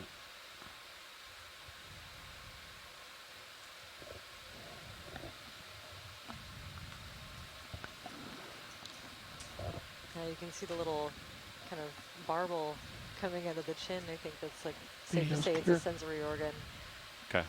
Kind of, yeah, flicks back and forth. You can see it kind of searching out parts of the sediment that might have something there for it.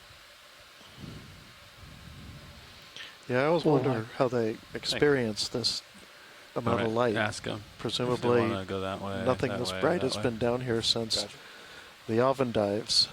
They have eyes, and I assume they work for a reason. Do we have but bathymetry in such any extremely particular low light that they're used to, and all of a sudden there's this. Flat. It seems like it would be completely blinding. Like this, Chris. Yeah. Yeah, it must be. Their Might be eyes must interesting be super to sensitive. look at that way. We'll see what they say. To be, kind of tuned into catching, I think, mostly bioluminescence from other deep sea animals. I think is generally It's just the bouncing, only source of even light. with this hard bottom. Yeah, the Alvin dive or that What's a hose look like? drop camera survey I found from the 80s, or maybe even late 70s. But yet it doesn't seem to bother them. They sometimes will come right up to the ROV and check it out. So, I mean, if it was us, we'd turn and run away. Right. Shield our eyes and. Yeah. They seem. Yeah. Frame this rock up. These ones don't react as much. Zoom in partial. Watch lead. Hey, watch lead. We're starting to level out here, and the pilot asked me to inquire with you if you have any direction as to which direction you'd like to go. Yeah, we'll think about that. Okay, just let us know. We'll be happy to accommodate.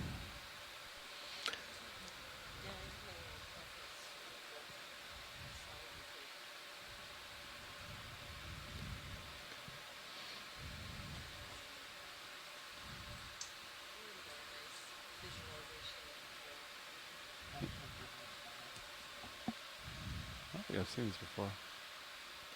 Yeah. These are pretty shallow. It's pretty cool. It's as tight as you get. Yeah.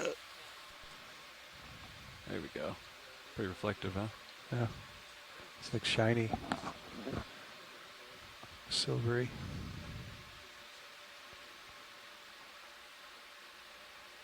Nice. Next video.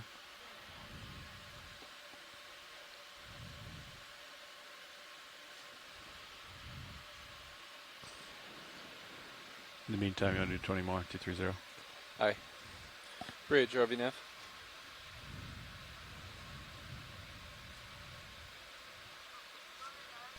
Hey, Bridge, we'd like to put in another ship move, please, same as the last. Range 20 meters at 230 degrees bearing, decimal 2 knots.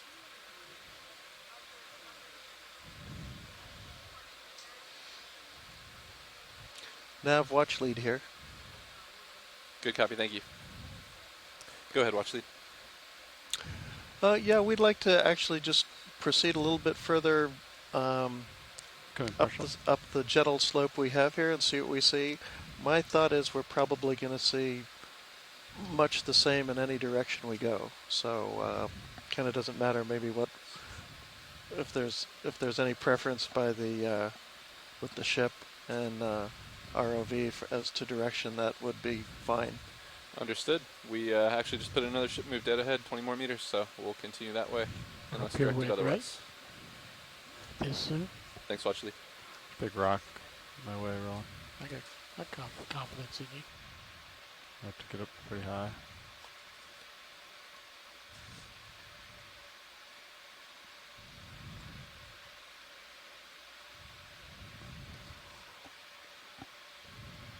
It's good practice, though.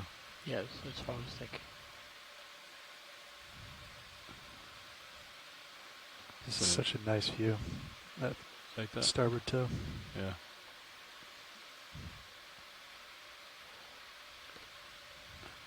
Have they been recording that off and on, or just whenever prompted? Zoom out video. We're gonna spin around. Is that constant record? No, or? No. They did like 11 clips of it or something. Copy. Go ahead, Bridge.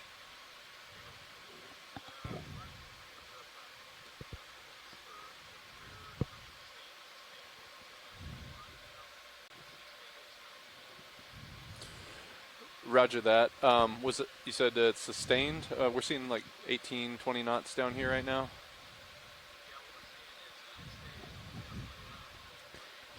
He's probably looking at the relative. Yeah. Oh, okay. Up on the windbirds, yeah. Dive Soup's on his way up to discuss with you. Look at the pink thing coming in. Little baby pink? Yep. All right. Hey, you can take snap. I can't sit down because there's some other guys I don't want to crush. Ooh, nice. This looks like another one of those lasers. Those corals that we sampled earlier. I think this is a new species of in the corallid family. Hold on, I'll get closer. And I can even see some of the teeny tiny anemones. They're little translucent ones that we've found associated with this coral in the past. As close as you can get to it. All right. Let's bring up the lights to about 30%. Copy. Fog's up 30%. You can come in, Ron.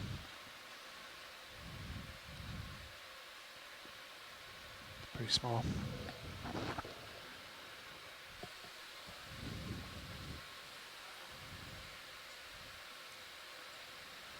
Max. Yeah, beautiful. You can see it just yeah, at it's not very big, huh? The tips of some of those branches where you see a little bit of damage banded around them. I think might be the base of something. And yeah, you can really see that preference to having the polyps open facing one side. The whole other side doesn't have any polyps on it, so they're all kind of pointed in the one direction. Full screen. Roger. Yeah, and that's like the translucent. I think those things that are banded around the ends of the corals are kind of a translucent anemone. Top. Yeah, the top branch, right in the middle there. Yeah, there. Go workshop. Oh, thanks for that. Yeah, so some kind of associate. Yeah, he happened to be in the control room at the time. He's on his way up there. Thanks for checking.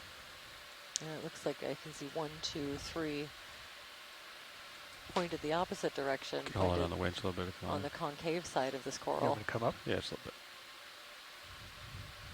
Where do you want me? All 15 right. maybe. That's great, thank you. Oh, actually, could we zoom in on that? There's a little file clam, I think, in the background on the one of the darker colored rocks. Yeah, it's a bivalve kind of clam. Yeah, just actually there's two of them, but this is the closest one. Looking at you, 7.5. Hugh will enjoy this if he's still watching. Oh, it's very cool. Well, no, I'm not sure what it is. I got max zoom. It's pretty small. Max. Those are grains of sand. Okay. Thanks, video. I like that green rock. They're out there. Sweep the lasers. The one beside it, or the one that the shell is on? I'm gonna take off. Oh, I saw it.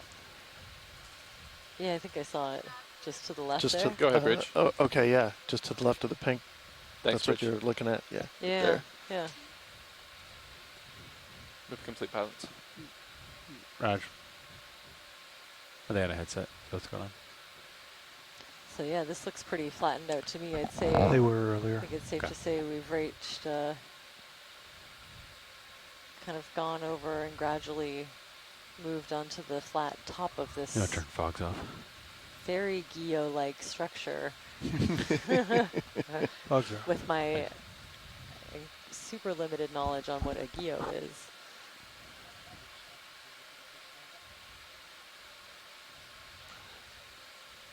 I think we'll hold off. I was going to target some kind of cool environments, and I usually forget when we're in the midst of it. But we've got a couple, and then we'll take another one or two in the water column if And we don't see something.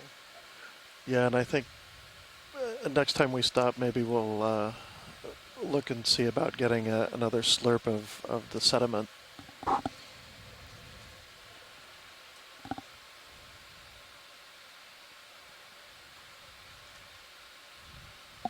Well, if we're thinking about doing a S45. collection, could I suggest parking near a sponge?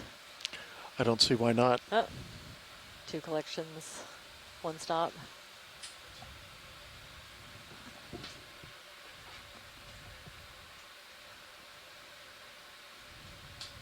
Make another move.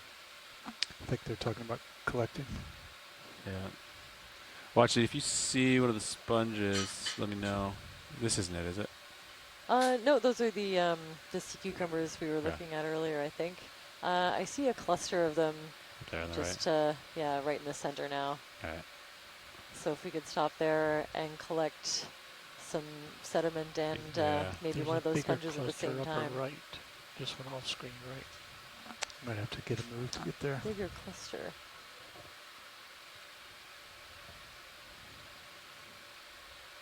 That thing in the distance. Oh, in the distance there, yeah. Possible.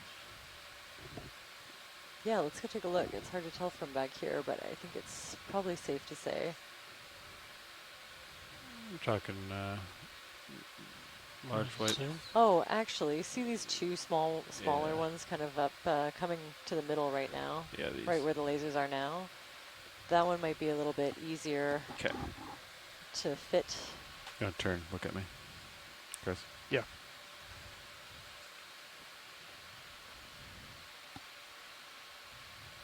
Damn. That'll give me a I can't 15 tell meters if that way. it's attached to this rock or not. 250. Say again, which direction? 250. 250, 15 meters. Aye. Bridge, RV nav? Now, are these different than the Yes, we'd balls like that are grouped another ship together? move, please. Do we know? Range They 15 meters. they look similar bearing to me. 250 at decimal 2 knots. No, It's just sample. always so hard to tell. Yeah, when you with try to deep pick sea up the rock specimens. watch lead with the 2 sponges on it? Or yeah, Good I'd copy, be thank happy you. with that. Alright. If it'll fit in the container that we have available. I'll see what I can do. Zoom Jogs and up. look. Pilot, What was that? zoom and look. Yeah, go for it. Conditions are picking up. I'd like to be at 50 meters at 1530. Oh, we see little tiny Tilt up. ones budding off of the bottom of this one. Starboard. Nice. Yeah, Very cool. you only have one choice. And you get a bonus rock. And a bonus rock. This is this is perfect. See if it's loose or not. Okay. You got 1,000 RPM. Yeah, I got you. They're not, but it is increasing.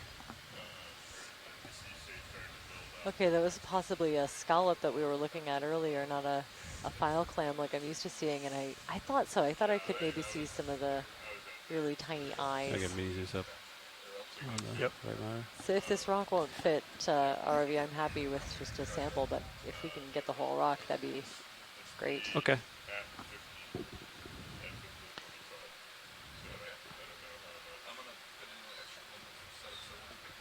Yeah. So I'll get the rock. I'll go for starboard outer, and then after that I'll do suction. If this rock comes off the ground here. Give it a go.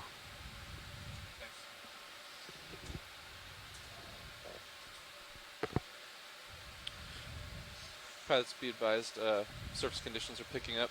We're going to plan to get up to surface a little early. Okay. You're full wide. Starboard Yep. outer. Let me draw her out. Stand by.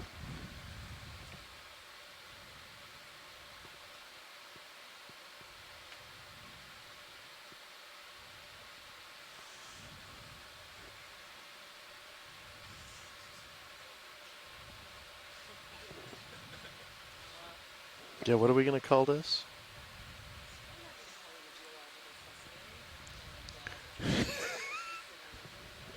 Fair enough.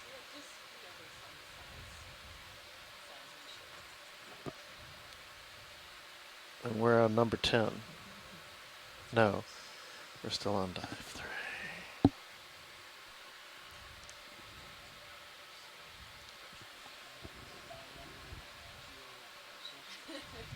No, we're going geo with a bio associate. Go ahead, Bridge.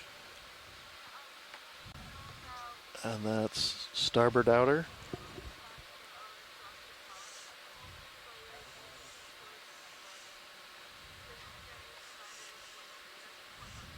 Good copy, Bridge. That's okay. Thanks. Talk to me about time. You're going to do your suction. Yeah. Yeah, sorry about that, pilots. We have approximately 20 minutes before we need to set up. That counts for 5 minutes of setup time. All right. Let's do the suction sample on an empty jar. Copy. If you want to draw out, I can grab the hose. Yep.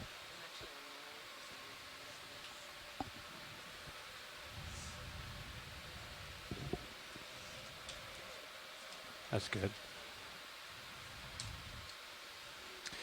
What do we have open now? Did you guys just fill the starboard outer? Yeah, this is going to be a jar. Okay, What's our jars next is jar? jar 2 would be the next one. Copy.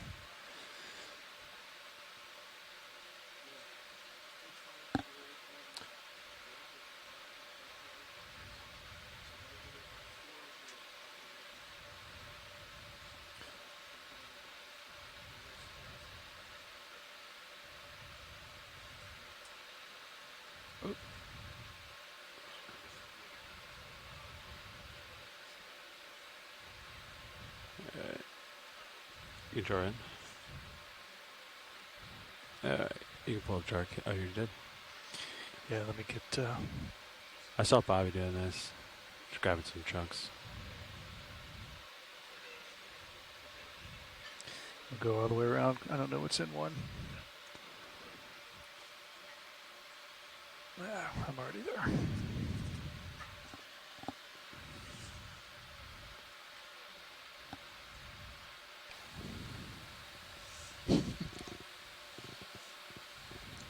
Watch, are you going for the larger rocks on the ground or the sand? What are we looking for? The pebbles and cobbles, yeah, as Okay. maybe as big as you can get. Okay. But Will you come in? Yeah, those. That's what I'm going for. Whenever you're ready.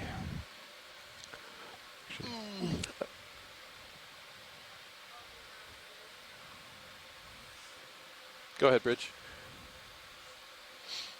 Thank you. the sand is instructive too, but I know we'll get plenty of that as is. Yeah, start Yep. section.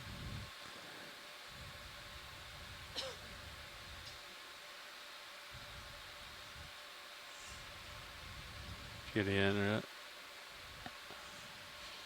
Bunch of clouded dirt. Can't tell.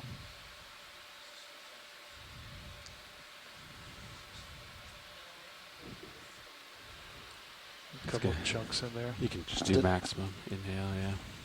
Get the big chunks in. See? There's a few chunks in there. Okay. I think. Go for some more. Yeah.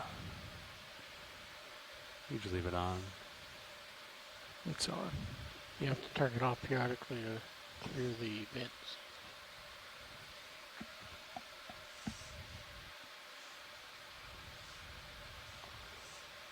Shake it. There you go.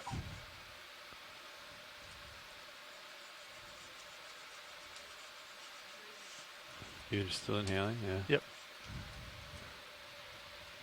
All right, we'll let that clear out for a second.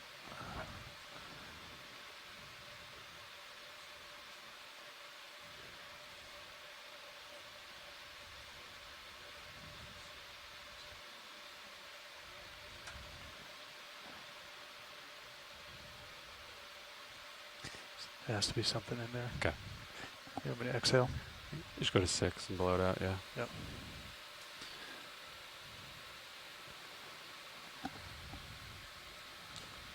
That's good.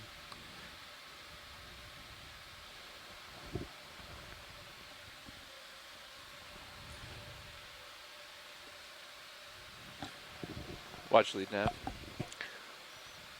Watch lead. That rock that we put in the bio box, we're calling that a geosample, is that correct? That's correct. Oh, they were Roger stuck that. in the hose. Thanks. All those big ones. Okay. Well, actually, we did see most of the rocks come back out of the hose. We can. I don't know if you were watching. I don't think you're going to get very big rocks in the suction sampler system. Blow them into the bio box. Right. Yeah. But you got a big one in the box. you can aim for the smaller pebbles, but I think you'll don't try to as you dig down, you're going to get more sand. Yeah. You want us to try for more rocks with our remaining time? Is that valuable? Maybe just that Yeah. one there. Okay. Yeah. Go ahead. See what you can do. One. Swap your jar back. Yeah, you want to go to 2.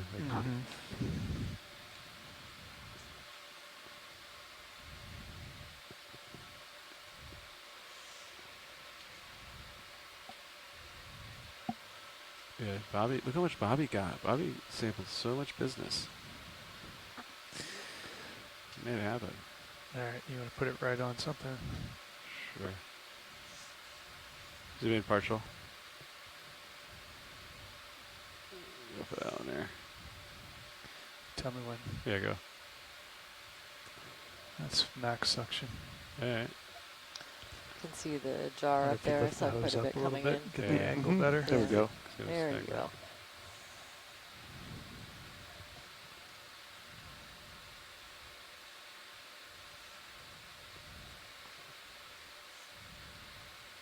Alright, another one went in.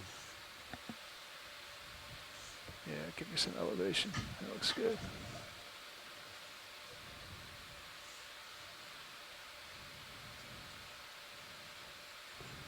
And just give it a second. Let it work its way through. If you put up your multi-view on your big screen, you can see the jar, the suction, and the under AUX 2 camera. Huh.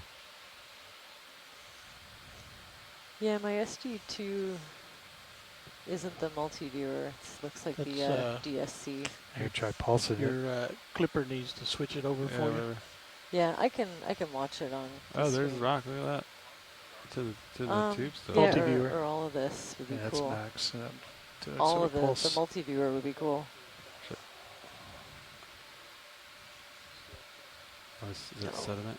Yeah, I just don't think it's going to go. It's too heavy. Thank you. All right. Let me spit it out.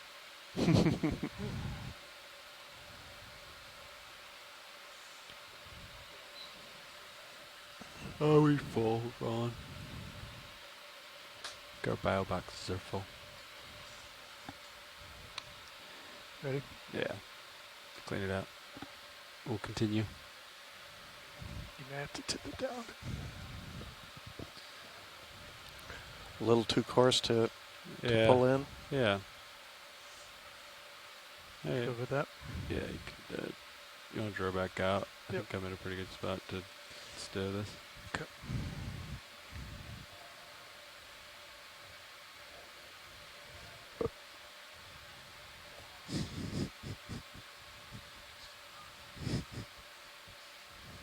That's good, that's good. Yeah. Nice sampling pilots. Were you able to log that one? Mm-hmm. Great. Nice. You can bring that port wing back out. So that was EX2306 underscore D03 underscore 11G. Pebbly sand. That's pretty close enough. And jar 2, 736 meters. 13 minutes of bottom time remaining and 5 minutes of setup. Copy. Nice job.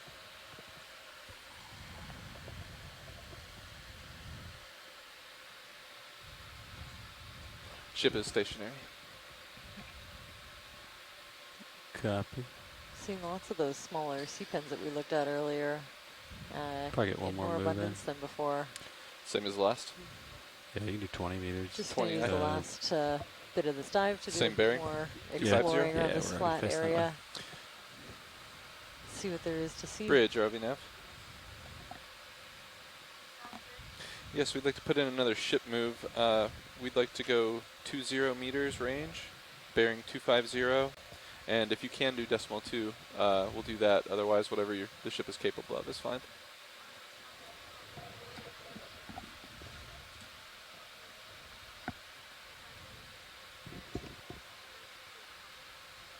Thank you, Bridge.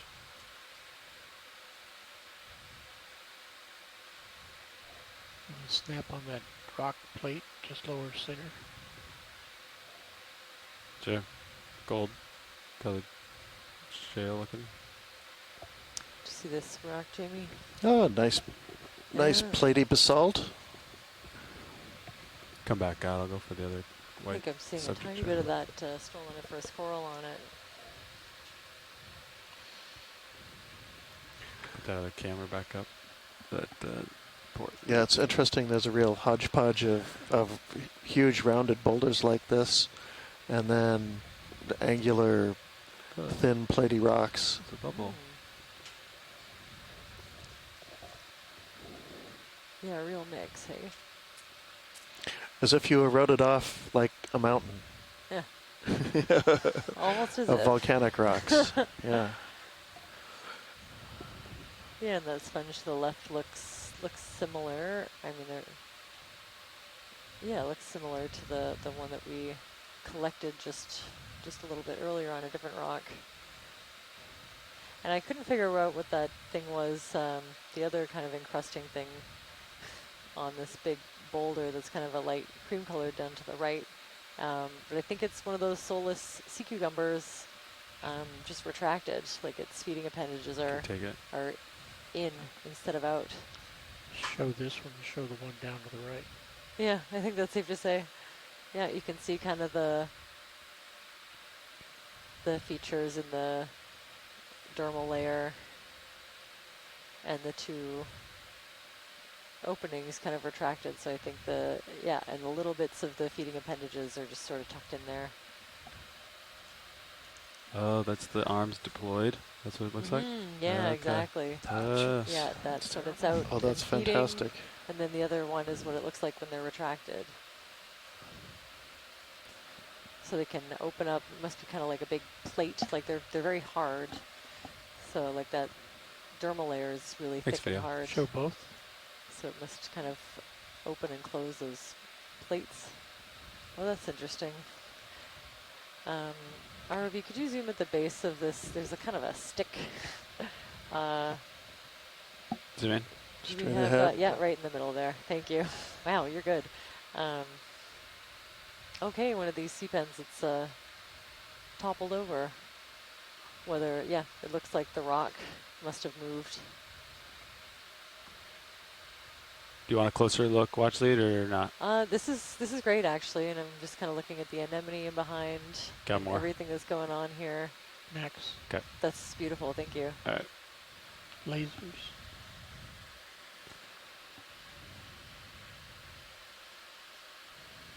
Okay. Watch lead snap. Watch leads here. Hey, I think Dive Super talked to you. Just wanted to make sure you had an updated time. We have about 9 minutes of bottom time before we need to begin setting up for recovery. Sounds good. Yeah, we got the word, and we are emotionally prepared. Copy that. Glad to hear it. Take fish, take fish. Oh, cool. We'll make the most of it. Look at this. Wow, wow, wow. Oh, and just like that, it's gone. That was a very cool deep sea fish. Didn't look quite like a myctophid to me. Maybe, you know, some. Actually, I have a couple of colleagues that would be great for deep sea fish ID, like those really little ones. Yeah, couldn't guess at it, but it'll be great to look back in the video.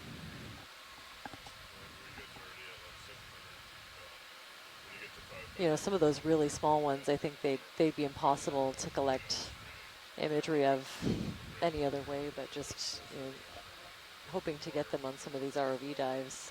I'm excited to attempt the water column dive. I've never done one of those before. Sure, yeah, I'd love a little close-up of this sponge. Also, that fish looks really wild. There's something behind it. 50%. Oh, it's like a dark part of a rock. I see, I see. Looks like the rock landed on him. Mm-hmm. Yeah, they do seem to like to wedge right underneath of them. There's a clam on the far right. Oh yes, and one of those other, one of those bivalves that we saw earlier. Hugh was suggesting maybe a scallop, and I thought that I could see the tiny little row of fish first. Now where is he? Snap the fish. All right, so we'll get this fish first. And the scallop was kind of to the lower right. So another one of these thorny heads. This looks a bit different from the species that we were looking at earlier. And I know there's a handful of them. And look at the appendages at the end of on the nose. Those little modified sensory organs with the little fans on top. I've never seen that. I don't think I've ever been zoomed in close enough to see those. I do try. Wow. Okay, so I imagine, yeah, we'll help this fish with information about coming from the water column. That's amazing. Look at the size of the eyes compared to the rest of the body. Like this, it's got huge eyes. Okay, so if we go lower. All right, let's find the bivalve. And I'd love to, oh yeah, there's another one of those clams. Oh, there he is. I think it's a scallop. You take it. Fish is on the move. Let's see. Wow. Fighting a little bit of current here. Okay, so I'm not.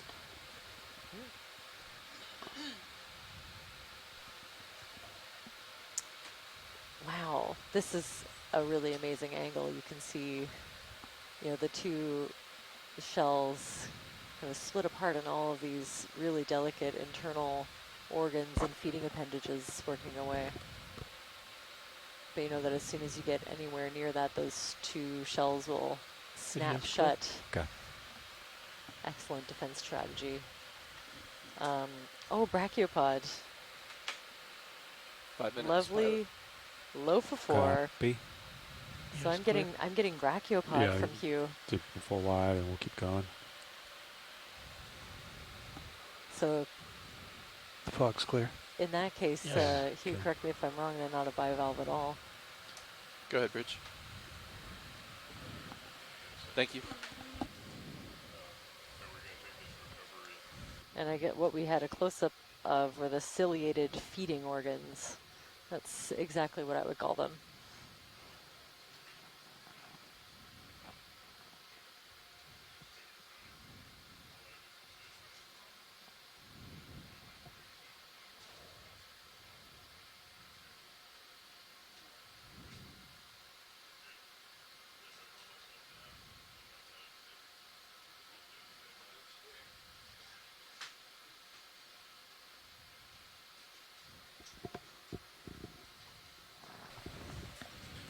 Ship move is complete, pilots. A few minutes remaining. Good copy. Thank you, Nav. And depending how quick you want to set up, you might be able to squeeze another minute or two. Oh, interesting. So even though there are 2 valves on that scallop-like creature that we just saw, they're 2 valves, but not technically a bivalve in the bivalvia group. The valves run dorsal and ventral in brachiopods instead of laterally. Very cool. Thanks for that, Hugh. I mean, I'm sure we wouldn't have any complaints if we got to zoom in on this sea star. Thank you. Chris Miles will be pumped. All right. Let's see. Oh. Sorry, video.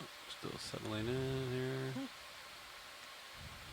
Okay, this is stable. reminding me of the hip area that we saw earlier, but I'm also seeing a juvenile coral, either a mushroom coral or maybe even a really little bubblegum coral. It's hard to say at this size. And that darker red anemone below it, some hydroids, some encrusting sponges, all kinds of stuff when we zoom in. Brittle stars.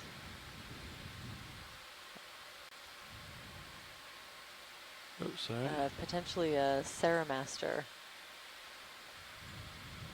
Is that good view? Video? Good enough? Yep. Okay. The fish is looking right at me. Hello. Take it.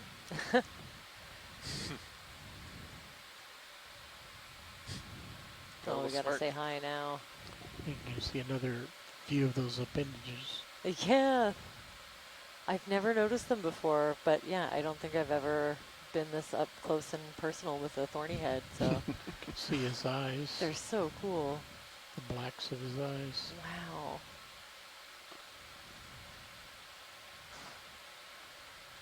So that's what they mean by fisheye view.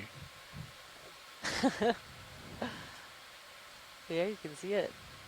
How more zoom is wow, like individual rays Another of the minute or so, fins. This is stunning. You can still swing arms if you You want. can count the spines if you were so inclined.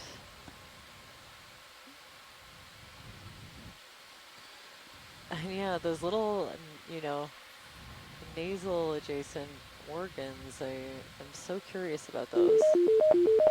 Oh. Please pardon the interruption. All right. Goodbye, little guy. And this concludes our dive. We're going to start packing up and head it up. All right. Well, thanks, pilots. Yeah. That was a nice dive. I guess as a little recap, we've reached the summit of Giacomini Seamount.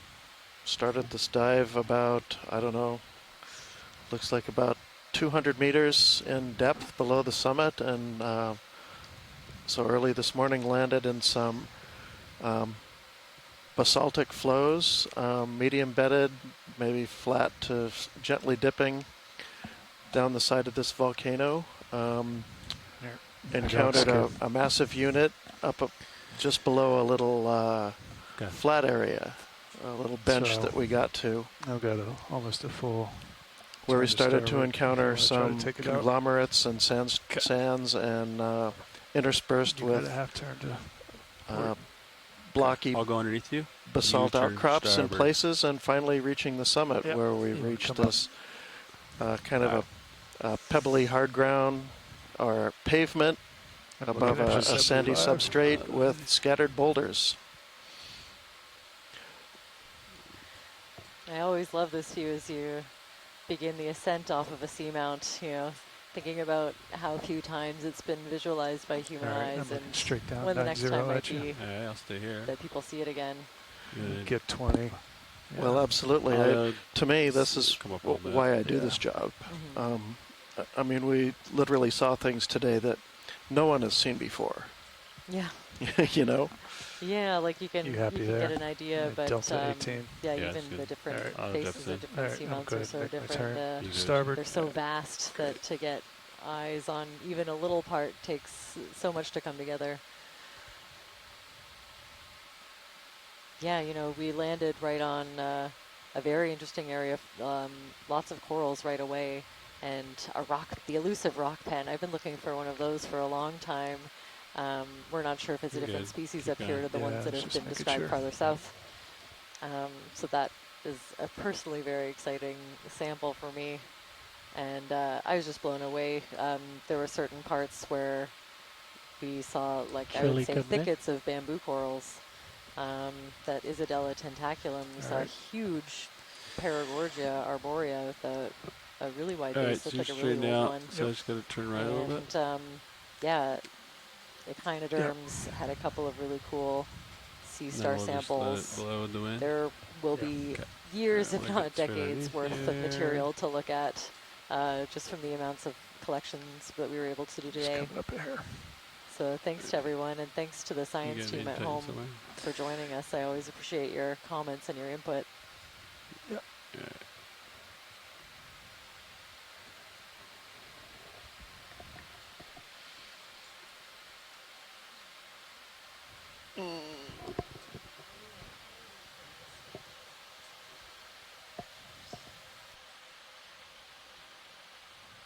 There you are.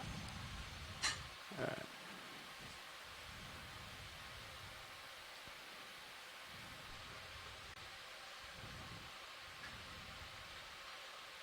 It's always cool seeing your light pole go down and see the bottom. Yeah. All right. You're all the way, almost all the way back there. Yeah.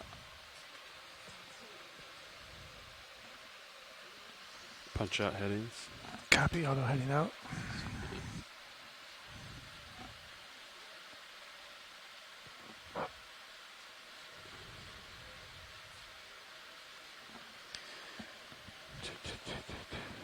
Start hauling it on the winch, easy.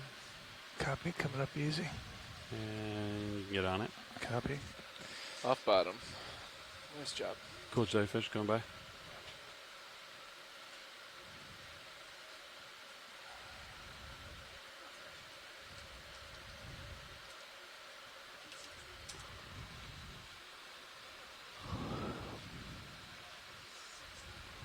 I have to give you a second, Chris.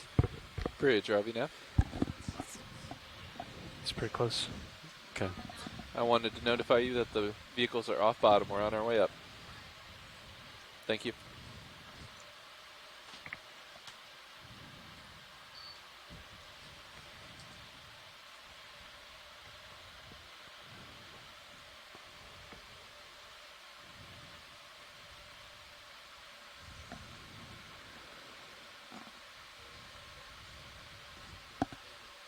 So that will not take the ETZ at all. I saw that. Just watch leads now. Will not take it. It's every day it's less and less excited about it. Yeah. Okay. At least you found one monitor to take it. Yeah. You want me to back off a little bit? I'm catching watch up leads now. nav. Thank you. Watch lead, Nav's calling you. Watch lead. Hey, watch lead. Just wanted to let you know we do have 2 Niskins available. Was there any desire to collect on the way up? Yeah, we were just working that out. I think we'll take one at 270. 270, copy. Yeah, thanks Jellyfish, for jellyfish. getting hold of us. I'll let the pilots know. Thanks. Just the one. And just to confirm, that's just one Niskin you guys want? That's right. Okay. Roger that. Copy that. 270. 270, co-pilot. Gotcha. Thanks now. And Dive Soup said we could start coming ahead either ground or through water at about 500 meters, whatever you're comfortable with. Yeah, you're already doing a half knot through the water. Go ahead, workshop.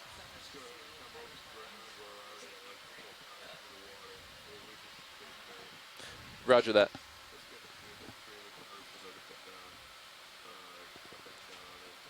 Sounds like a plan.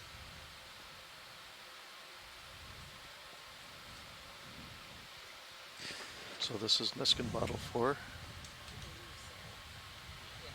Yeah. I've removed my forward way. Be advised. Yeah, I see that. Should help my efficiency here. That should make you catch up a little quicker. Well, It's about 45 minutes or so.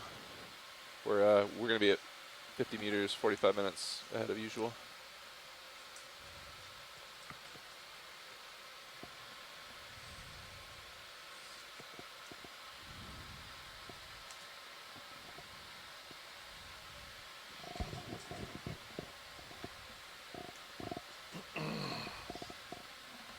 It's a nice dive, good collections, pilots. Thank you. That sediment, those pebbles didn't want to go down the tube. They really didn't. I don't know how much is actually in there. Not much. I'm sure you got something, though. I didn't see much. I didn't see much at all. Bobby got a ton of them. Yeah. So.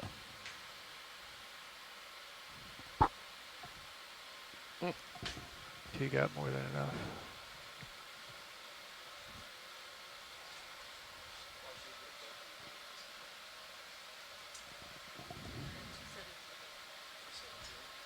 Oh yeah, yeah. A little bit in there.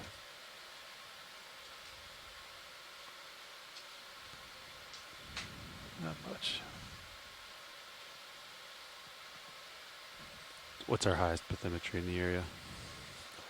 With our current bathymetry, okay. yeah, it kind of cuts off here in the corner. I can load. Oh, that's fine. I don't think it's going to get shot over that, right? Not much. I think we're probably already high past it. Okay. I can load the other file if you want me to. I'd have to close survey real quick. As long as it doesn't hit the mountains, we're good. Yeah, you guys should be good. Okay.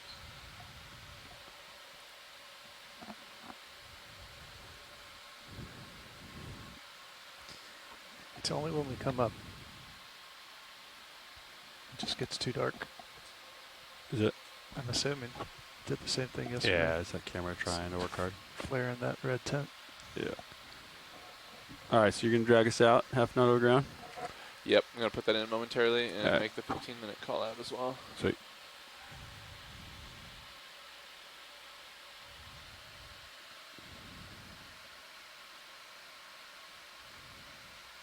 That looks much more reasonable today.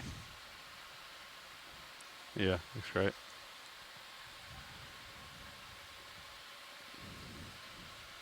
Felt good to get some bottom time again. Yep. 2 days of blue water.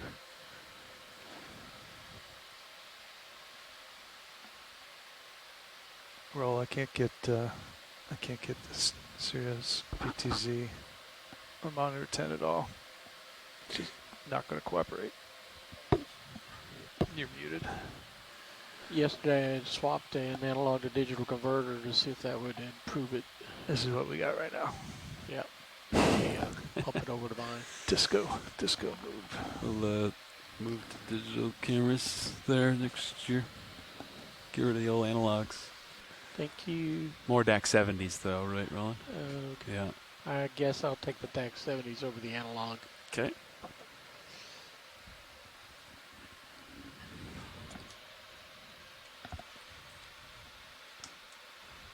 See, the problem is that's 480 lines of resolution. Pilot, do you mind if I load the other bathymetry just so we can go for it. Be absolutely certain? I yeah. just would rather be safe than sorry. Yep. Stand by. Raj. I'll go ahead and have the ship start coming ahead. Okay. Bridge, RV nav.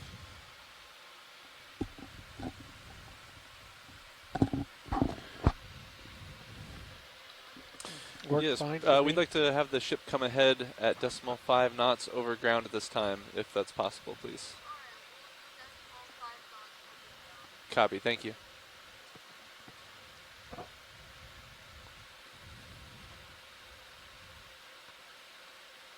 Is that what you wanted to see in monitor 10? Oh. What'd you do? What was the magic? Just routed it. Maybe it followed after you put that other camera in there.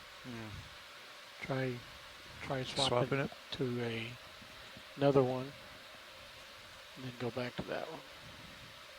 Then try to go to your AUX 2, and then go back to that one. Give it a little time to settle on AUX 2.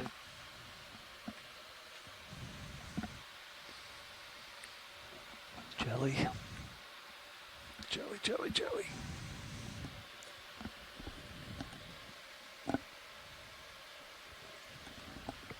Oh yeah. That's much better. Good job. I got it to go this one. Usually I was using the deck last year. Deck camera. Does it just want an analog to be able to like settle Go ahead, it out? Rich. I'm not sure. It's just a really bad camera. Yeah, I would just kept swapping between digitals, so maybe put an analog signal in there. That's fine. Thank you for letting me know. Appreciate it. Does the trick. Here's local bathymetry here, pilot. So we're 700 meters there. Those Okay. are 10-meter contours, so you're absolutely safe. Sweet. Can you zoom in on the vehicles? Yep. So you said it did work if you go to analog to analog? That's what Levi just did. Yeah, I went to monitor 10, right? Yeah. CPU forward, which actually there's no signal there right now. And then I went to back to. Nope.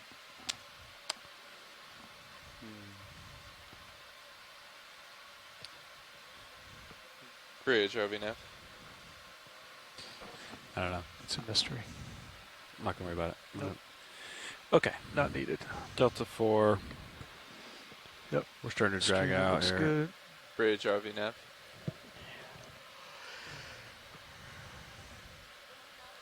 Yes, we'd like to put in the 15-minute call out for vehicle recovery at this time. Have you listened to Deck A if you're not already?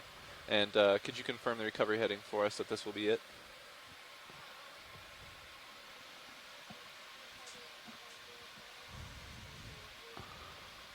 Thank you, Rich.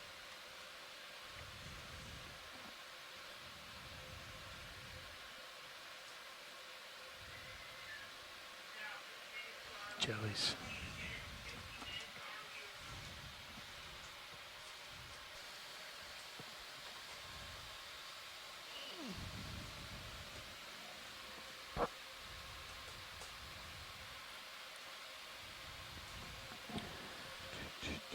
Bridge, RV now. I wanted to confirm, you did say center rotation is midship. Could we also disengage the port prop and port rudder when convenient, please?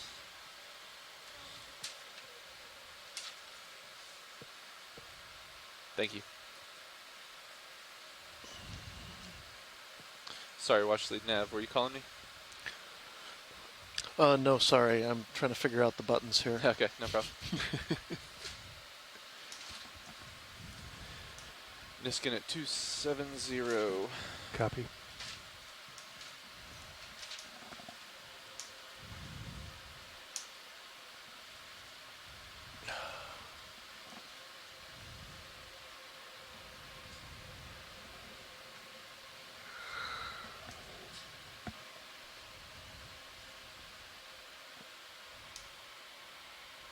Delta 10.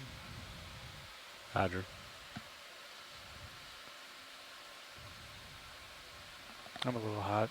I can back it off if you want. Yeah, if I see 2s, 30, I can dial back 31. That's. Yeah, you're okay. A little spicy.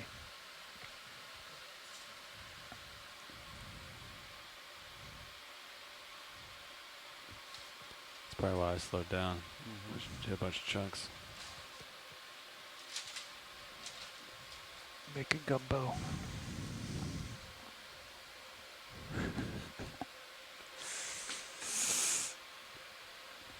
Said something about what was the Niskin? 270 meters depth. We got a clipper. I heard Jamie's back there. I'm here. Who's behind me? Anybody? Yeah, there's someone there. You got Nate Kenny back there. Nate.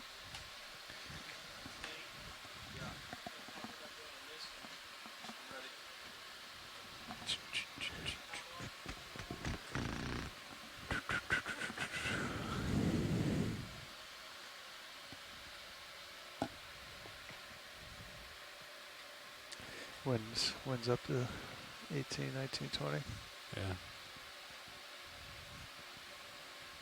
It's interesting that this is 20 and this is 15. Yeah. But we're not doing 6 knots. Like, I get relative and true, but I think it's I think we're going to discuss that later, yeah. Dive Soup was noting the discrepancy as well. Yeah. He said he had some info for us that he acquired on the bridge. So. That looks good. Streaming. Yeah.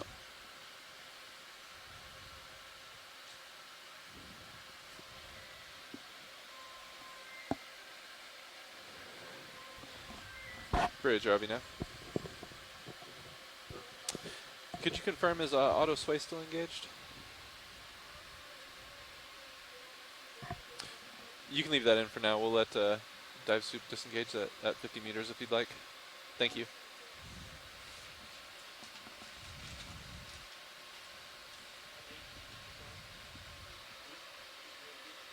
Hmm.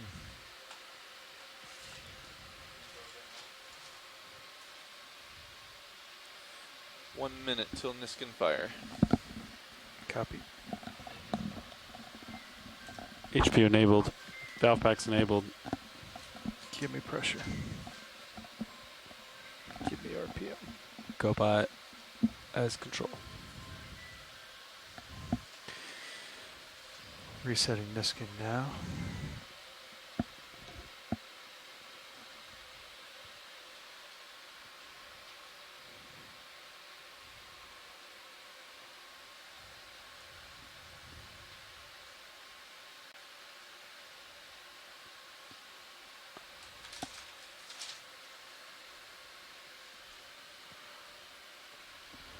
Okay, back row, we're T minus 5 meters here from our last Niskin of the dive. Good to hear. Firing in 3, 2, 1. Fire. Confirm. Niskin 4. Copy that.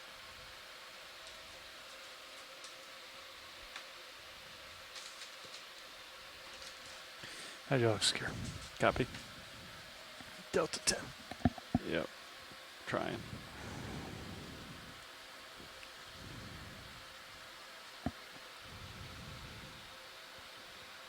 I'm just a little spicy. Go ahead, Bridge. Yeah, send it. Start the That drive. works for us. Thanks, Bridge. Yeah.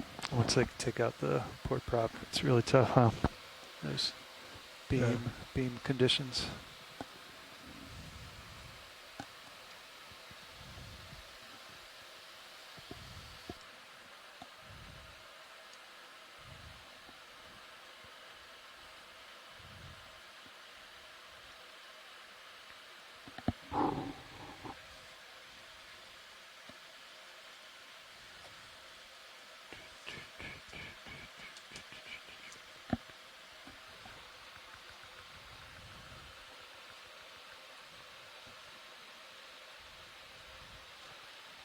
Let's bring him home.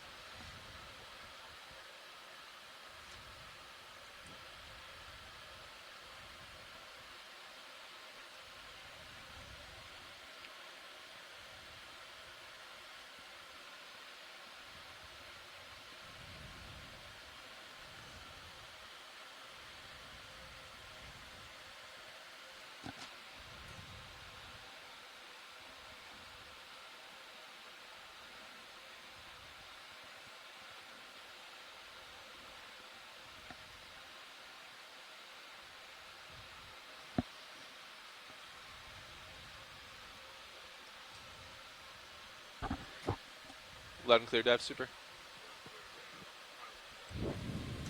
Loud and clear, dive soup.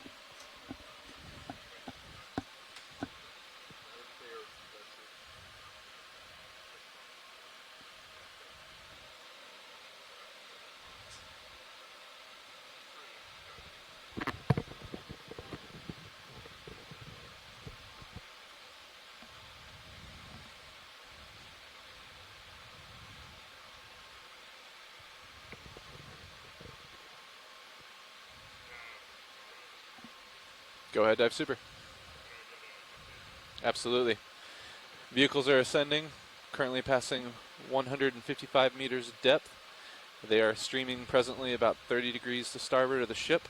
The ship is currently underway, moving forward at 0.5 knots over the ground with a heading of 190 degrees. We have about 20 knots of wind directly off the bow and 0.5 knots fine to the starboard bow. Auto surge and sway are disengaged, as are port prop and port rudder. Center of rotation is midships. Dive super has comms.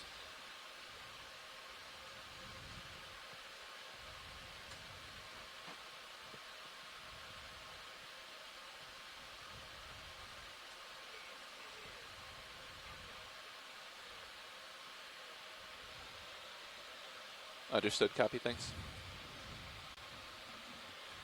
Vehicle streaming 45 degrees starboard.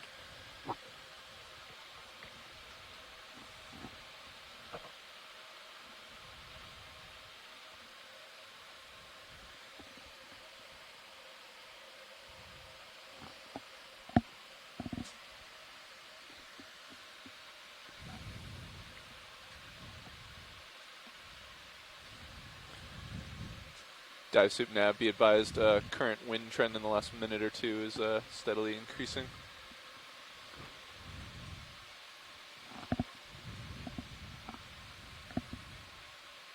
I'll get your lights. Okay. 50 meters to go until you stop the winch. Copy.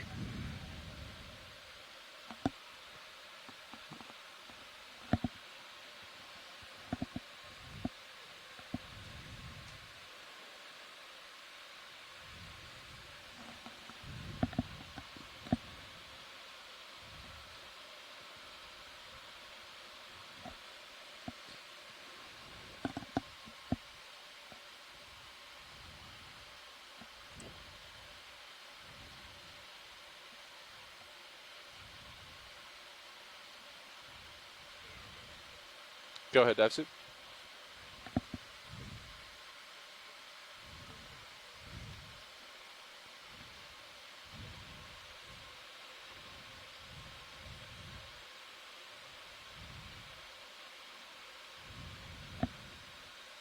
Roger all. Thanks.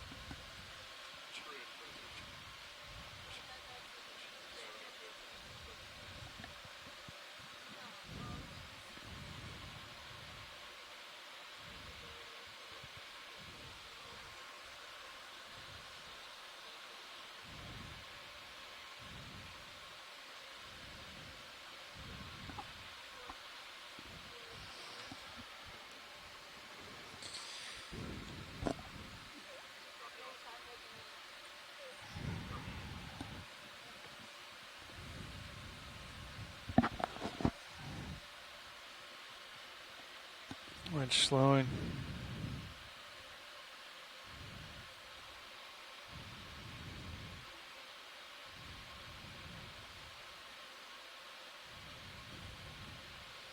Winch all stop. 50 meters wire out.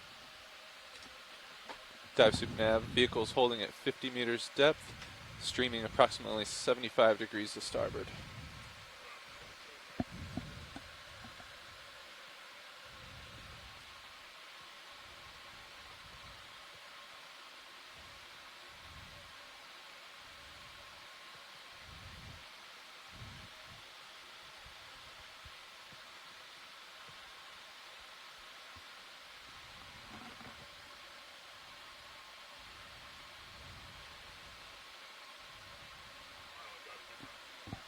Go ahead.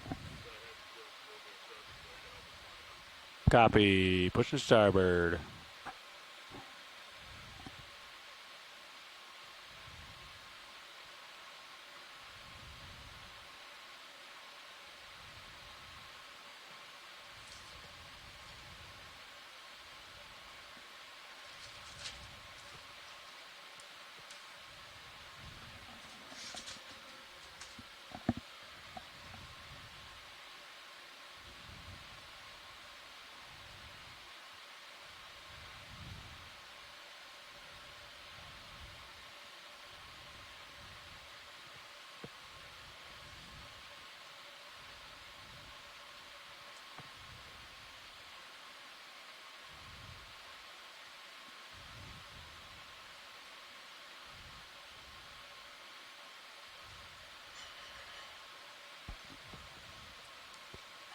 25 degrees.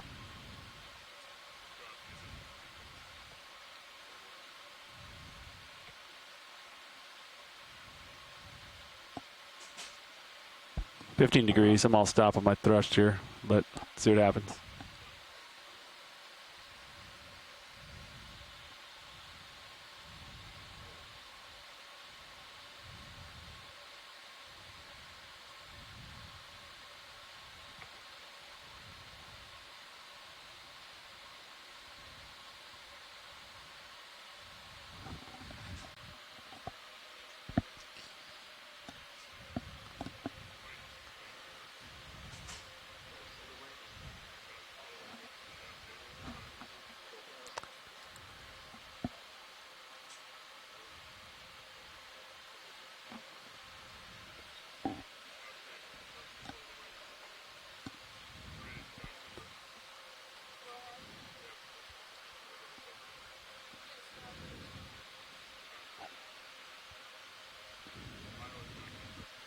Go ahead.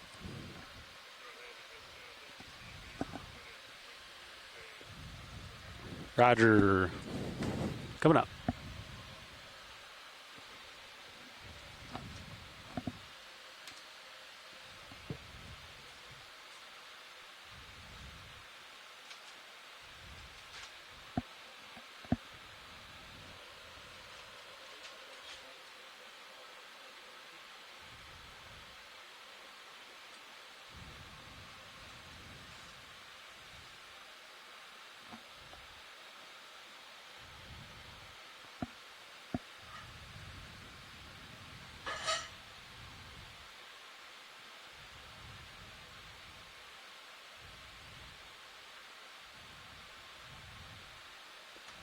D244.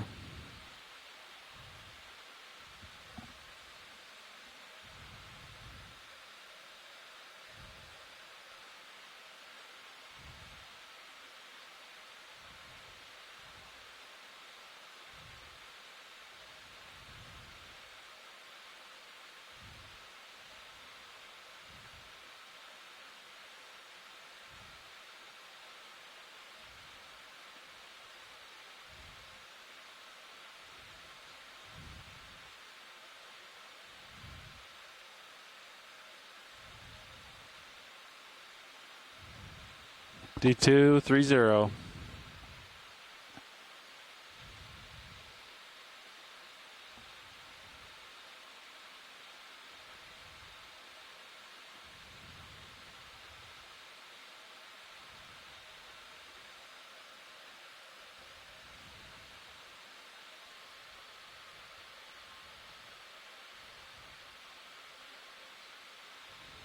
I'm tilting right now, slowly.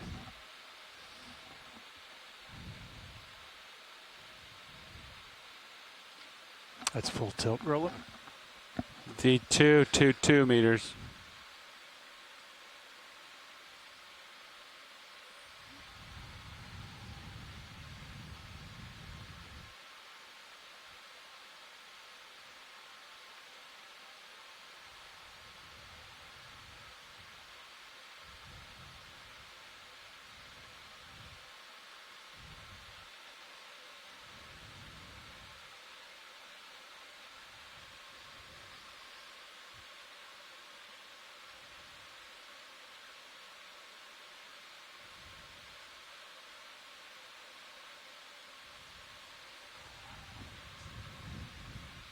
D212. Video monitor swap.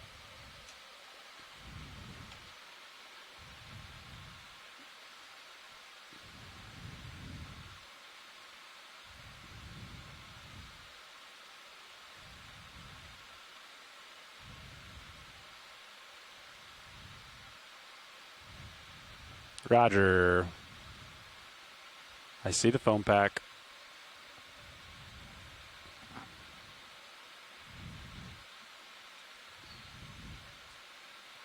At surface, auto heading engaged.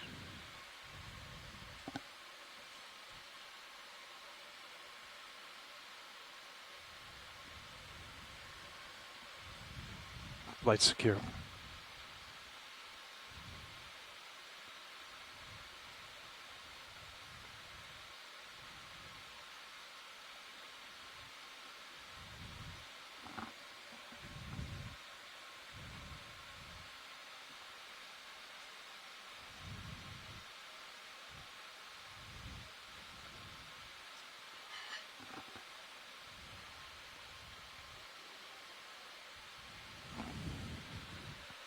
Roger, providing some slack.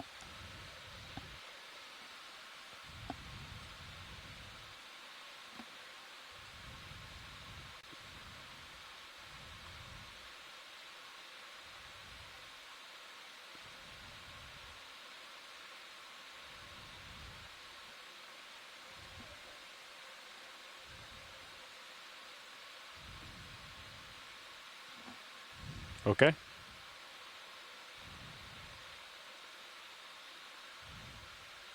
That's 70%.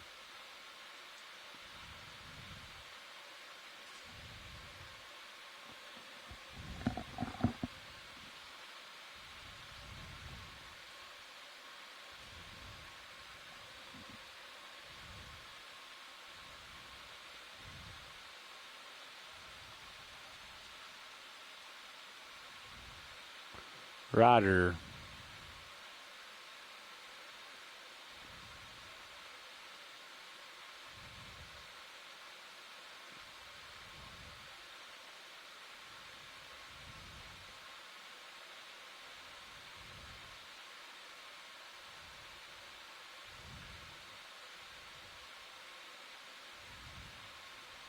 I'm easy.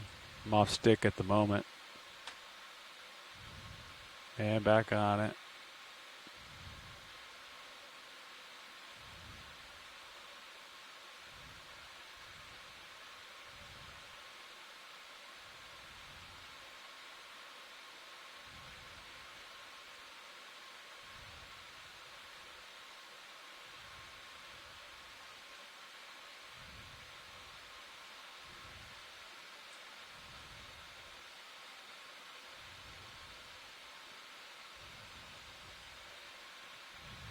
Copy.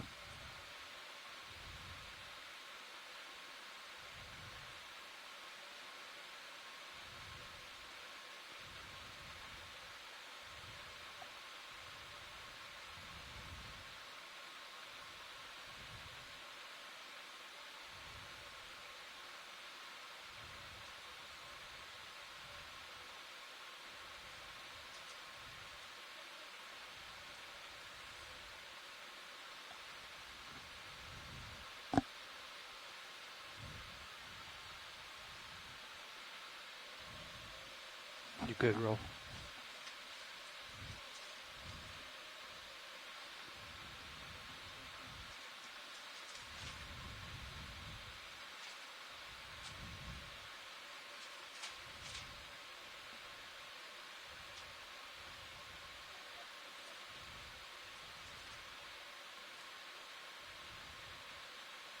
Copy.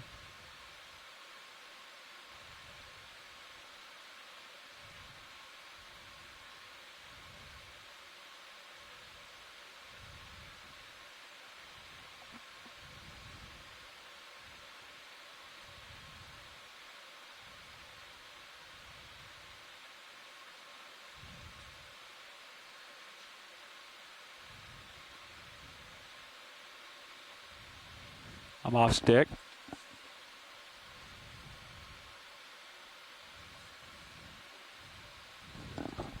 Roger.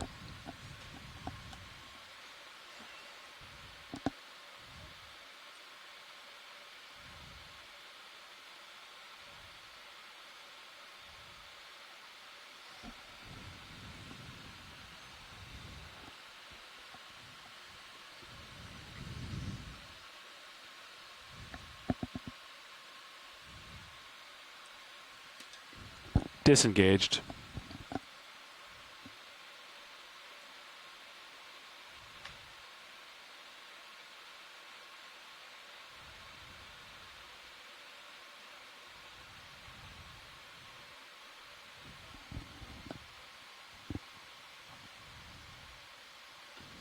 Lift line looks clear.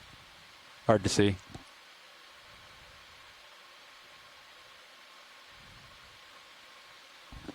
Copy.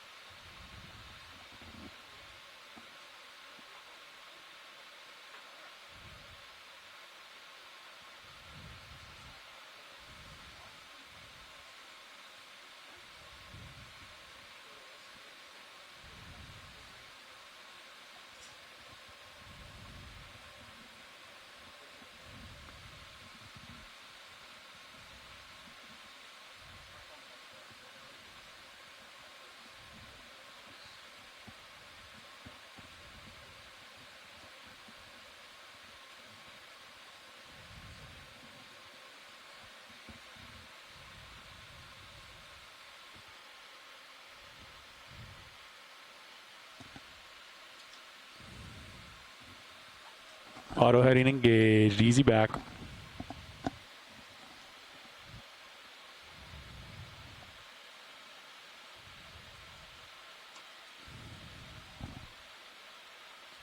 Roger.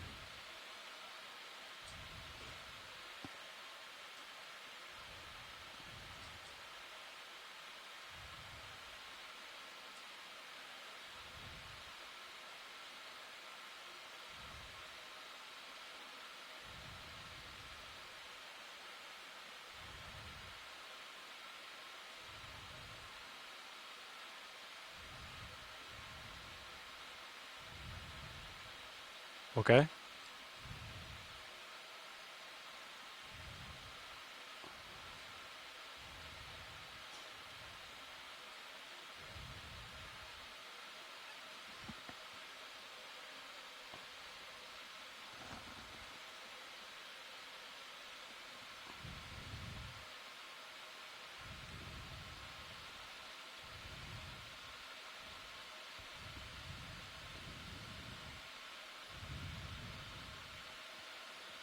Okay.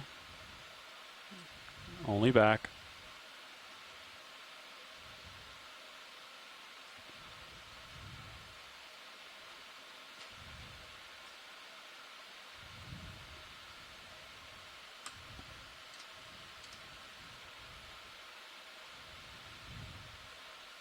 Okay.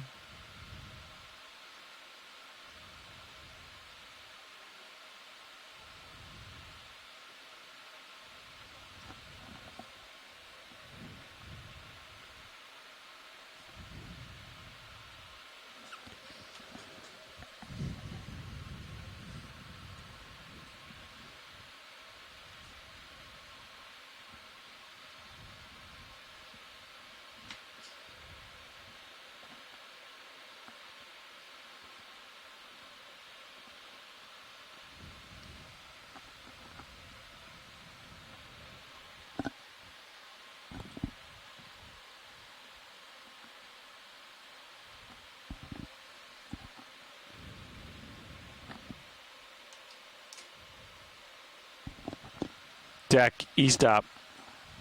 Winch, knife switch. Voltage 0.